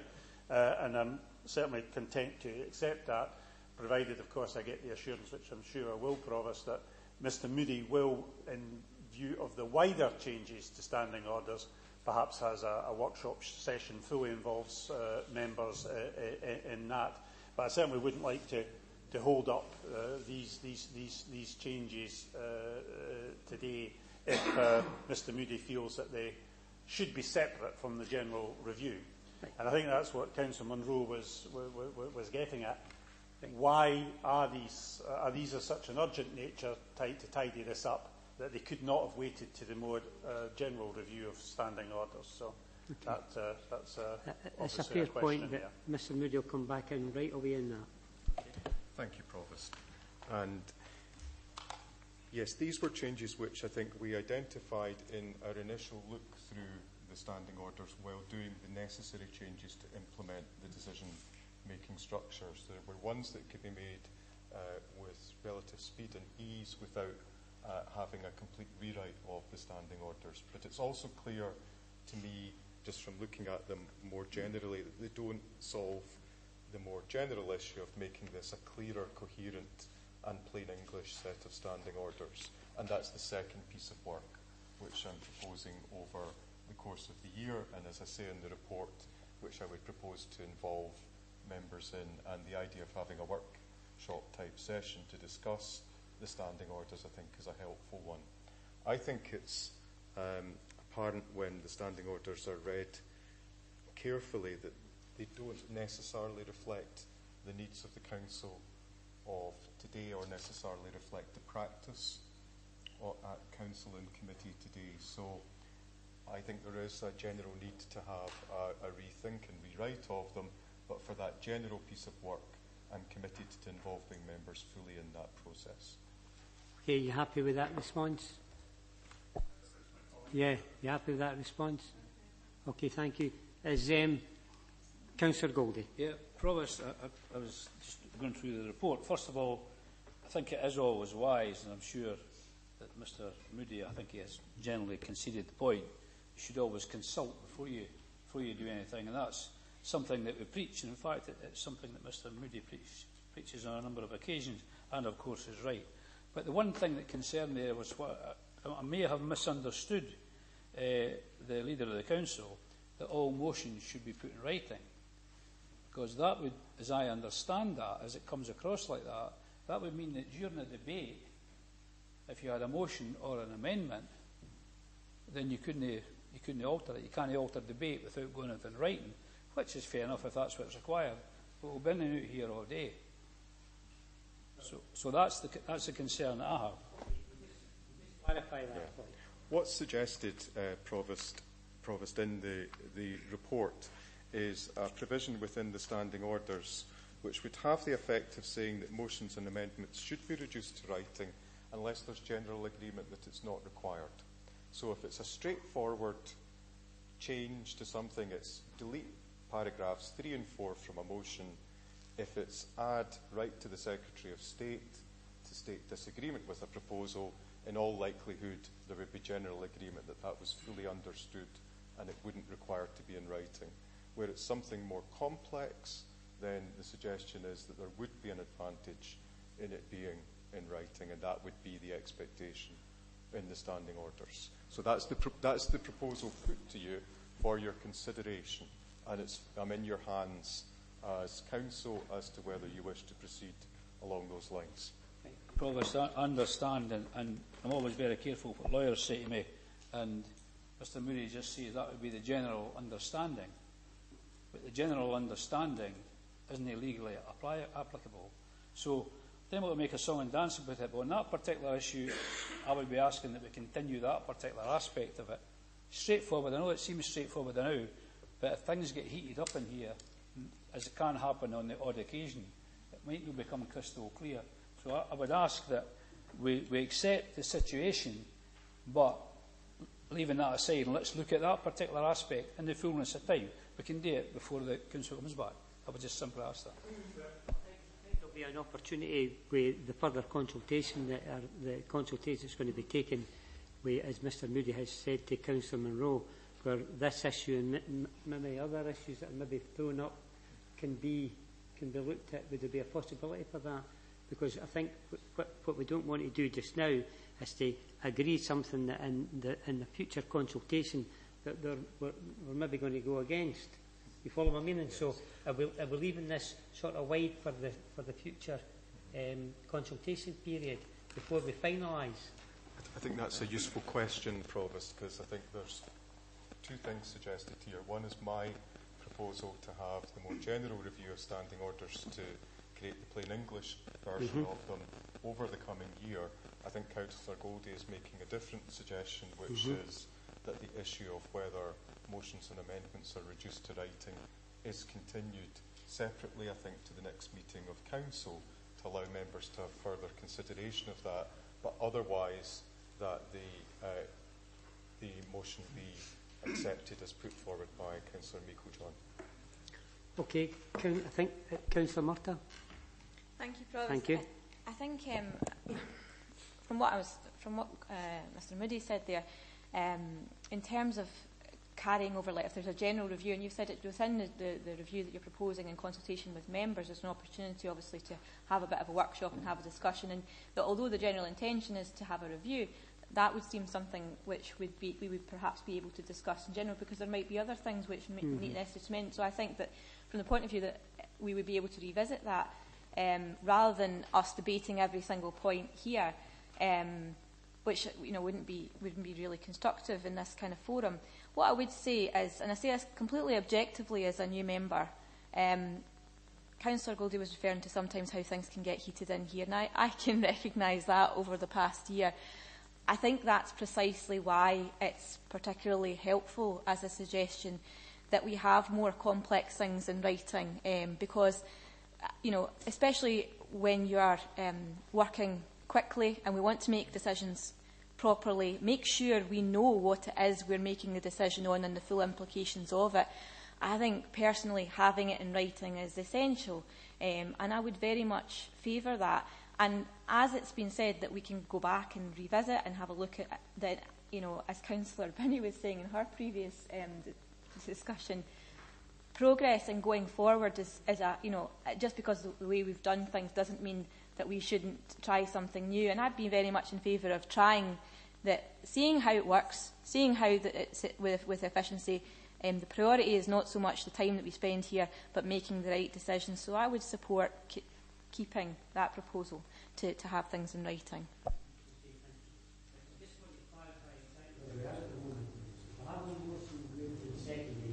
In relation to the recommendations contained within the report, Councillor Goldie's brought an issue up, so that obviously maybe other members are maybe of the same opinion. So I'll coming back to your good self, sir. How then can we incorporate that concern for future, and then move this forward? I formally ask the Leader of the Council to take that, what I've just said, as an addendum to our motion. And would you be happy with that? I think in the interest of moving forward, I think if we're going to take it into the consultation, then fair enough. I just think that Councillor Goldie did indicate at the last executive, he asked if I had something in writing, therefore he agrees with the principle of it. If it requires us to have further breakout sessions or recesses in order to form those, then that is a procedure that we just have to adopt. I do think it would help to clarify things in coming forward, where we often get tied up and officers don't necessarily see the clarity of what we're trying to say. But if we want to take it into the further review, fair enough. Do you agree to that? You agree? Thank you very much. So I'll just clarify that what we agreed there. No, you've got to be clear. There was a magnanimous gesture by the Leader of the Council there. So we just want to clarify when people are magnanimous. Yes, Provost. The Council's decision has been to approve the revised standing orders appended to the report, but hasn't approved them along with the suggested addition in relation to motions and amendments being in writing. That issue will be taken up in the broader review to be carried out by me. Okay, everybody agree? Thank you very much. That takes us to item 15 today, delegation of powers for determined summer recess, pages 304 to 307. Colin Moody will speak. Is there a requirement to speak? Well, yeah, I've got a requirement. Oh, right. Councillor Nicol beat me to the punch. Hold on a second. Mr. Moody will speak to the report first. Thank you. Thank you, Provost. I'll be brief. This is a report which appears on your agenda each June Council to delegate authority to the Council's chief officers during the summer recess, and the recommendations set that out. The one addition in this situation is that because there is no chief executive during the month of July, and the chief executive is ex officio the returning officer for the purpose of elections, there is a suggestion that someone else needs to be appointed in case an election is called. I know it's an unlikely event, but we need to deal with unlikely events and make arrangements to mitigate the risks of that. So the suggestion is that I'm appointed as the returning officer, and the reason for that is I'm the deputy returning officer in relation to Mrs. Pitt-Caithley. And that's the only change from the standard report, which is normally before you at this time, but I'm happy to take questions, Provost. Councillor There may not be a change to the report, but certainly a change in the circumstances of this council. Colin's correct that for as long as I can remember, this report has come every June. It's been fairly uncontentious because we have had a leader of the council who controls the majority of votes on the council. And of course we're in a very unusual situation of, and this is no disrespect at all to Mrs Meikle-Jones, it's not her fault that her party failed miserably to get anywhere near a majority which they anticipated. But with 12 seats out of 30, we can hardly just leave it to one person. The council is now a three-party council, and not only would it be right to include the leader of the council, the leader of the main opposition party, but myself as the leader of a very substantial group of members in this chamber. So with the otherwise no changes, I would add that the consultation is done with the leader of the council, the leader of the two opposition groups. I would formally move that first.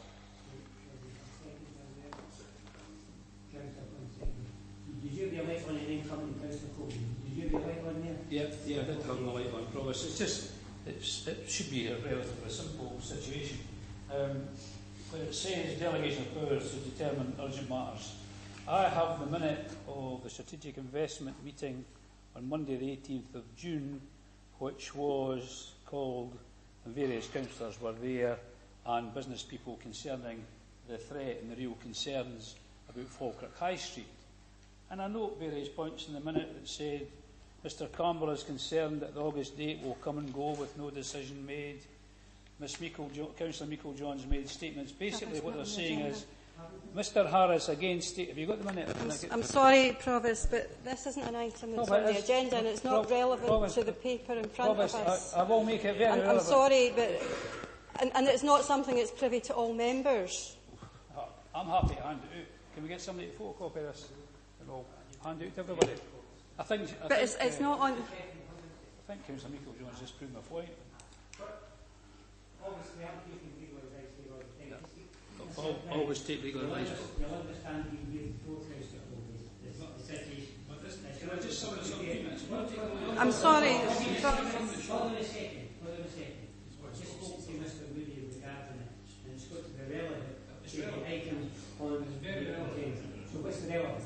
The relevance of this is the council is facing, Falkirk Town Centre and the council are facing the most worrying concern since the threat of closure of Innes. Now, if this group, appointed without any authority by any council chamber, if we're going to be discussing the situation in Falkirk High Street as per Councillor Meikle-Jones' motion, then I'm quite happy with that. But if there are going to be meetings held under this particular clause for business people in the town, then we need to know about that because we want to have other people up there. That's a simple Provost, can I answer that? It is an all-party working group. I never said any all party. Well, it's okay. Fine. You got your point then. Okay then, so we have a situation here at the moment. Councillor Nicholl, what did you move? I move that the report from Colin be accepted with the inclusion of the names and the relevant positions in the closing stage. I'm happy to accept that, Provost. You're happy to accept that. How's that? Okay then, we're all happy to accept that. No, I'm happy to accept that point. Hold on a second. Listen. Let's calm down here. We're going to Councillor Coleman. Councillor Coleman. Okay, thank you, Provost. I have some comments which I'd like to mainly, in fact entirely address to Councillor Nicholl, as it's a mild retort to what he said. I think I'd first like to start by complimenting Councillor Nicholl on his choice of tailoring in this warmest day of the year. It seems most appropriate in my mind. I refer Councillor Nicholl to his comment earlier in the day about not calling names. While he's by no means the worst offender in this full council, I'd like him to reflect on that when he considers what he said previously. My more important comment is that when the Conservatives initiated the body of work which made that the leader of the Labour group was indeed the controller of the largest number of votes in this chamber, he stated quite frequently that it wasn't a power grab. Now, I may have misunderstood what he was saying there, and please do come back to me. But as I understand it, what you're looking for is to have... Well, no, it's not. I did say at the beginning, Provost, it wasn't the paper. I was replying to Councillor Nicholl's comments. If you feel that would be inappropriate, I will sit down. No. What we're trying to do is, we're trying to give everybody a fair... Thank you. And then to try and relevant to Okay, well, I'll sum up on my debating point very quickly then. As I see it, Councillor Nicholl and the Conservative group are very gently pulling the power, the attention, the light, the communication with senior officers to the smallest group in Falkirk Council. That's it. And I suppose my point is that you said you wouldn't do that. Okay, thank you. Now listen, we'll just clarify the situation there. We've had a motion moved and seconded. Sorry if I wasn't clear. Excuse me, we've had a motion moved and seconded. There's no Give amendment. notice of further amendment. Further amendment for what? There's no amendment that was agreed by it was agreed. The situation, as I understand it, Provost, is that Councillor Nicholl has moved and was seconded by Councillor Flynn. That's right. The recommendations with the addition of the leader of the two main opposition groups after leader of the council in recommendation 1. So essentially we have a motion before us agreeing the recess powers with the addition of the leader of the two opposition groups included within the consultation process. There's no amendment moved against that, as I understand, because the leader of the administration has said she's prepared to accept that. So, as far as I can see, there's no I've got an amendment. debate. Your amendment. Councillor Goldie wants to move an amendment. Okay, fine. Come in. Well, the answer is simple. Are we going to debate today Councillor Meikle-John's motion, which is on the paper, which concerns the town centre and the problems that faces? Because if you're going to do that, then fine. Provost. Sorry, we're not even at that stage yet. About motions. What, Councillor Goldie, would you please sit? Okay then. So what's your amendment to this? The amendment to that will be that if there are any further meetings between now and the next full council meeting of a strategic investment meeting, that the group that met on the 18th of June up the Toon, that there be additional members added to that and that it be proportionally balanced politically. Right, hold on a second. Just let's take an intake of breath with us then. Okay.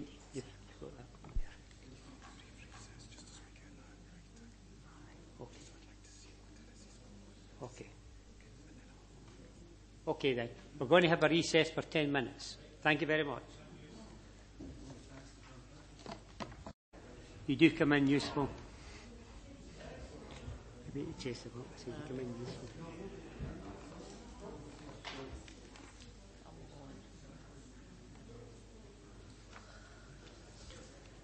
Okay.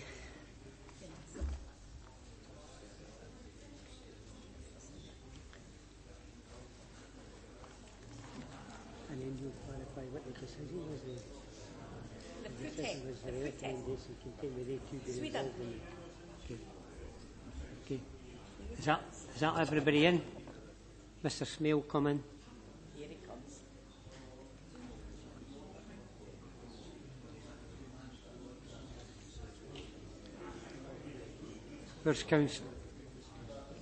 Where's Councillor Goldie?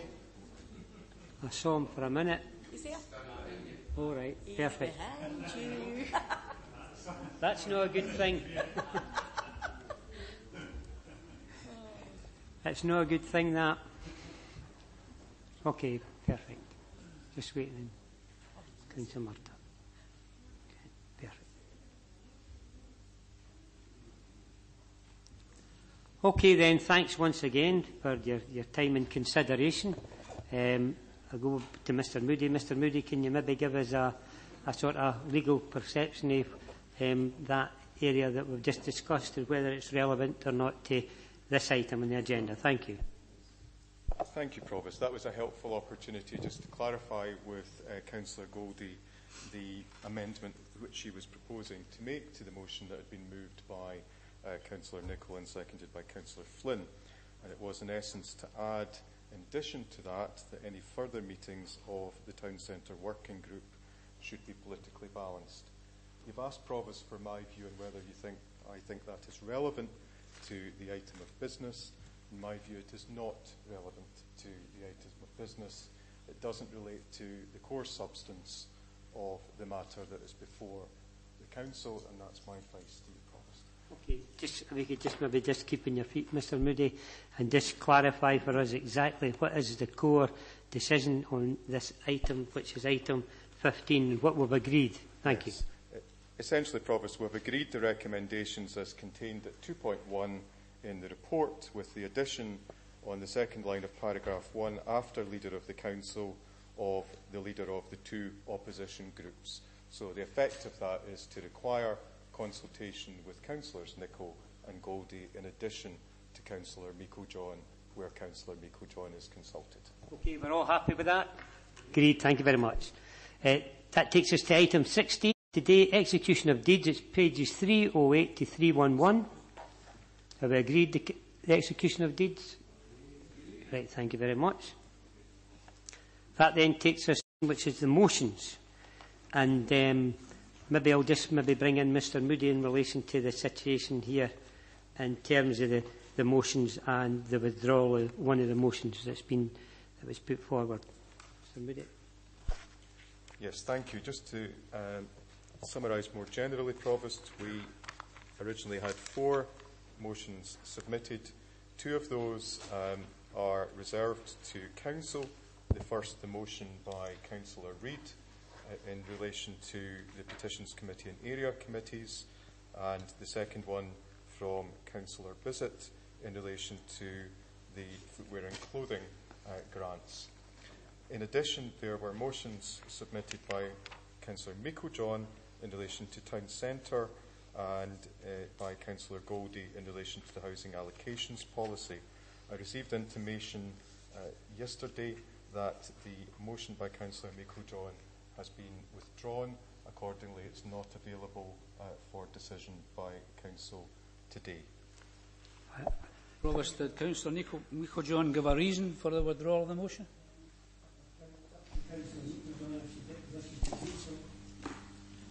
Yes, Provost, and I did explain that in my correspondence to Mr Moody, that at the time of submitting the motion it made specific reference only to Marks and Spencers, that since then there had been other significant factors, including the Pound World and the closure of Falkirk bus station, and felt that all of those were significant decisions that again had a further impact on the town centre, and that will then be taken into account when the administration bring forward the report to the Executive in August. I'd have been more than happy to allow Councillor Meikle-John, in fact, I would have supported her had she amended her motion to include these particular matters. Thank you, thank you. It's actually covered this. Okay. It's covered this. Okay, thank you very much. See, the issue quite clearly is it's an important issue for everybody, not just members. And Councillor Meikle-John, as the Leader of the Council, was asked to give an explanation in relation to why she's done it. She's done that. Councillor Reid, you'll be coming up first in terms of your motion, and I think in the interest we'll just clarify, if you could read out the motion, Mr Moody, before Councillor Reid maybe takes his place. Thank you. Yes, thank you, Provost. Councillor Reid's motion is set out at 17A within your agenda, and it's that in the interests of increasing community engagement, Council asks officers to investigate the possibilities, advantages and any other issues in connection with, firstly, forming a petitions committee, drawing on the examples of Borders, Inverclyde and Midlothian councils, and secondly, forming area committees based on identified communities on a scale smaller than that of locality areas, but enhancing that arrangement. Okay, thank you. I think Mr Moody put it better than I could. So, it's a very crude motion, and I hope it would gain favour across the chamber, because I know it's featured to some extent in manifestos over the years. It's part of the decentralisation of local government. I'm not predicting what officers might come up with, by the way. It's up to them to go and come back and for a decision to be made at that point. Just a brief history, however. When this council was set up in 1995 under the 1994 Local Government Act, it quite appropriately continued the existence of community councils. But there was a further section which I think has not been repealed. It's not been repealed. There was section 23 which provided for a decentralisation scheme. Some councillors chose the route of area committees, which still exist. We chose the route of area fora, or forums. And I think there'd be a sharp intake of breath for those who went to area forums, because they just did not work. They were a good idea to start with, but they soon took the form of extended surgeries. People came along to moan. There was nothing constructive done. They had no powers. They were just stocking shops. So I'm assuming that's not what officers will come back with this time. Some will say that's another 2 committees. Well, not necessarily the case, because in some other authorities, the petition committee is just subsumed into a larger committee. So, for example, I think it's Midlothian has an audit and petitions committee. They don't set up a separate body. And area committees, they would be largely controlled, but not entirely controlled by the local members concerned, depending how many areas that we chose. And they would be given some powers. I think it would fit in well with the participatory budgeting. 1% of our budget is 3 million, roughly 3.3 million, which will be spent basically by the community. And I think area committees would be a good place through which to steer that under the overarching locality planning. So I won't say much more than that. It's not a duplication. It's not a community council in opposition to an area committee. They both have different roles. Community council is basically the sounding box for the community. The area committee would be a decision maker for the community with powers delegated from the council. So I hope I do get support. I haven't attached a time scale for officers to report back, but I hope they do so, and hope that they come up with decisions which will bring the people closer to us and bring us closer to the people, because the days of Big Brother and them are over. Thank you. I am indeed. Provost, I'm happy with the motion and the ethos associated with it, and I think this is a good way to go forward. And I know that some other councils have area committees and that these work very well. And this will again give communities more of a voice and help to set priorities, which will from some areas be different from others. We've got rural areas, we've got urban areas, each has a different set of problems and priorities. I've looked at a few of the functions from the committees in some different areas, and they're very widespread, and it will be up to us in whatever way we go forward to decide what those priorities will be in each committee. But they include working with stakeholders to review the effectiveness of community planning, looking at traffic orders and the approval of grants to local organisations. So the roles are varied, and it would be up to us, as I said before, to decide what would be done and what was relevant in our communities. And I'm sure the committees would complement the current work that's been done on community participation and participatory budgeting. So I'm very happy to second the motion, Provost. Okay, thank you. Councillor Winklejohn. Thank you, Provost. I'm hoping that there will be some consensus, and I have what I'm hoping is an addendum that will is intended to develop on what has been put forward. The aim of the motion is to strengthen local democracy, enabling communities to have more say on how decisions can be taken at local level, and that's in keeping with the Scottish Government's local governance review. The Scottish Government and COSLA have jointly launched a local government review which will make sure communities have more say about how public services are run. The review is currently in the first phase of engagement and hearing from communities across the country to get clear understanding of the type of changes that are needed and how these can happen. That's about having very intense conversations about how decisions we make and how they impact locally, and we want to start to make decisions with communities instead of for them. Transformational local democracy can be best achieved by looking at how public services work with each other and inviting community to identify powers and resources they need to thrive. And that's, again, related to the participatory budgeting. And while the local authority is deemed to have 1% of its budget available, it's anticipated that other public bodies will be asked to do likewise. What's been asked for is in keeping with the community empowerment agenda, local governance review and the current work on our locality planning. However, some councils have petitions committees that have had few or nothing coming forward, and it's something that my group, in fact, has previously proposed and had in our manifesto. But whatever we do develop needs to be effective, and it needs to have a structure around it. Other local authorities do have area committees, and some are more effective than others. And again, we'd need to have a structure around them to make them meaningful and effective. And therefore, going to move the following as an addendum in anticipation that the mover of the motion will accept it. Local authority governance review is part of a long-term commitment by both national and local government to put greater focus on and strengthening local community decision-making and democratic governance in ways it improves outcomes in local communities, grows Scotland's economy for the benefit of everyone and supports communities to focus on their priorities. The establishment of a petition and area committees are potential examples of how we can engage more meaningfully with our communities and enabling them to have greater influence. There are a number of local authorities who have already established these or similar type committees with varying degrees of success and engagement. Council has agreed that we would establish a community empowerment subcommittee which could potentially have an expanded remit to include petitions. Council recognise in setting up committees of this nature, in order to be meaningful, they will have to be integrated into the Council's decision-making structure, support our work with partners within localities and have appropriate governance back to the Council. Council agrees that the best way of exploring the options proposed would be through a policy development panel and therefore agrees that the report should be brought to the August Executive to expand the remit of the existing policy development panel and community councils to include consideration of the Petitions Committee and area committees within the context of the local governance review.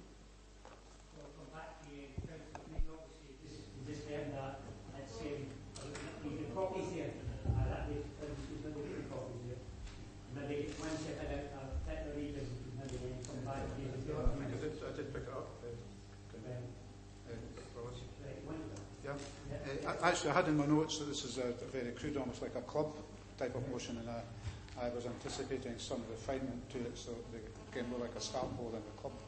So I'm not surprised that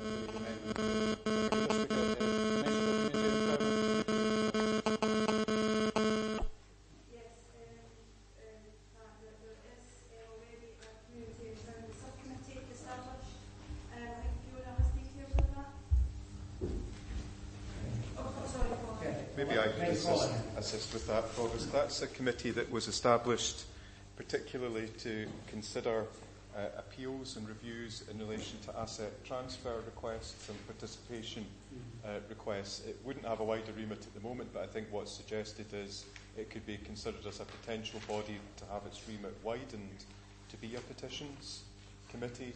But as I also understand, the amendment is moved by Councillor Meikle-John. Those would be issues that would be looked at by the existing community councils related PDP, so there would be an opportunity for fuller discussion and examination within that forum. Back to yourself, will be flexible here. Councillor Meikle-John, you're the mover of the motion. Yes, I think having considered it, as I say, I put forward a very crude motion. It was a proposal that didn't have a vehicle by means of which to come to a conclusion. I do think the addendum provides the appropriate vehicle for steering this forward. And with the permission of myself, I'm quite happy to accept it. Okay. Can I just have some clarification about the Community Empowerment Committee? I'm not sure if that's the right terminology for it, but just to have clarification exactly who's on it and how that, and if it would be open to being changed to be more relevant to what we're discussing in the future. Okay. We're just having a real look at some of the documentation here and come back to you. Because if people really are supportive of something, then we're better given an opportunity then to all work together. Carry on. Thank you, Provost. Thank you. The Community Empowerment Review Committee is a body that exists within your current decision-making structure, and it consists of the Provost, the Deputy Provost and 3 other members on a rota basis who are not members of the Executive. And the purpose of setting up that body is we're required to have a review body for some of the decisions taken under the Community Empowerment Act, principally the formal decisions on asset transfer and participation requests. And we needed a body separate from the Executive, as it would be the body that was taking the decision on whether the asset would transfer or not. So I think it's just used as an example, as a potential home for a petitions committee were the PDP to recommend that that was a way forward. So that's the current position, and I think it's no more than a suggestion of a potential home for petitions. Stan, it's a suggestion, and that my only reservation about that, and I'm sure it will be like I'll be reassured, is that currently it's only councillors, and we're wanting to work with communities, not be telling them. So we need to look at who the members of that committee are. Provost, I'm more than happy to support the situation as it's been discussed with the amendment, because it's very important. You should be big enough to amend your motion. And just finally, Provost, on the last item, Councillor Meikle-John said she just heard about Pound World's recent administration announcements. The meetings she attended on the 18th of June has got that in it. Councillor Goldie, how many times is this now, Provost? Can I tell you that I remember working at the London Palladium one time. What was I going to say? Councillor Reid, and as the mover of the motion, and Councillor Black as the seconder, you quite happy to go with the amendment and encompass what you're really looking for within that? Indeed I am, yes. Okay, fine. Anybody otherwise minded? Agreed? Thank you very much. Okay, thank you for that. It's now an opportunity for Councillor Bissett, but what we'll do is we'll ask Mr Moody to get up and then just read out the contents of your motion before you come to the floor. Thank you, Mr Moody. Thank you, Provost. And Councillor Bissett's motion is again set out in your agenda. It's at 17B, and it's that Falkirk Council welcomes the joint commitment from COSLA and the Scottish Government to a national minimum clothing grant and the additional funding to support the commitment. Falkirk Council seeks to minimise the impact of poverty through the anti-poverty strategy, and the additional £201,000 funding should be directed to this aim. Council agrees to increase the level of the grant for primary and secondary pupils above the £100 minimum to £120. This requires extra recurring funding over and above the £201,000 grant of £76,290 and includes £8,000 that will be held in reserve to offset any increase in the uptake of the clothing grant during the current financial year. And I would, Provost, read out the table which is set out. That's available for members to see themselves. Okay, fine. Thank you. Thank you, Provost. I'll be fairly brief. Every child in Scotland deserves the best chance in life, and for too long poverty has blighted the life chances of too many of our children and young people.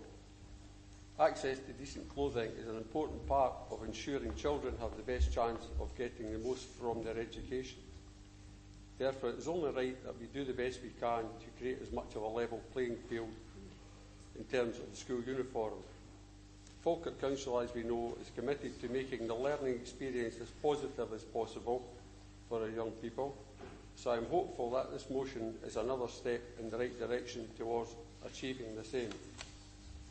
And the motion is, Falkirk Council welcomes the joint commitment from COSLA and the Scottish Government to a national minimum clothing grant and additional funding to support the commitment.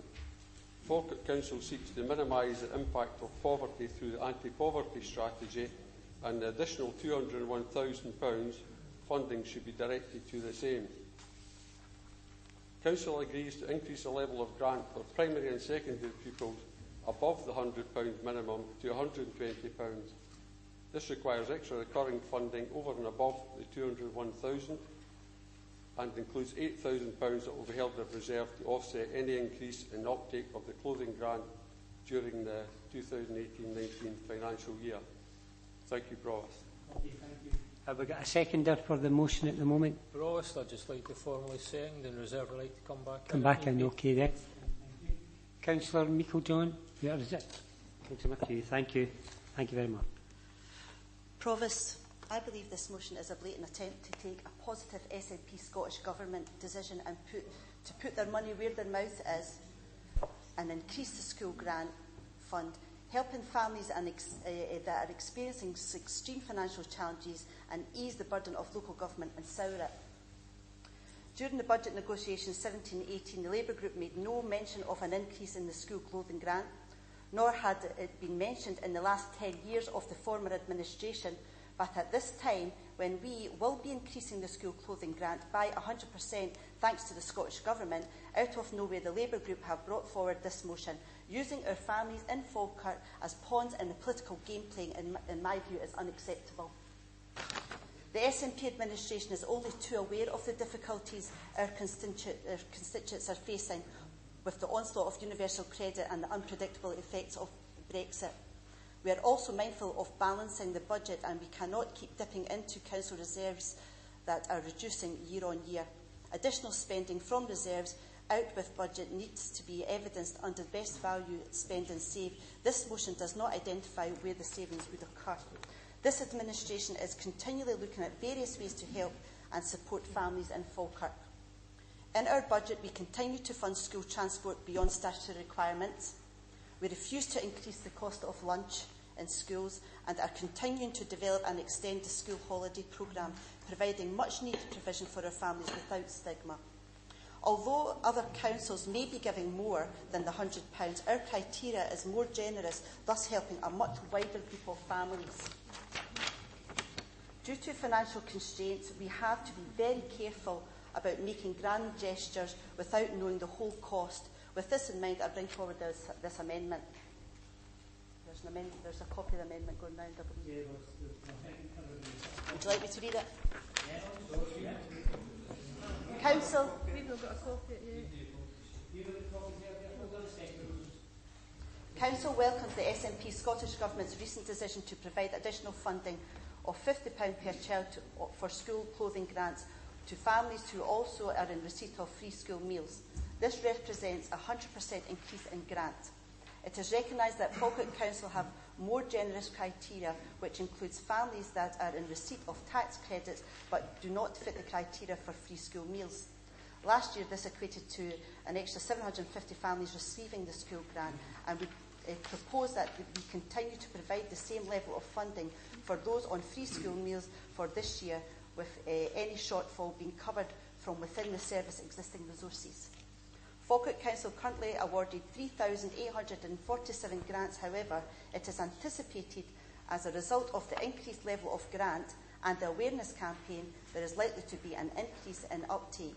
It would therefore be prudent to review the impact of the current changes before making any further increase in grant, as this will have a recurring revenue cost. It is also recognised that there are a number of other target funds, such as the Summer Food Project, that support low-income families, leaving them with more disposable income at this critical time. Council therefore agrees the school clothing grant is raised to £100 from August 18, and take-up of the grant is monitored in order to inform the budget planning assumptions for future years. A benchmarking exercise be carried out against what other councils' funding is for school clothing grants and what the impact and take-up has been following the additional funding from government. And the last thing, the outcome of the review is, as above, to be reported to the Budget Working Group to inform service budget planning assumptions. Thank you. Okay. The point of the amendment is to ensure that we get the correct level of support to the correct people. Except, as Councillor McHugh has said, that some councils may be proposing a higher rate. However, what's it like in comparison to Falkirk Council? Do they hold strictly to the Scottish Government's criteria, and how does it measure against Falkirk Council's criteria? Is there numerous other support measures, as has been detailed again in Councillor McHugh's amendment, and what is the best form of support? The motion itself, unfortunately, does not talk to these concerns. The motion calls for an £8,000 reserve, which is 1.72% reserve, which would only cover 66 additional claims. I wonder how much the reported peak on primary school intake this year, and the additional awareness due to the Scottish Government and COSLA's agreement on the £100 figure would have the effect dramatically exceed this reserve. Without the exact data on this, we would be implementing a shot-in-the-dark policy rather than a measured, costed and effective policy. Again, and I'm sorry to say, the motion does not talk to this in any way whatsoever. The clothing grant is not new, and given that the budget was approved in February, and I note that no motion or input even was brought forward prior to today. In addition, in 2009, the Government Working Group advised a minimum of £70 clothing grant, to which the previous administration never met. This is confirmed by the Child Poverty Action Group in Scotland. I can only wonder, is this purely a knee-jerk reaction to a positive input by the SNP government to finance the grant up to £100? Or let me be more charitable and suggest that this is an attempt to right a past wrong. No matter which way it is seen, as I said earlier, measured, costed policy would be effective in the right areas to the right people. I therefore urge you to support the amendment. Your input. Councillor Black's been waiting, and then it's one of the gentlemen there. Thanks, and then yourself. Thank you. I'm actually really shocked at the administration's response to this. I know Councillor Bissett very well, and I know that he is very sincere. And this is a very timious motion, because we've got the highest rates of child poverty in Scotland. Universal credit's been rolled out throughout the country. We've got more and more families being affected by losing their PIP, personal independence payment. So many things are happening just now. There's more fuel poverty than ever before. The gap between rich and poor is widening. I cannot believe the response from the administration. This is no way political. This is because of the desperation experienced by people in our country. And I'll tell you something that really makes me sick. When you think about the £550 million war chest, £550 million lying, 50 million, £500 million lying in that Scottish Government's coffers. And at the same time, and I'm no good at maths, I know my maths are wrong, that's probably given another 160,000 to each local authority. When you think about the money we've had to save over the last 10 years, when you think about the things that we've had to do that we didn't want to do, this is timious. This is something that needs to be done, and it's a very small amount of money, because that government over there, the Scottish Government, has really has cut so much to local government over the last 10 years that families are really struggling and they need to do more to help. So I'm really ashamed of them today, and they should be ashamed of themselves. I support the motion. Lord Provost.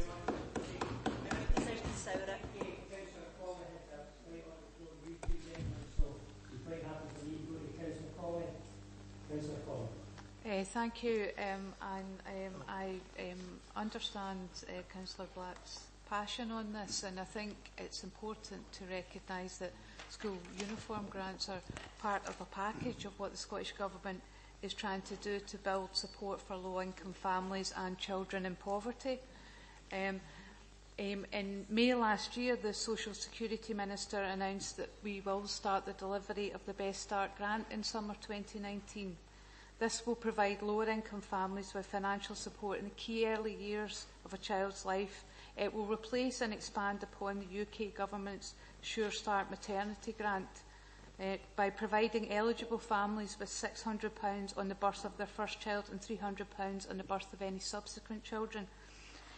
It will not put any limit, unlike universal credit, on the number of children that are supported. It will give eligible families two further payments of £250 around the time of nursery and around the time that a child starts school, so particularly around those issues, around the things a child needs to start school. To recognise the additional financial costs during these key transition points, it's also worth mentioning the child poverty strategy, which is investing £1 million on new support for children experiencing food insecurity during summer holidays. It is working on a new income supplement for low-income families, considering the top-up of universal credit or the most effective option to be able to reach children in poverty. It is also, which is quite interesting, the mention of fuel poverty. That Act itself recognises that this is a really significant issue, the amount that families are spending on fuel. I think I recognise the passion, and I recognise that you know the real will to try and improve things from every member within here improve things for children in poverty and low-income families. I just think we need to look at it as a package of support and try to figure out the best way to do things and use our money the most effectively that we can.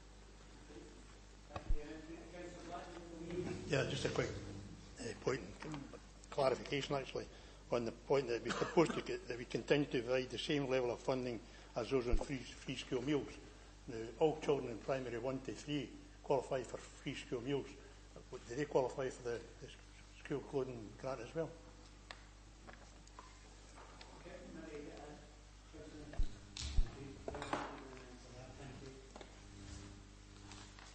In our criteria, we have families that are eligible for free school meals. We also have families that are eligible that are in receipt of tax credits. So any family that's in receipt of tax credits can apply for the school grant.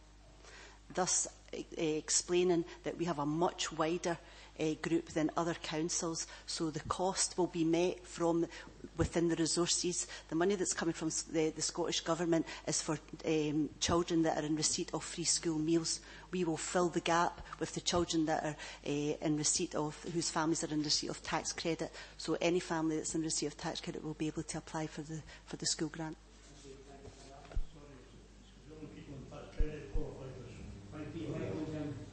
Only people in tax credit qualify for a school clothing grant. Well, all children in primary 1 to 3 qualify for free school meals. But they qualify for school clothing grant as well. So what's the criteria? What's the overall criteria then? Maybe Councillor Alexander will answer it for you. Get an officer myself. Hold on a second. We'll just one point at a time. That's an issue to clarify. Mr. Taylor is going to clarify. My understanding is that all those who are in receipt of free school meals also qualify for a clothing grant, and as has been said, also those who have access to tax credits in addition qualify for the clothing grant. The point about is it all P1 to P3s, if you bear with me, I'll get an answer to that right away, Councillor Blackwood.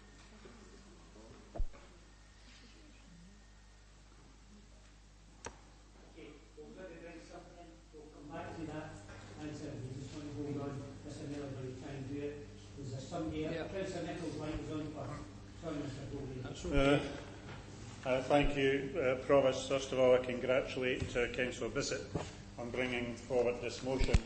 I haven't known Councillor Bissett for very long, really just since he came in here, but in the time that I have known him, I've had a great deal of respect built up for him, and I know he has brought this forward today with genuine concerns. He doesn't wish to embarrass anybody or put one over on anybody. This is a genuine belief of his, and as such, I have looked at it, my members have looked at it, and we will be supporting Councillor Bissett in this today.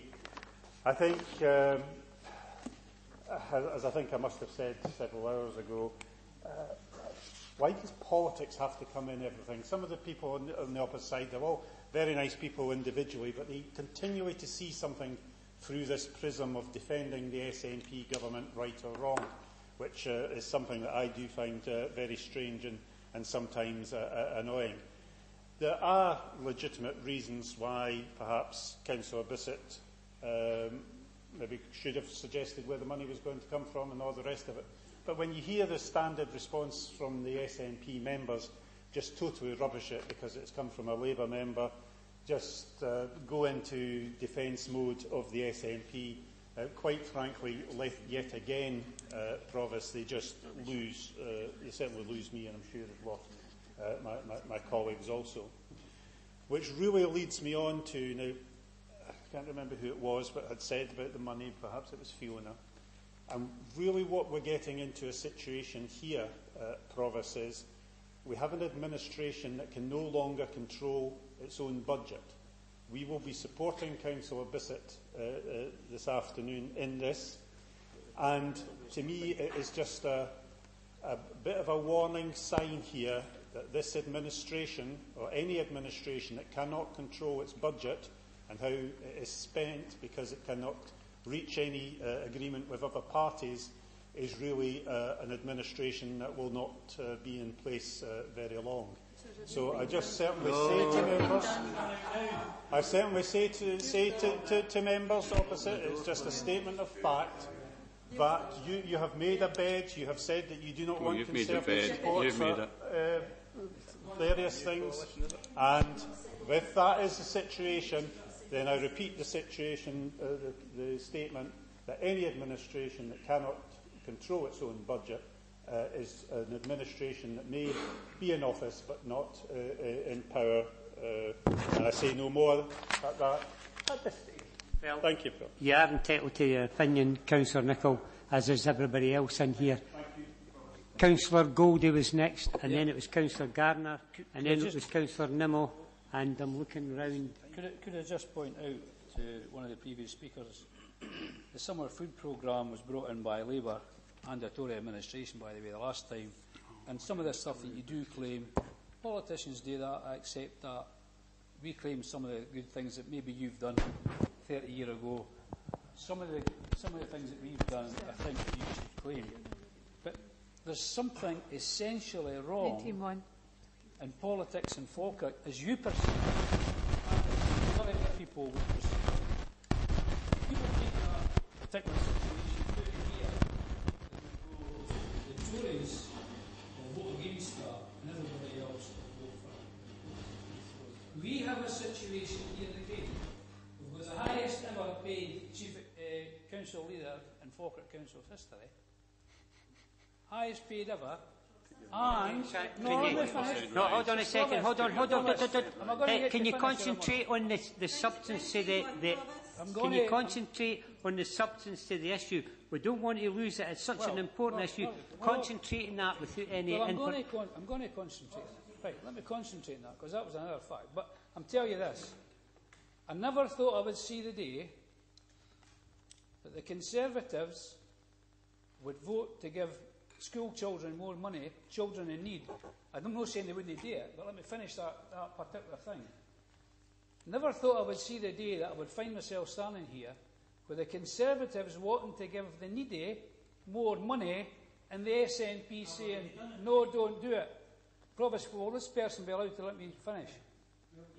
So we will be voting, Labour obviously will vote to support this, but I've got to say something else, and it's no rehearsed and it's not been scripted.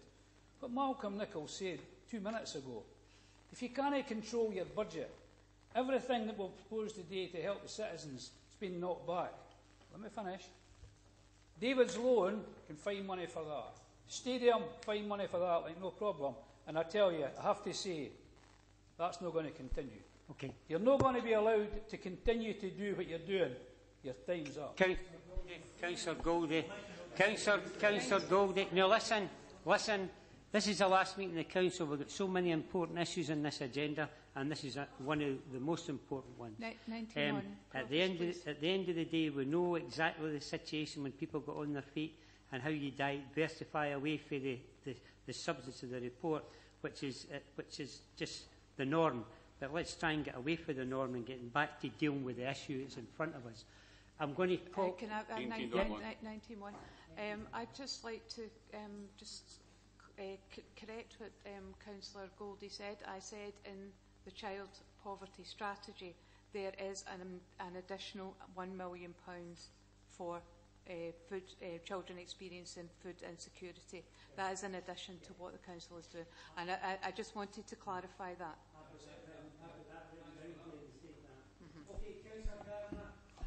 Thank you, Provost. Just to highlight that I have no choice in somebody's preset, and I would look forward to when Mr Goldie and his colleagues in the Tory benches look at taking on a joint administration and giving up his salary. Okay, I just point to... I'm not going to sit down, Provost. I'm going to tell you, I've got to clarify, Provost, Labour will not do a deal with the Tories to take power. That has to be sorted. Thank you, Provost.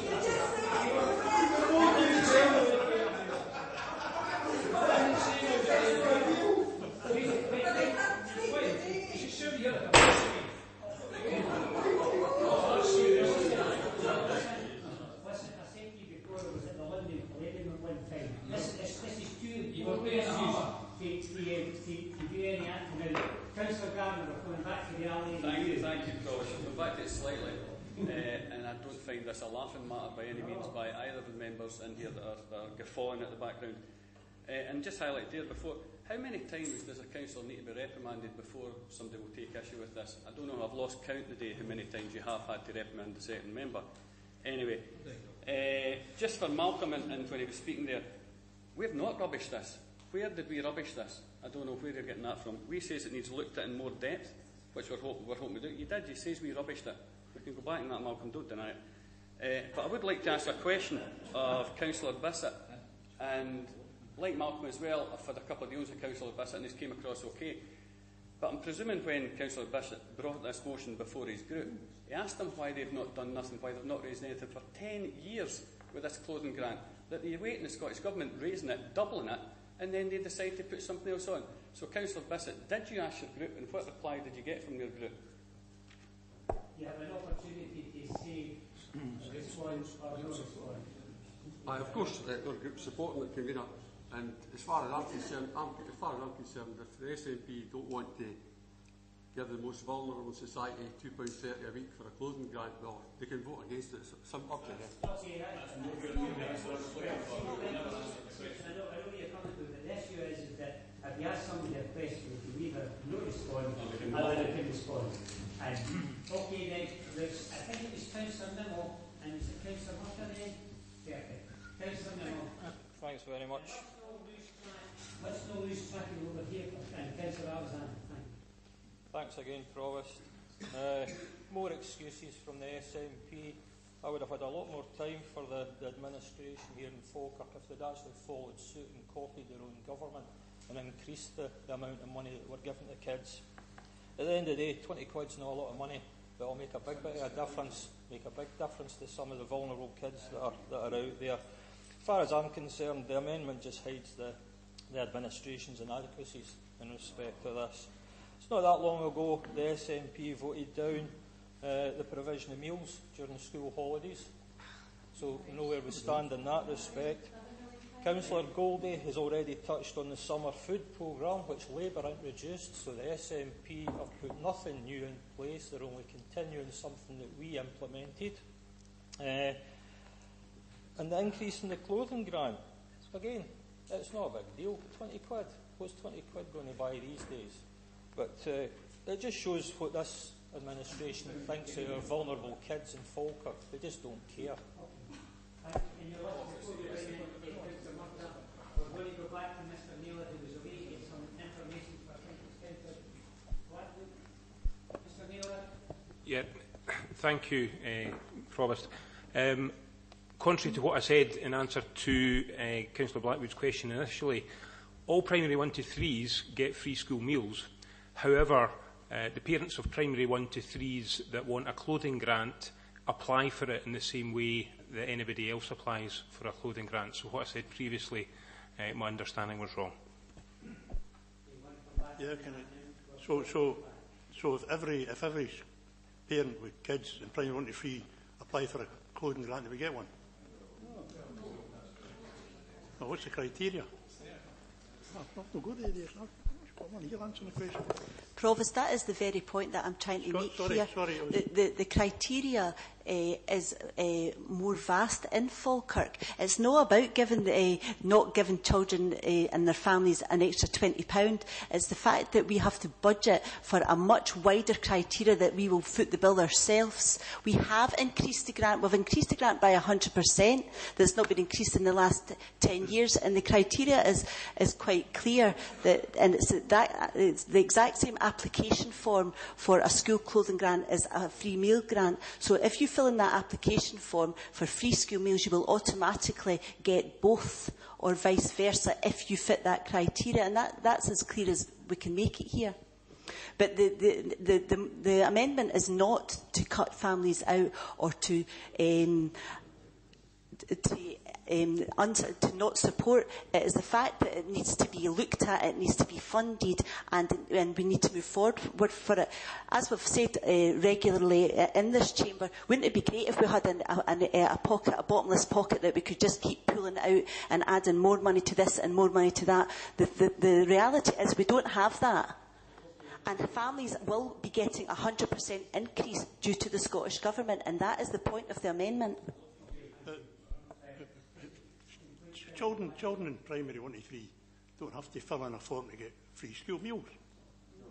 No, so how did he get the clothing grant then?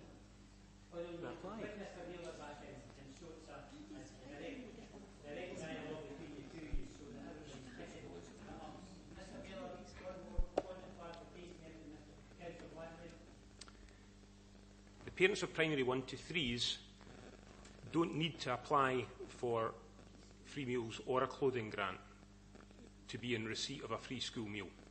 However, the process is that if you want a clothing grant, you would fill in an application.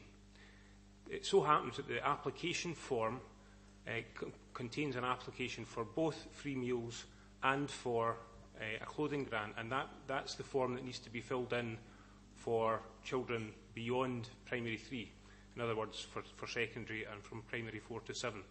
What we do is we bring to the attention of all families that clothing grants exist, and they can go on, fill in the form, apply for it, and it will either be granted or it won't be granted. As has already been stated, our eligibility criteria are beyond that in many other councils, in that we grant clothing grants for those who are in receipt of tax credits. I believe it was actually Councillor Alexander was before me, so I'm happy to let him go first. Okay, thanks very much. I'm going to begin with actually agreeing with Dennis Goldie at one point. Why would you need... Could you hold on a second, just coming in there? You know, yeah. tell them that. Yeah. Happy, I'm just saying, Mr. Goldie, I'm going to begin with agreement with you for a point.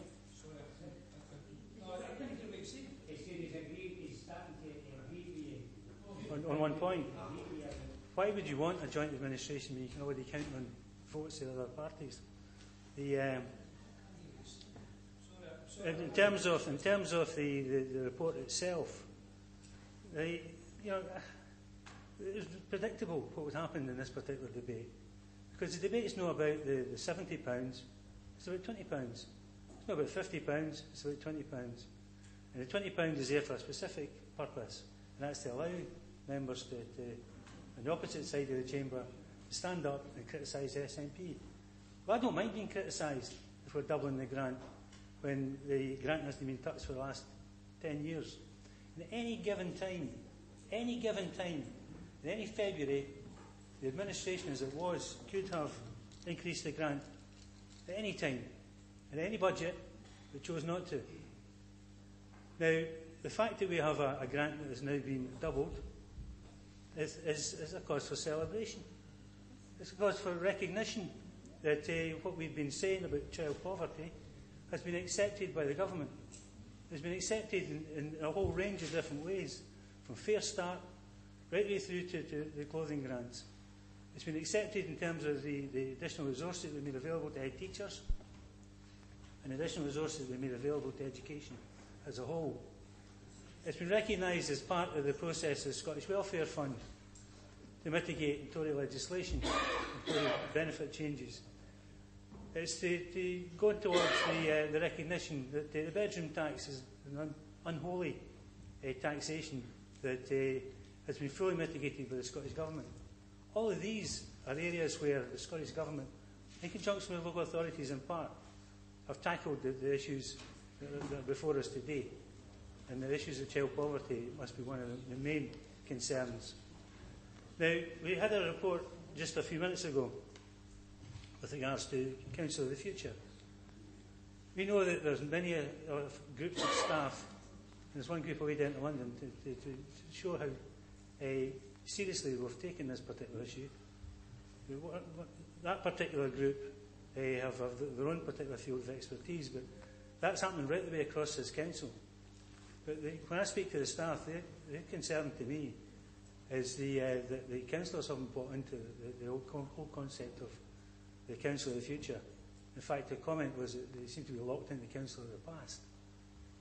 We've seen, since the budget papers were produced in February, that showed resources of 11.4 million in reserve.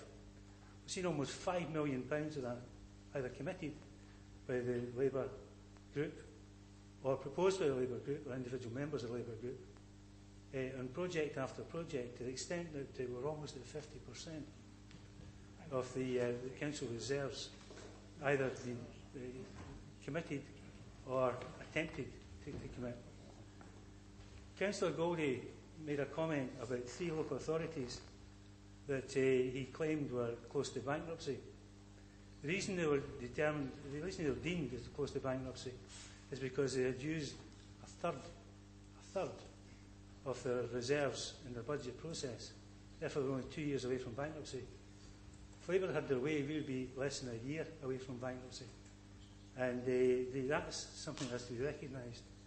There are people responsible people, as you say, on the other side of the chamber. We can't keep adding on to the reserves. We can't keep relying on the reserves. We've got £60 million of budget savings to find over the next few years.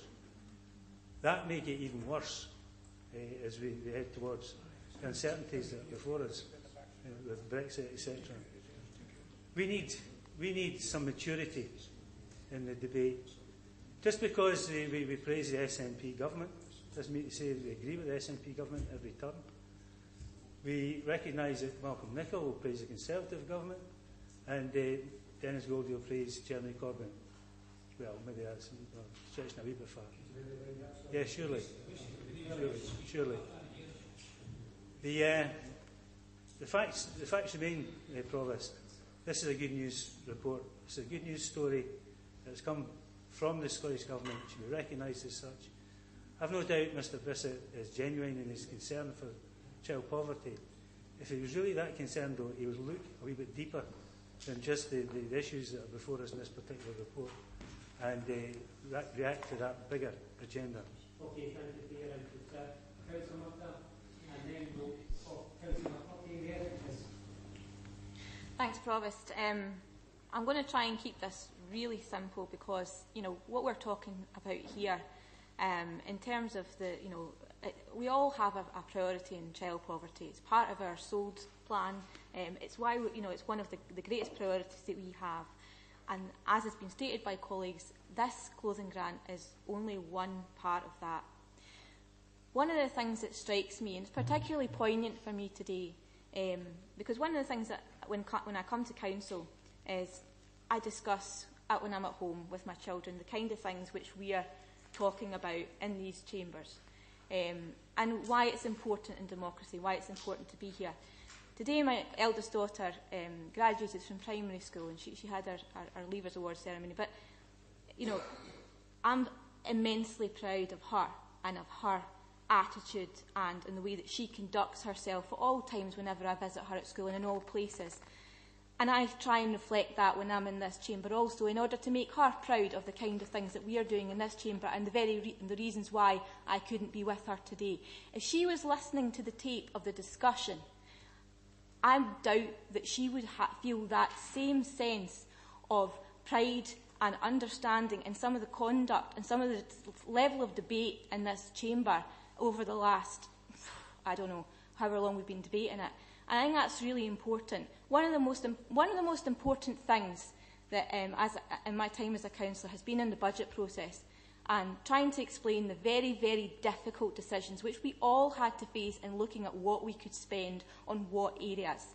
They were immensely difficult decisions. There were areas where we really had to look into where there was need in one particular area and how that would balance out against need in other areas. When we look at that budget, we look at it as a whole. When we're looking at one particular area, there's absolutely no doubt that children who are in poverty are our priority. But we have to look at a whole range of measures of what we've got across the budget to try to tackle that, not just one. And as Councillor McHugh has stated, and as Councillor Colley and other colleagues, through what government are doing, through what we are doing in a whole host of areas in the council, We are addressing those, and we are looking at going above and beyond what the Scottish Government have done. Welcome, absolutely, though, it is to double this grant. And to just pick one, although I do not question Councillor Bissett's motives in terms of what he wants to do to achieve, or anybody's in this chamber, but the fact remains that, yes, that could have been done in the last 10 years. It wasn't. We are where we are now. We've set a budget. We need to be responsible. We need to go forward. We need to look at it without name-calling, without resulting in looking at where we can nitpick in little areas. We need to look at it as a whole package, be responsible, and not just pick on one small part. So I absolutely commend Councillor McHugh for proposing what she did and highlighting how we are going as a council beyond other councils to not just increase the amount that we give, but increase the breadth of what we give to the people who are most needy, so that more people can be helped, not just a smaller number with a larger amount. Councillor McCluckie, and then I think we'll... Oh, Councillor Cotley? Councillor Cotley, did you want back in? No, because we think that your light's on because the sun's shining right through on your top. Councillor Binney will be after Councillor McCluckie. Provost, I've been trying to get in for a wee while. I haven't seen your light at all. I've not been able to get my light on because of others. Provost, I can understand the SNP try to highlight that the Scottish Government's put extra money into this. It's took them 10 years, hasn't it? I mean, it kind of takes the gloss off it when for 10 years the kids have had next to nothing for their clothing grants, and then suddenly they get their eyes new and they want to take all the credit for it. And I can understand Councillor Alexander being prudent in the economic times we're in and saying we've got to get good value, we can't use the budgets, we can't be throwing money away. It's funny that the same man's wanting a sacred referendum, like we're throwing money away there, or the millions that could be best used for the poverty and that, and the children and that. So as I say, you can't get it two ways. I just think that I've got to support this, because I can remember back, I'm not that old, I can't remember back, that my kids depended on that grant each year to go to kids. We're quite lucky, they got new clothes all the time, but it was for folk up the street and that, the clothes were new to them. But the actual new clothes that you a shop came with a clothing grant. And I can mind embarrassed one day when I went down to the shop with the kids to get them rigged out for all excited to be like other ways to go back to school. And it turned out that the shop wasn't taking that voucher on me, and I had to go and put the stuff back on the shelf and go to another shop. That was embarrassing. That's when for several years I lived 4 years in one room, one bedroom. So as I say, I've been there, and I can't how I depended on that. Wasn't a lot of money then, but depended on it. For you wanted the same thing with the grandparents going up and see your way and going after the summer's holidays to a new school and having the same blazer and that on. But blazers and things are a lot dearer. In my day, it was the way just wear wee black gutties and that, right, which was quite cheap. You can't send your way up with a pair of gutties now, they want trainers, right, and they cost more money, and that's just a fact. But Wayne shouldn't be stigmatised because they can't afford to be rigged out like the same other Waynes. We're quite happy to go and see the schools looking proud there, but you ask them going to that school and that school. As I say, I came what it was like trying to bring up my Waynes, and it was toiling. And as I say, so I certainly will not, because of that, be voting against this. I've got to support that. And as I say, I applaud the councillor for bringing it up. I also applaud, as I say, a lot to them well, the SNP government for doubling it up, as I say. But to me, it should be going up each year, as I say, with the things, the cost of living was going up. So it's taken a long time.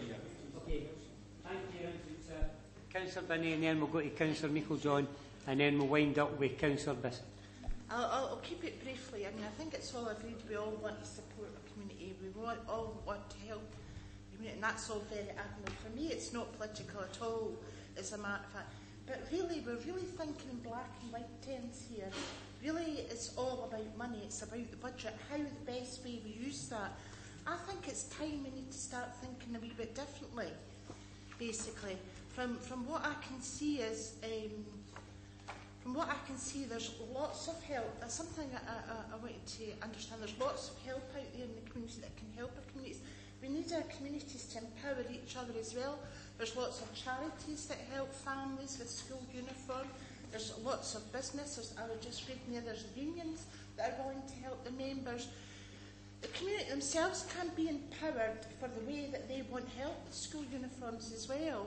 And I think that's something we need to look at, because at the end of the day, it's about the budgets we've got here and the best way we can use them.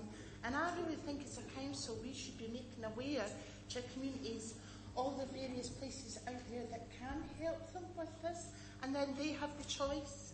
And I really think that's the best way. Unfortunately, it's really admirable, your motion and all that. It's very good, but unfortunately I couldn't support it, and that is definitely not political. Thank you. Well, as a standard, the staff said we're supposed to stand up unless we're unable to do. Yeah, that may be down to my fault, because I've already stated clearly that anybody that, and it's my own fault, I've already discussed this, I think, with discussions with Councillor Meikle-John as well, that because who knows how long I'm going to be the provost. It could be tomorrow or in a week, and we don't know who's going to fill in here. The fact is that it's about the position and respect to it. The issue started when one of the members I knew was maybe toiling to stand for a long period of time, and I said it was okay to sit down. But in terms of the standing orders, it would be advisable if people, if they're able to do it, they can stand up to ensure that the proper procedures carried on when I'm not here. Well, that was one of the areas that I spoke about as well, and we discussed it already. It's a difficult one, because when people are standing up, we had complaints by the people at the back that they couldn't hear the members, because the system in here is useless in terms of new technology for a council. I apologise, Provost, but I do have a bit of a sore neck. But in this instance here, I did forget to stand up. No. So It's well.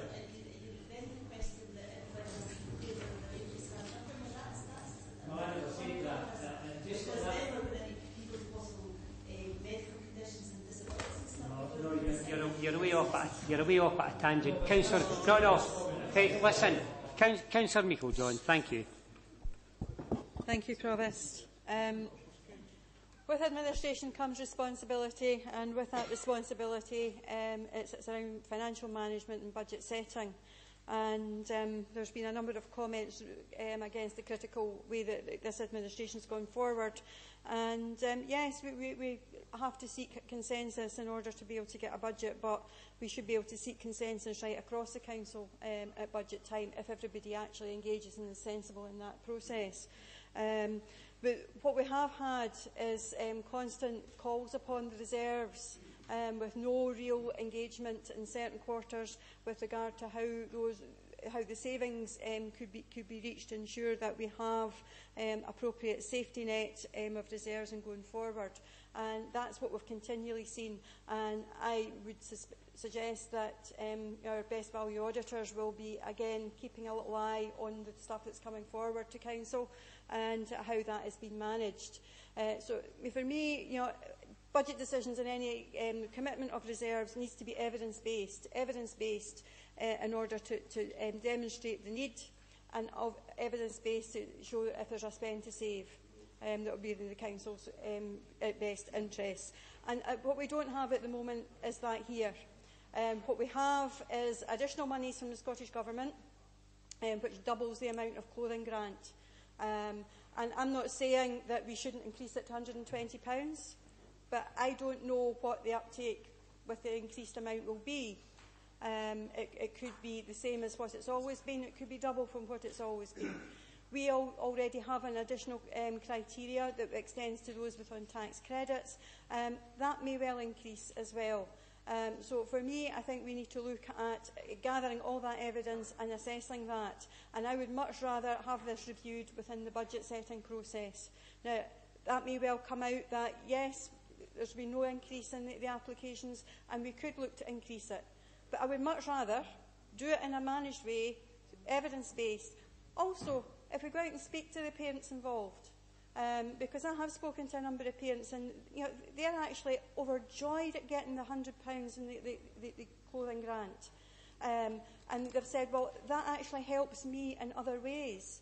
And there may well be other things that we can do, or we already do, that take the pressure off parents, such as the food bank, the summer food schemes. I have no criticism of the previous Labour administration in bringing that forward. We supported it and we've continued it.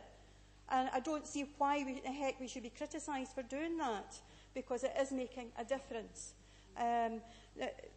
That's the whole crux of this. We've not said we are against increasing the clothing grant. We want to see the impact of the increase as it is. If there is evidence to say that that is still not meeting the needs of the kids involved, then that's fine. We can review it at the budget. I'm more than happy to do that. But what we can't keep doing is going back and dipping into our reserves when we don't have the clear evidence in which to do it. Otherwise, we will be bankrupt. And that is my responsibility as Leader of the Council, and that's why this motion is here in front of, this amendment is here in front of us. And that's why we as an administration are taking our responsibility seriously. And as the opposition, I think we should really have a hard look at what you're actually asking this council to do and the position that you're continually putting it in. Thank you, Provost. I'm really not quite sure what to say, actually. It's a fairly straightforward motion, and I'm disappointed with the reaction to the SNP benches. Maybe that saying is me think now doth protest too much. I think that's probably apt for today. So it's fairly straightforward, and if SNP didn't want to support all these kids out there with an extra £2.30 a week, well, that's up to them. And the perception of the public will decide. You know, I'm sure when things come out in the press, they'll see the Scottish Government's got an underspend £500 million, yet locally the SNP will no support them. So I'll just leave it at that, Provost. Thanks very much. Okay, thank you. Okay, then we're going to go to the vote. Provost, point of clarification first. Point of clarification. Mr Bissett said it's £2.30 a week. Sorry? I thought he said £3.20. Yeah. Okay. Right, we're going to go to the vote here. Just to clarify, I think everybody's got a copy of the amendment and they've got a copy of the motion. Does anybody require it read out or the amendment read out? Are everybody quite happy with what they're going to vote for? Thank you, Provost. The motion consists of the motion as set out in the agenda, moved by Councillor Bissett and seconded by Councillor Nimmo. There is an amendment moved by Councillor McHugh and seconded by Councillor Bowes, and that's been circulated to all members. Provost Buchanan. Motion. Deputy Provost Ritchie. Councillor Aitchison. Councillor Alexander. Amendment. Councillor Balfour. Amendment. Councillor Binney. Amendment. Councillor Bissett. Councillor Black. Councillor Blackwood. Councillor Bowes. Councillor Coleman. Councillor Colley. Councillor Coombs. Councillor Flynn. Councillor Garner. Councillor Goldie. Councillor Grant. Councillor Harris. Councillor Hughes. Councillor Kerr. Councillor McHugh. Councillor McCluckie. Councillor Meiklejohn. Councillor Monroe. Councillor Murtagh. Councillor Nicholl. Councillor Nimmo. Councillor Patrick. Councillor Reid. And Councillor Spears.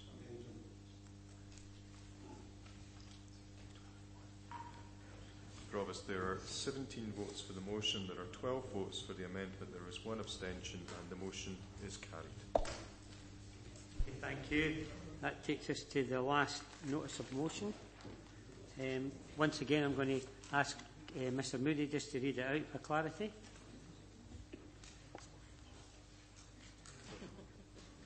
Well, I think, to be honest with you, are members quite happy they've got the content? They'll not need it read out? Quite happy? Okay then, Councillor Goldie. Yeah, Provost, this motion has been called, but it's a matter of urgency because I do realise that there is a scrutiny panel going to be dealing with the housing allocation system, but there are two scrutiny panels before that, so it could take quite some time to get to the scrutiny panel. As you'll see in the motion itself, the situation that I refer to is a situation, particularly in Falkirk North, because that's obviously where I see the most of my constituents, and it relates to the fact that the system itself isn't adequate for what's happening. When I say that, it's no deference in officers, it doesn't mean the convener, it doesn't mean Councillor Hughes is not doing his job, but the system that has been created is very similar to the situation that was created in Langleys some years ago and resulted in costing the council millions of pounds, money well spent at the end of the day, but there was a lot of people lived in a lot of difficult circumstances in these days. In fact, I can remember the first year I was in the council, I think we knocked down 2 streets in Langleys and demolishing, and we're still talking today, even with a huge waiting list, about demolishing houses. Now, that situation is understandable, it's crazy as far as I can see, and that the system says we've got a lot of people waiting to be housed, but at the same time in some areas, because of certain circumstances, we're demolishing houses. That's the situation that we find ourselves in. But the situation that I find myself in, as a councillor in Falkirk North, is the policy is being led, instead of policy dictating who gets houses, the policy is being led mainly through lack of demand, and the lack of demand is caused mainly by a large number of antisocial tenants. Now, I've consulted doctors' practices in the area, I've consulted the Forth Valley Health Board, and the saying that they use, which is quite a nice saying, is that people, especially young men, who find themselves in the downward spiral in life are congregating, or there's more of them coming into the Falkirk Council area as anywhere else. And they measure that by council surgeries and things like that. That's how they dictate that. Now, what you find is that in a great number of these cases, first of all, antisocial behaviour is now a major concern for us, particularly, I name the street in Carmier's Avenue in Carmlin, and antisocial behaviour in the Carmlin Park. Now, in the Carmlin Park, this administration, following on from our capital programme, because it was a 3-year capital programme, is spending huge amounts of money. But there are still problems there, and they're being driven quite simply by the fact that people who have got a specific style of life, you get so many antisocial neighbours or people who act differently, and then there's a lack of demand. And when that lack of demand happens, you, if you've got the same lifestyle, can go up and cause more grief. Now, I'll cite one case for this. There are 4 houses in Carmlin, I can't name the street case associated to the, people might realise who the individuals were I'm talking about. One lady who came to me has been complaining for about 6 years about an antisocial behaviour. The council successfully got an ASBO on the tenant. And that's no easy go, I realise that. So that particular individual still is the tenant of the house, but has moved down the road and lived with another person. This is a 4-in-the-block property. In the other house, there have been 3 people who have drugs misuse and antisocial behaviour in the last 2 years. Only the other week, one of them was found dead and had been lying for 2 months. And I went to housing and I said to housing, look, we've got a problem here. Can something be looked at? I don't want to be the person that allocates the houses, but can something be looked at here to prevent these people living around that getting more misery? Needless to say, the answer was no, and the individual that's got the property is a well-known individual in terms of antisocial behaviour. Now, how did he get that property? He got that property because of a lack of demand, and there is across the council area, for 3-bedroom flats. This person was a single person, but that was where he went. He had to house him, so he went in there. So a year to the day, he comes along and says, oh, by the way, I've got too many rooms. I need to get a wee house. So they then put him in the area along with the rest of his mates, and we get these problems that are coming up. The amount of deaths that there have been in Carmlin, I see Fiona's left, but the amount of deaths in Carmlin, mainly through drug-related instances, and mainly to young single men, are really horrifying. And I'm talking about in a very short area, And the two people across here, and myself and Robert Bissett, will know the area very well. Now, what you find is that it's just incredible the amount of deaths that have been caused. It was so sad because it's a tragedy, and the last time it happened, to my knowledge, was just the other week on Marner's Day, when the whole community is celebrating, and the parade comes along the main street, and what's the first thing we see, which shouldn't have happened, of course, an undertaker's van right on the main street, putting a young woman's remains into the back of the van. So this situation can be dealt with. It's been dealt with in the past. It's been dealt with in the situation that at previous times allocations were frozen in an area. Other times we put white goods into it. But there is no use in repairing the fabric of the buildings if we're going to create the situation that we've got, because it's not fair.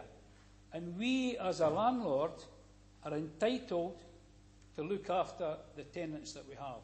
Now, I'm not saying for 1 minute that there shouldn't be single men get houses anywhere. That I'm quite sure there'll be people with lots of difficult dependencies right through the council area.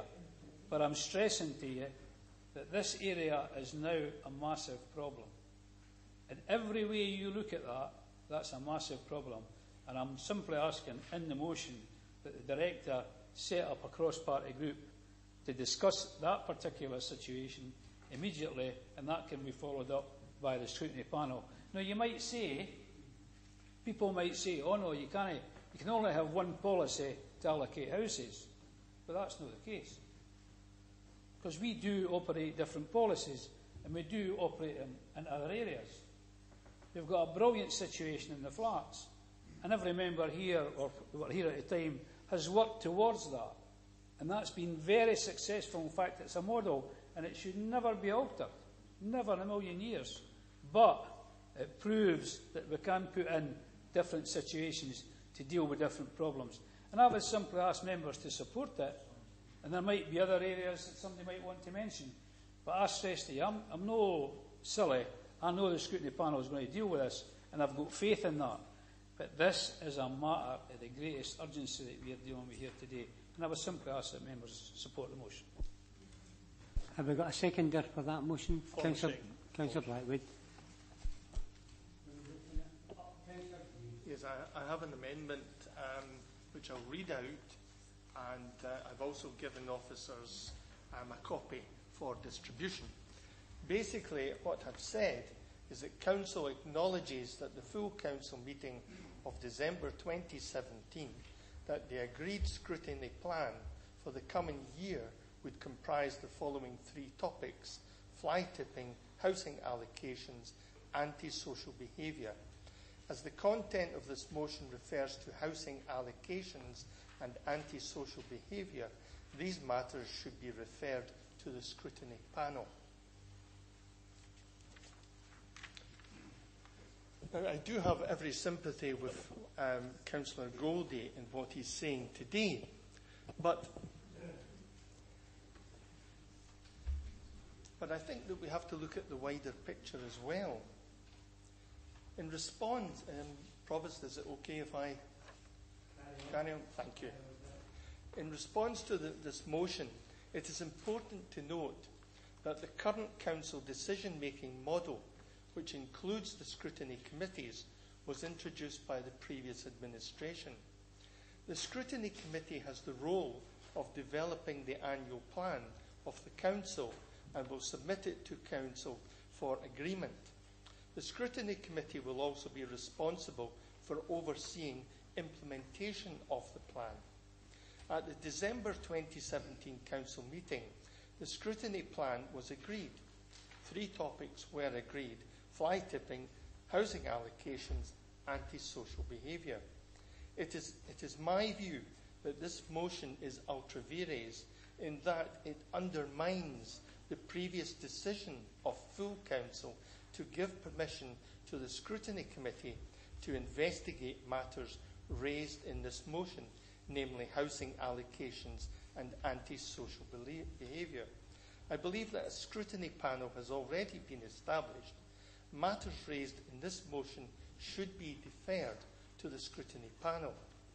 In response to this motion, housing is about building strong and sustainable communities.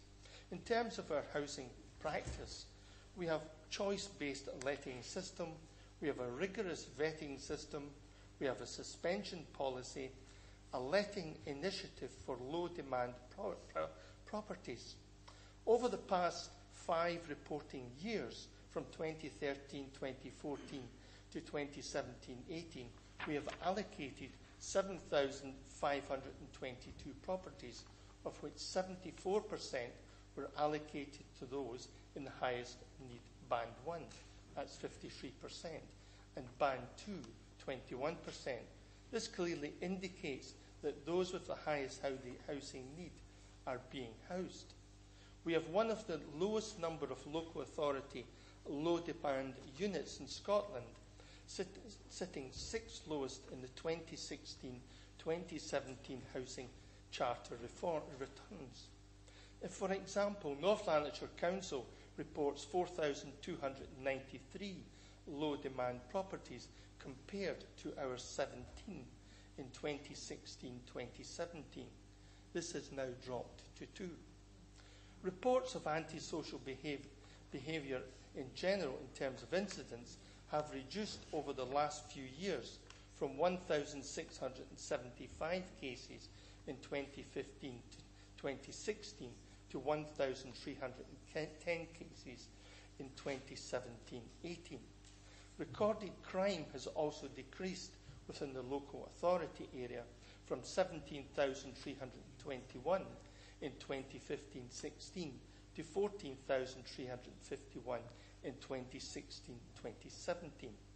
No residential stock has been demolished since 2010. Commercial properties have been demolished to build new residential properties, and we have acquired land to sell onto other social rented providers to redevelop. On Friday the 22nd of June 2018, I attended a homeless event at the COSA headquarters in Edinburgh.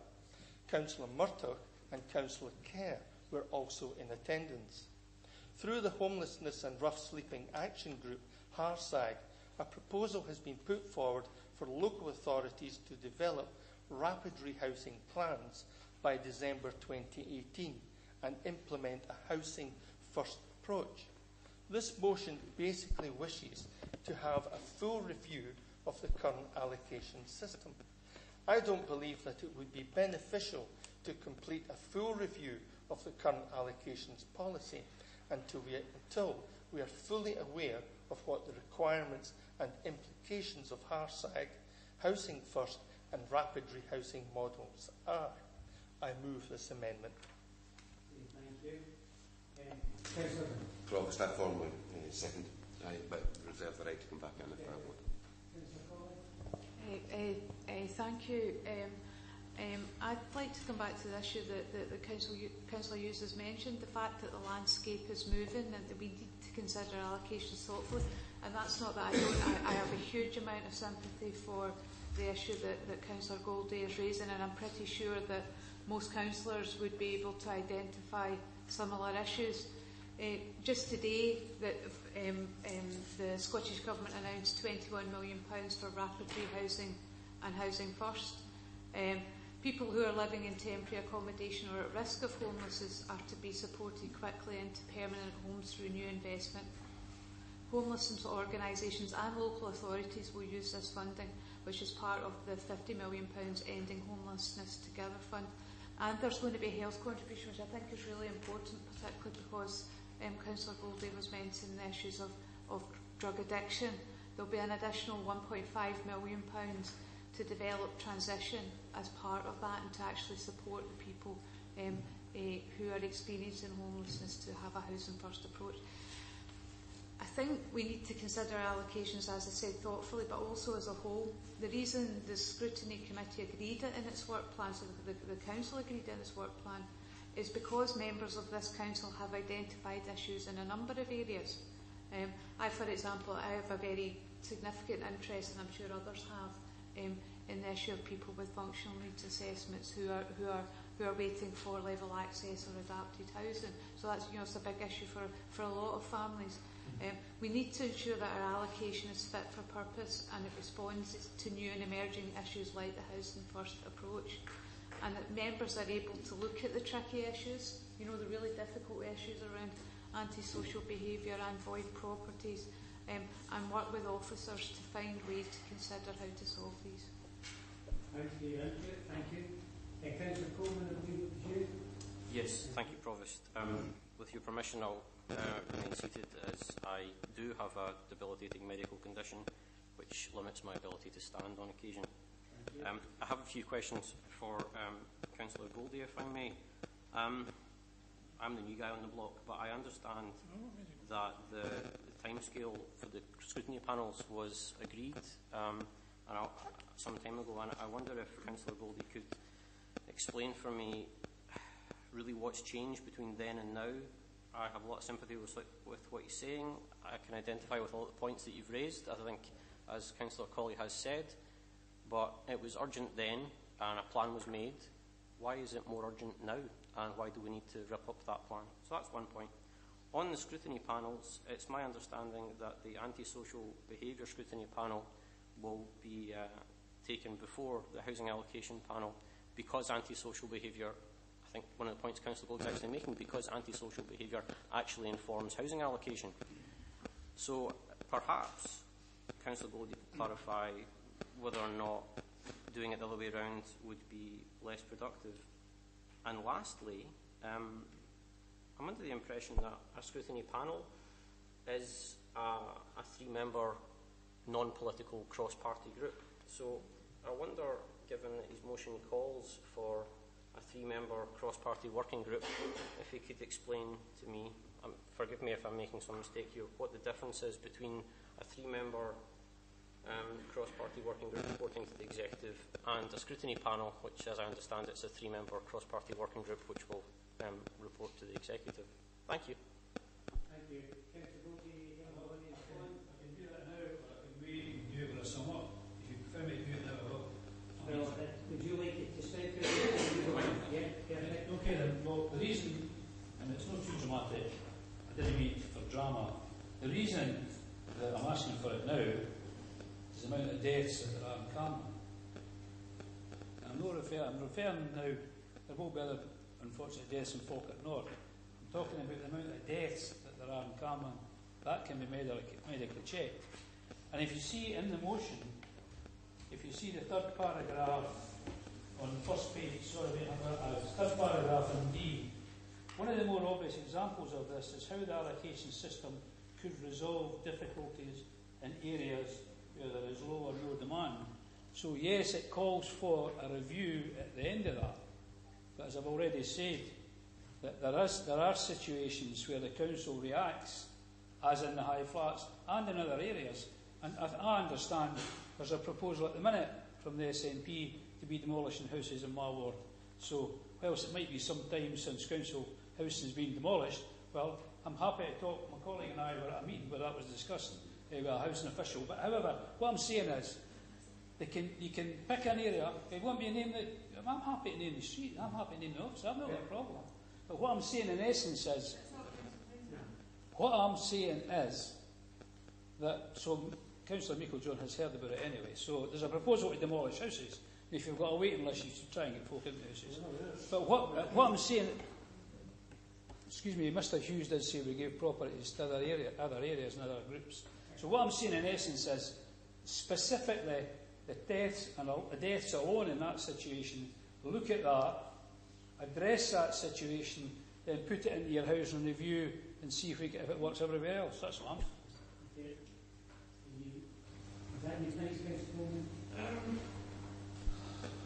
No, I don't think so. I'm not really sure. I mean, I have a lot of sympathy for what you're saying there.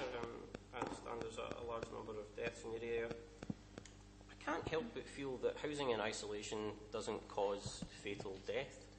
And that perhaps because antisocial behaviour and the holistic approach that we need to take to this will have such inform the housing allocation so strongly that we are putting the cart before the horse here, and that to look at it in isolation, which I think seems to be the crux of your motion here, is counterproductive and it needs to be looked at holistically.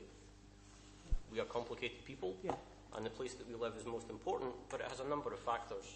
So I'll, if I may, I'd like to give Councillor Goldie the opportunity to really explain this. No, that's fine. Okay, thank you.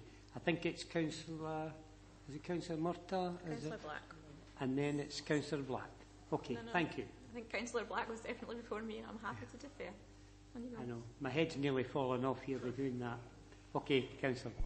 Thanks, Provost. I mean, I'm obviously well aware that the allocations will be a theme for a forthcoming scrutiny panel, because I was the chair at the time and it was my idea really to put housing forward as an option. And I think within that, my probable idea at the time was about the amount of people who were waiting for a house that had medical needs. But I'm sure that the discussion developed into something wider than that. But allocations is a huge topic. And we do have serious issues within housing, not caused by housing at all, not at all, or the system itself, or the people that are in it, but just the vulnerabilities of the people that we sometimes house. And the precariousness of their health and their lifestyles, well, their lifestyles are unhealthy and they're shambolic. I don't have any answers, but I do know that where you have a lot of flats, and these flats are in an area or of a size and type that are not deemed to be desirable, then people that rent them may have problems, and those problems need to be addressed. And around 2 years ago, I attended a community planning partnership meeting, and it was a workshop, and it was on addiction. And obviously, addiction and mental health are two of the community planning partnership's top priorities. So when I went to that workshop, I was glad to hear that housing was something that was high on the agenda, especially when you might be setting people up to fail by having groups of people with similar problems in close proximity. And I know that this is a very complex issue, and it needs to be tackled in that way. And obviously health and everything needs to be involved. But meanwhile, you've also got residents who don't have problems having to live alongside people who are very vulnerable and may not have the same social skills or ability to know what a respectful neighbour or good tenant is. So there is a long way to go in tackling this really difficult subject, but I think we have to make it public. And in other areas of the district in Grangemouth, for example, we have similar problems to what Councillor Gold is talking about in Camlin. So I don't know what the answer is. I know that budgets are tight, but whether we employ specialist housing staff or we employ mental health specialists to work within housing, I don't know.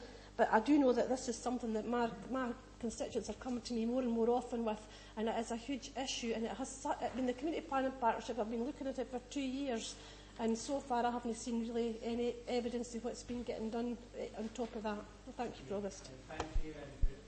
We're going to Councillor Kerr. Councillor Kerr, yeah. Thank you. I would associate myself with virtually everything that Councillor Black said there, and I completely agree in the complexity of the issue. I said, I very much try to explain everything that goes on in this chamber to my children. Housing allocations is something which I would find great difficulty in trying to explain in a short period of time in a debate, and I don't think we have that today here. As it's already been stated, there are lots of things about the housing allocations policy which give us concern when our constituents come to us, and we could all stand here and give a dozen cases where there's a problem and we'd like to be able to solve it, I'm pretty sure, and we have sympathy with all of those. And that's why in the scrutiny committee, at the time I was on it myself, was completely in agreement about how important this issue is. But as Councillor Hughes said, in the meeting of Council, one of the things which we agreed in December was that the scrutiny committee would have the discretion to amend and set the plan as according to what was most logical. And absolutely, as Councillor Goldie was saying, that there are many aspects of this that are bound up with antisocial behaviour, and we need to be able to look at that properly in order to come to the right actions. I think that we have absolutely committed to setting up those panels, to doing that work plan in that logical way, so that we can inform, so that we don't go back over, so that we don't inadvertently put something forward that then the scrutiny panel on antisocial behaviour might uncover in evidence that gives a different view. And I think that there was no disagreement in this in the scrutiny committee amongst opposition members, amongst administration members. We were totally at one, as I recall it, with that work plan, with the importance importance of that work plan, and indeed I think it was yourself, Provost, who originally referred antisocial behaviour to the Executive, and then it came to scrutiny, and we recognised that this was actually an opportunity to have a more in-depth look at that and how that fitted in with the issues which were related to housing. Now, as the public protection portfolio holder, I completely understand and sympathise and take very seriously the issue of the drug deaths across all of the district, and there are a number of ways in which that is addressed through the work that the Council does.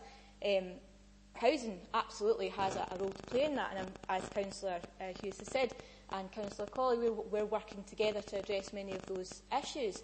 But I think that this, although I understand the urgency and the concern which is behind this motion, I think we have to look at the best, most logical way to get the right answer. And to me, that is to stick with the work plan that we agreed at Council for the logical reasons that we agreed it, and what was discussed at scrutiny, and give scrutiny its proper place and able to explore these much more fully and in more depth. And I would support Councillor Hughes in what he has said. Thank you, Provost. Provost, understand Councillor Hughes is saying, understand what Councillor Goldie is saying. Is there any timescales for the scrutiny panel for the 3 different items, flight item, housing and antisocial behaviour? Are they, I was on it before with Councillor Coleman and Councillor Bissett for the flight tipping, and can we not come to an agreement where we bring them all forward, if it's possible? I don't know if it's the same people that's on every panel. I don't know if it's different people. But to become to a halfway stage, can we not accommodate both sets and say, look, can we not bring this forward and do the 2 of them together as soon as possible? Provost, if I may.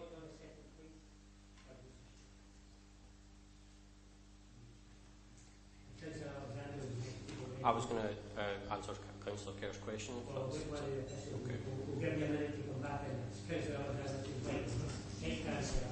I'll be very brief. As a Falkirk North member, I can associate with the comments that Mr Goldie's made with regards to some cases. I've recently taken a paper with 8 or 9 cases, severe cases, to the head of service, and I recognise the issue of antisocial behaviour and the impact it has on constituents' health. We've seen today, though, a number of reports come up, such as the development plan, such as standing orders, where members have asked for postponement because they don't understand the implications, because they want more time for these particular reports. I don't understand the connection, for example, between Calendar Park, elderly persons housing, and what's happened in Camlin. And, you know, the other issues that I'm slightly confused over with regards to the motion. Under the proposal for the scrutiny proposal, we'll all get the opportunity to feed into that particular process. And we get the opportunity to feed into it with the system as it is at the moment. Because what we need is a whole systems review of allocations. And that's what the motion doesn't advocate. And that's what the scrutiny panel do. So I think it's well, I understand Councillor Goldie's determination to press ahead with this, and to press ahead with dealing with problems within the ward that we share. I share that particular goal, but there are other things that we can do in order to have these issues highlighted. And obviously, that's something that the scrutiny panel will take up. And as I say, at that point in time, we'll all have the opportunity to contribute to that particular process. So with that, I think we should wait until the Council has the opportunity to do that, because we can't set up a 2-tier system with allocations. What we have at the moment is a system where it is choice-based. It's choice-based to a limit, and except that limit can be to the detriment of the local authority. But there are proposals that are within the current scheme that are no longer implemented, where we could make an input. And one of them would be for the less centralisation, more decentralisation to local offices on issues of allocation, in particular where we've got low demand properties and where we have a situation whereby the local authority know just exactly the background of all of their applicants, but members don't. The local authorities, local offices don't. Allocations have that particular information. So unless we can see some, if we could see some closer work between allocations and the local area offices, I believe that would go a long way to alleviating some of the concerns and some of the problems that exist at the moment. We can also look at issues such as block profiling, which is a practice which has gone by the wayside, which is extremely unfortunate. And that's entirely due to the speed in which the department wanted to have voids completed as soon as possible. Well, I understand that. If it creates a long-term problem, then it's something that has to be looked at. And if there's a sacrifice in terms of some of the time for voids, in order to get the selection process correct, then that should be something that should be considered. Again, that will be considered as part of the wider review. It's the wider review I think we should all be contributing to. Okay, thank you for your input. Now, just hold on a second. I think we're going to come back here with some more information. Okay, Moody.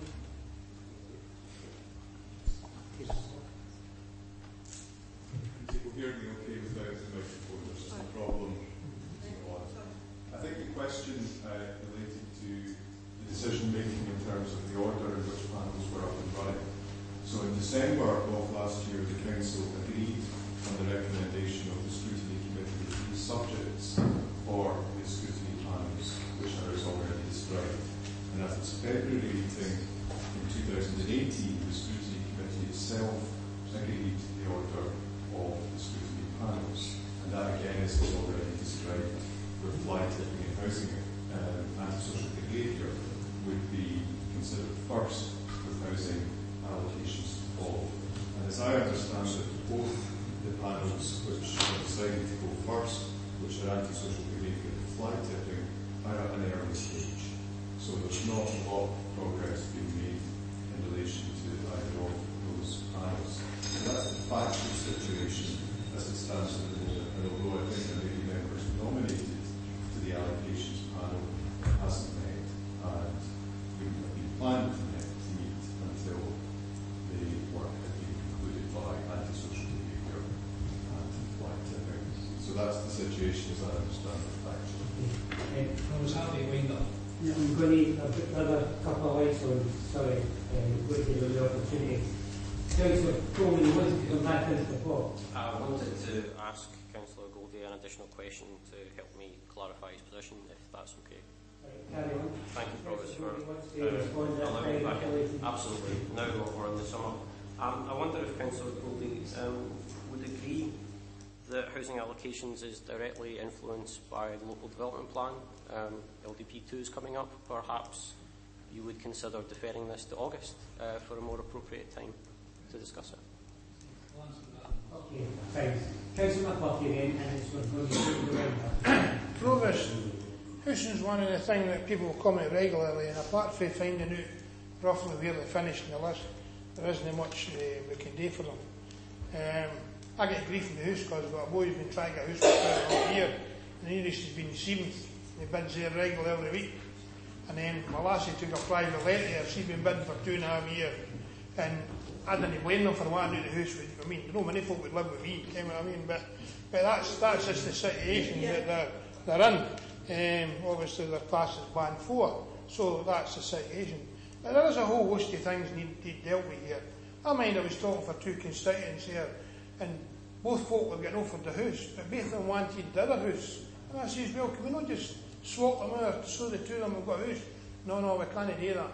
But because you've got to offer the first in the house, and then another person will go offer that house. And it just didn't make sense to me. So 2 folks getting a house that they want, when you could resist in that, nobody else was being affected.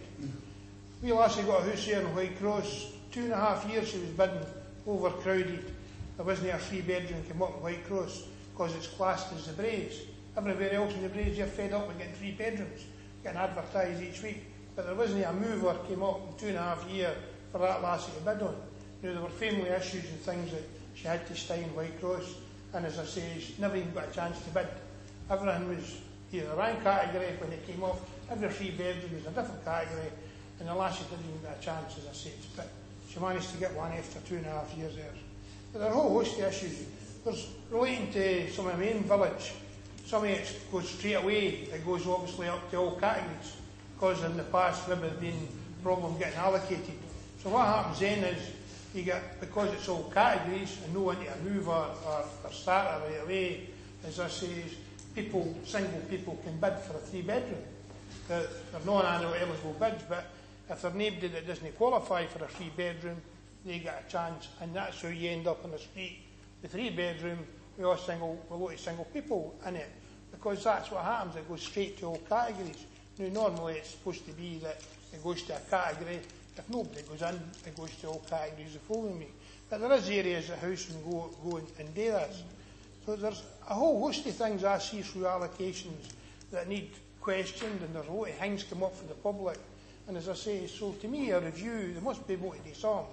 I have no doubt that whatever we look at will end up, somebody's not going to be pleased, because everybody thinks we'll do a review and that's going to deal with my housing associate problem. And if you've got 8,500 folk waiting, you're still going to 8,500 waiting under, if you change the priority. Because the only people are happy are the folk who get a house. If you bid and didn't get a house, you're not happy. You're certainly not happy with the councillor. But, so as I say, I can understand where Councillor Goldie's going about. There's issues here. Can it wait? I think reviews should be done automatically. It doesn't mean to say there's a solution. You know what I mean? I think officers coming back with ideas. It might be that we end up with status quo. That's just the reality. There might be that nothing better can be, or it affects something else. But I don't see anything wrong with looking to see what options are there. There's certainly issues at the moment. That's it.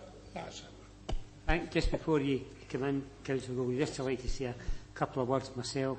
I hear Anne going on, no, but the situation is quite clear that housing allocation is a major issue, and it always has been. I've been a councillor coming up now for 26 years.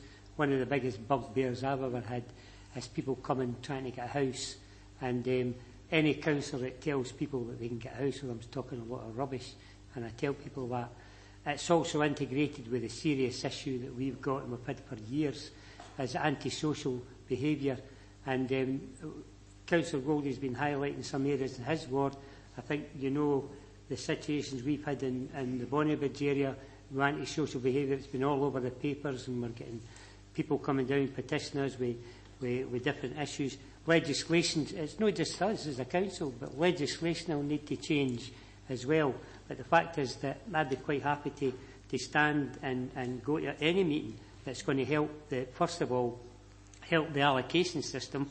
One area, whoever's going to be working on the scrutiny group, is that I have people continually coming to me and saying, why do they use this word bidding? It's not an auction with it. You know, it should be, you're applying for a house, you're bidding, you know, it's as though they're an auction, so I need to look at that. But it is a major, major issue. But you can't take it away. The two of them are combined. Antisocial problems and allocations is a major issue. Councillor Goldie. Thanks, Peter. First of all, could I have a point of clarification? I'm winding up, Provost. So could I just say, Provost, I'll address Councillor Coleman's point. I think he says the PD2, they agree that would help in allocations of council property. Personally, no, I didn't agree with that. Secondly, I think the situation is that we can manage it as landlords, and that bad housing, as Councillor Alexander said, does damage your health. It may in fact lead to your death. It could, but that's the 2 points answer. Question was asked: how do we link Callender Park to a situation in any area, but in this particular area, Camlin? Well, it was Councillor Jerry Goldie, who is the housing convener for a long number of years, who brought in the policy to say that only set groups can bid for Callender Park, and only set groups can be housed in Callender Park. Callender Park, a lot of houses in Callender Park, a lot of houses in the flats, but the system is different for the system applied to all our areas. And let me say, and I'm delighted it's on record, I fully support that position in Calendar Park and our flats. Our flats are the envy of councillors and council authorities right throughout Scotland, possibly some even in England. But it's a different allocations policy because some people can't apply to get a house in Calendar Park. Age is one factor. If you have a dog, that's another factor. So there's all these different things. And what I'm saying, I'm not trying to besmirch anybody. The same system could be looked at in other areas. We could, during this review, say, right, identify these areas where the problems are, and let's look at that, and let's see what we've done with that in the past. We've done it in Langleys, we've done it in Gravesmouth, we've done it in other areas. If the work gets carried out quickly, that can feed in to the group, the scrutiny panel is going to look at that. I stress to you, that situation in Camlin and Falkirk North is a very, very grave situation. And you are talking about people's deaths. And two other points, and then I'll sit down. Would you believe that the Camlin office hasn't been fully staffed on one working day this year? Not one working day. I've got the email here for the officer that deals with that. So we've got the problem, and what have we done? We've not even staffed it. We haven't got the office up to staff. They're closing the police station. That's not to do with us, but that's another issue. And the other thing that Councillor Hughes mentioned was vandalising and damage to property. I'll tell you something, you can quote me, and you can take Mrs Pickcaife, I wish she was here, can take it to the police board, because I'm sure that the former Justice Minister knew about that. In Carnews Avenue, in one particular year, there was £30,000 worth of double glazed windows smashed. Now, for some of you who are new on the scene, with no disrespect to you, the council won't repair your window unless you have a police report. They were on record. The police told the housing department, we're not wanting reports of these. You didn't want to know about 30,000 because it's not going to help our figures, the police figures. So these people get their windows sorted without a police report. You can check it before somebody presses the button. Let me finish, Mr. Alexander. Point of order. Mr. Alexander, I'm on my feet and I'm winding up. Please let me finish, because I'm going to close with this. But one woman who was talking to the lady in the doctor's surgery said, Mr. Goldie, my window got smashed by a vandal. I went to the council to get it sorted, and they said, you need to get a police report. So she got a police report. She says, and she knew there's £30,000 worth of windows down the road. So it didn't say there's no vandalisation, didn't say there's no repairs. If you believe, I'm talking about Councillor Hughes. So if you believe that, you will believe anything. We can make a thing fit, and it then helps other areas. That's what I ask you to support. Can I come in on a point of order, Provost? Can I have a point of order, Provost? Yes, Provost. May I?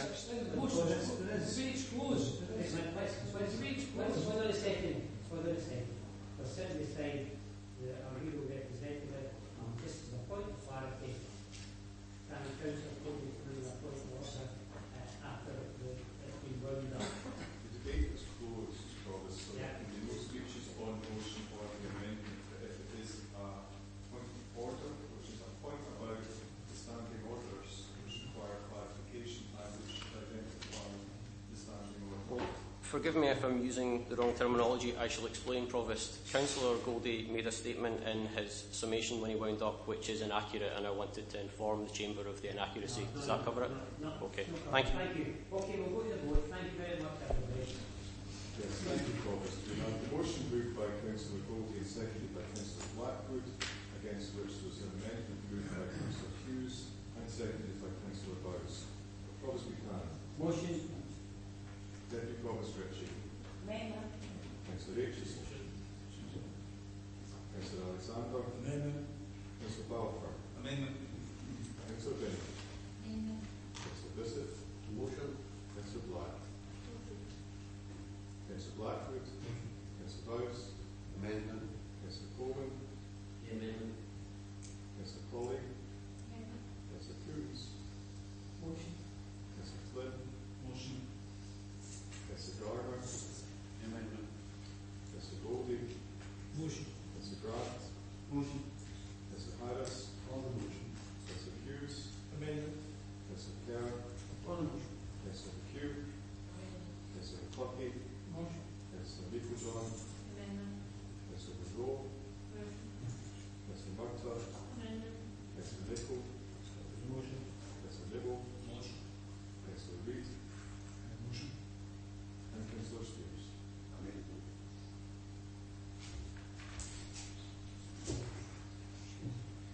Provost, there were 16 votes for the motion, there were 13 votes for the amendment, and the motion was carried. That brings us to conclusion. All I've got to say is, can I wish you all a very happy summer holiday and hope to see you all when we come back. Thank you.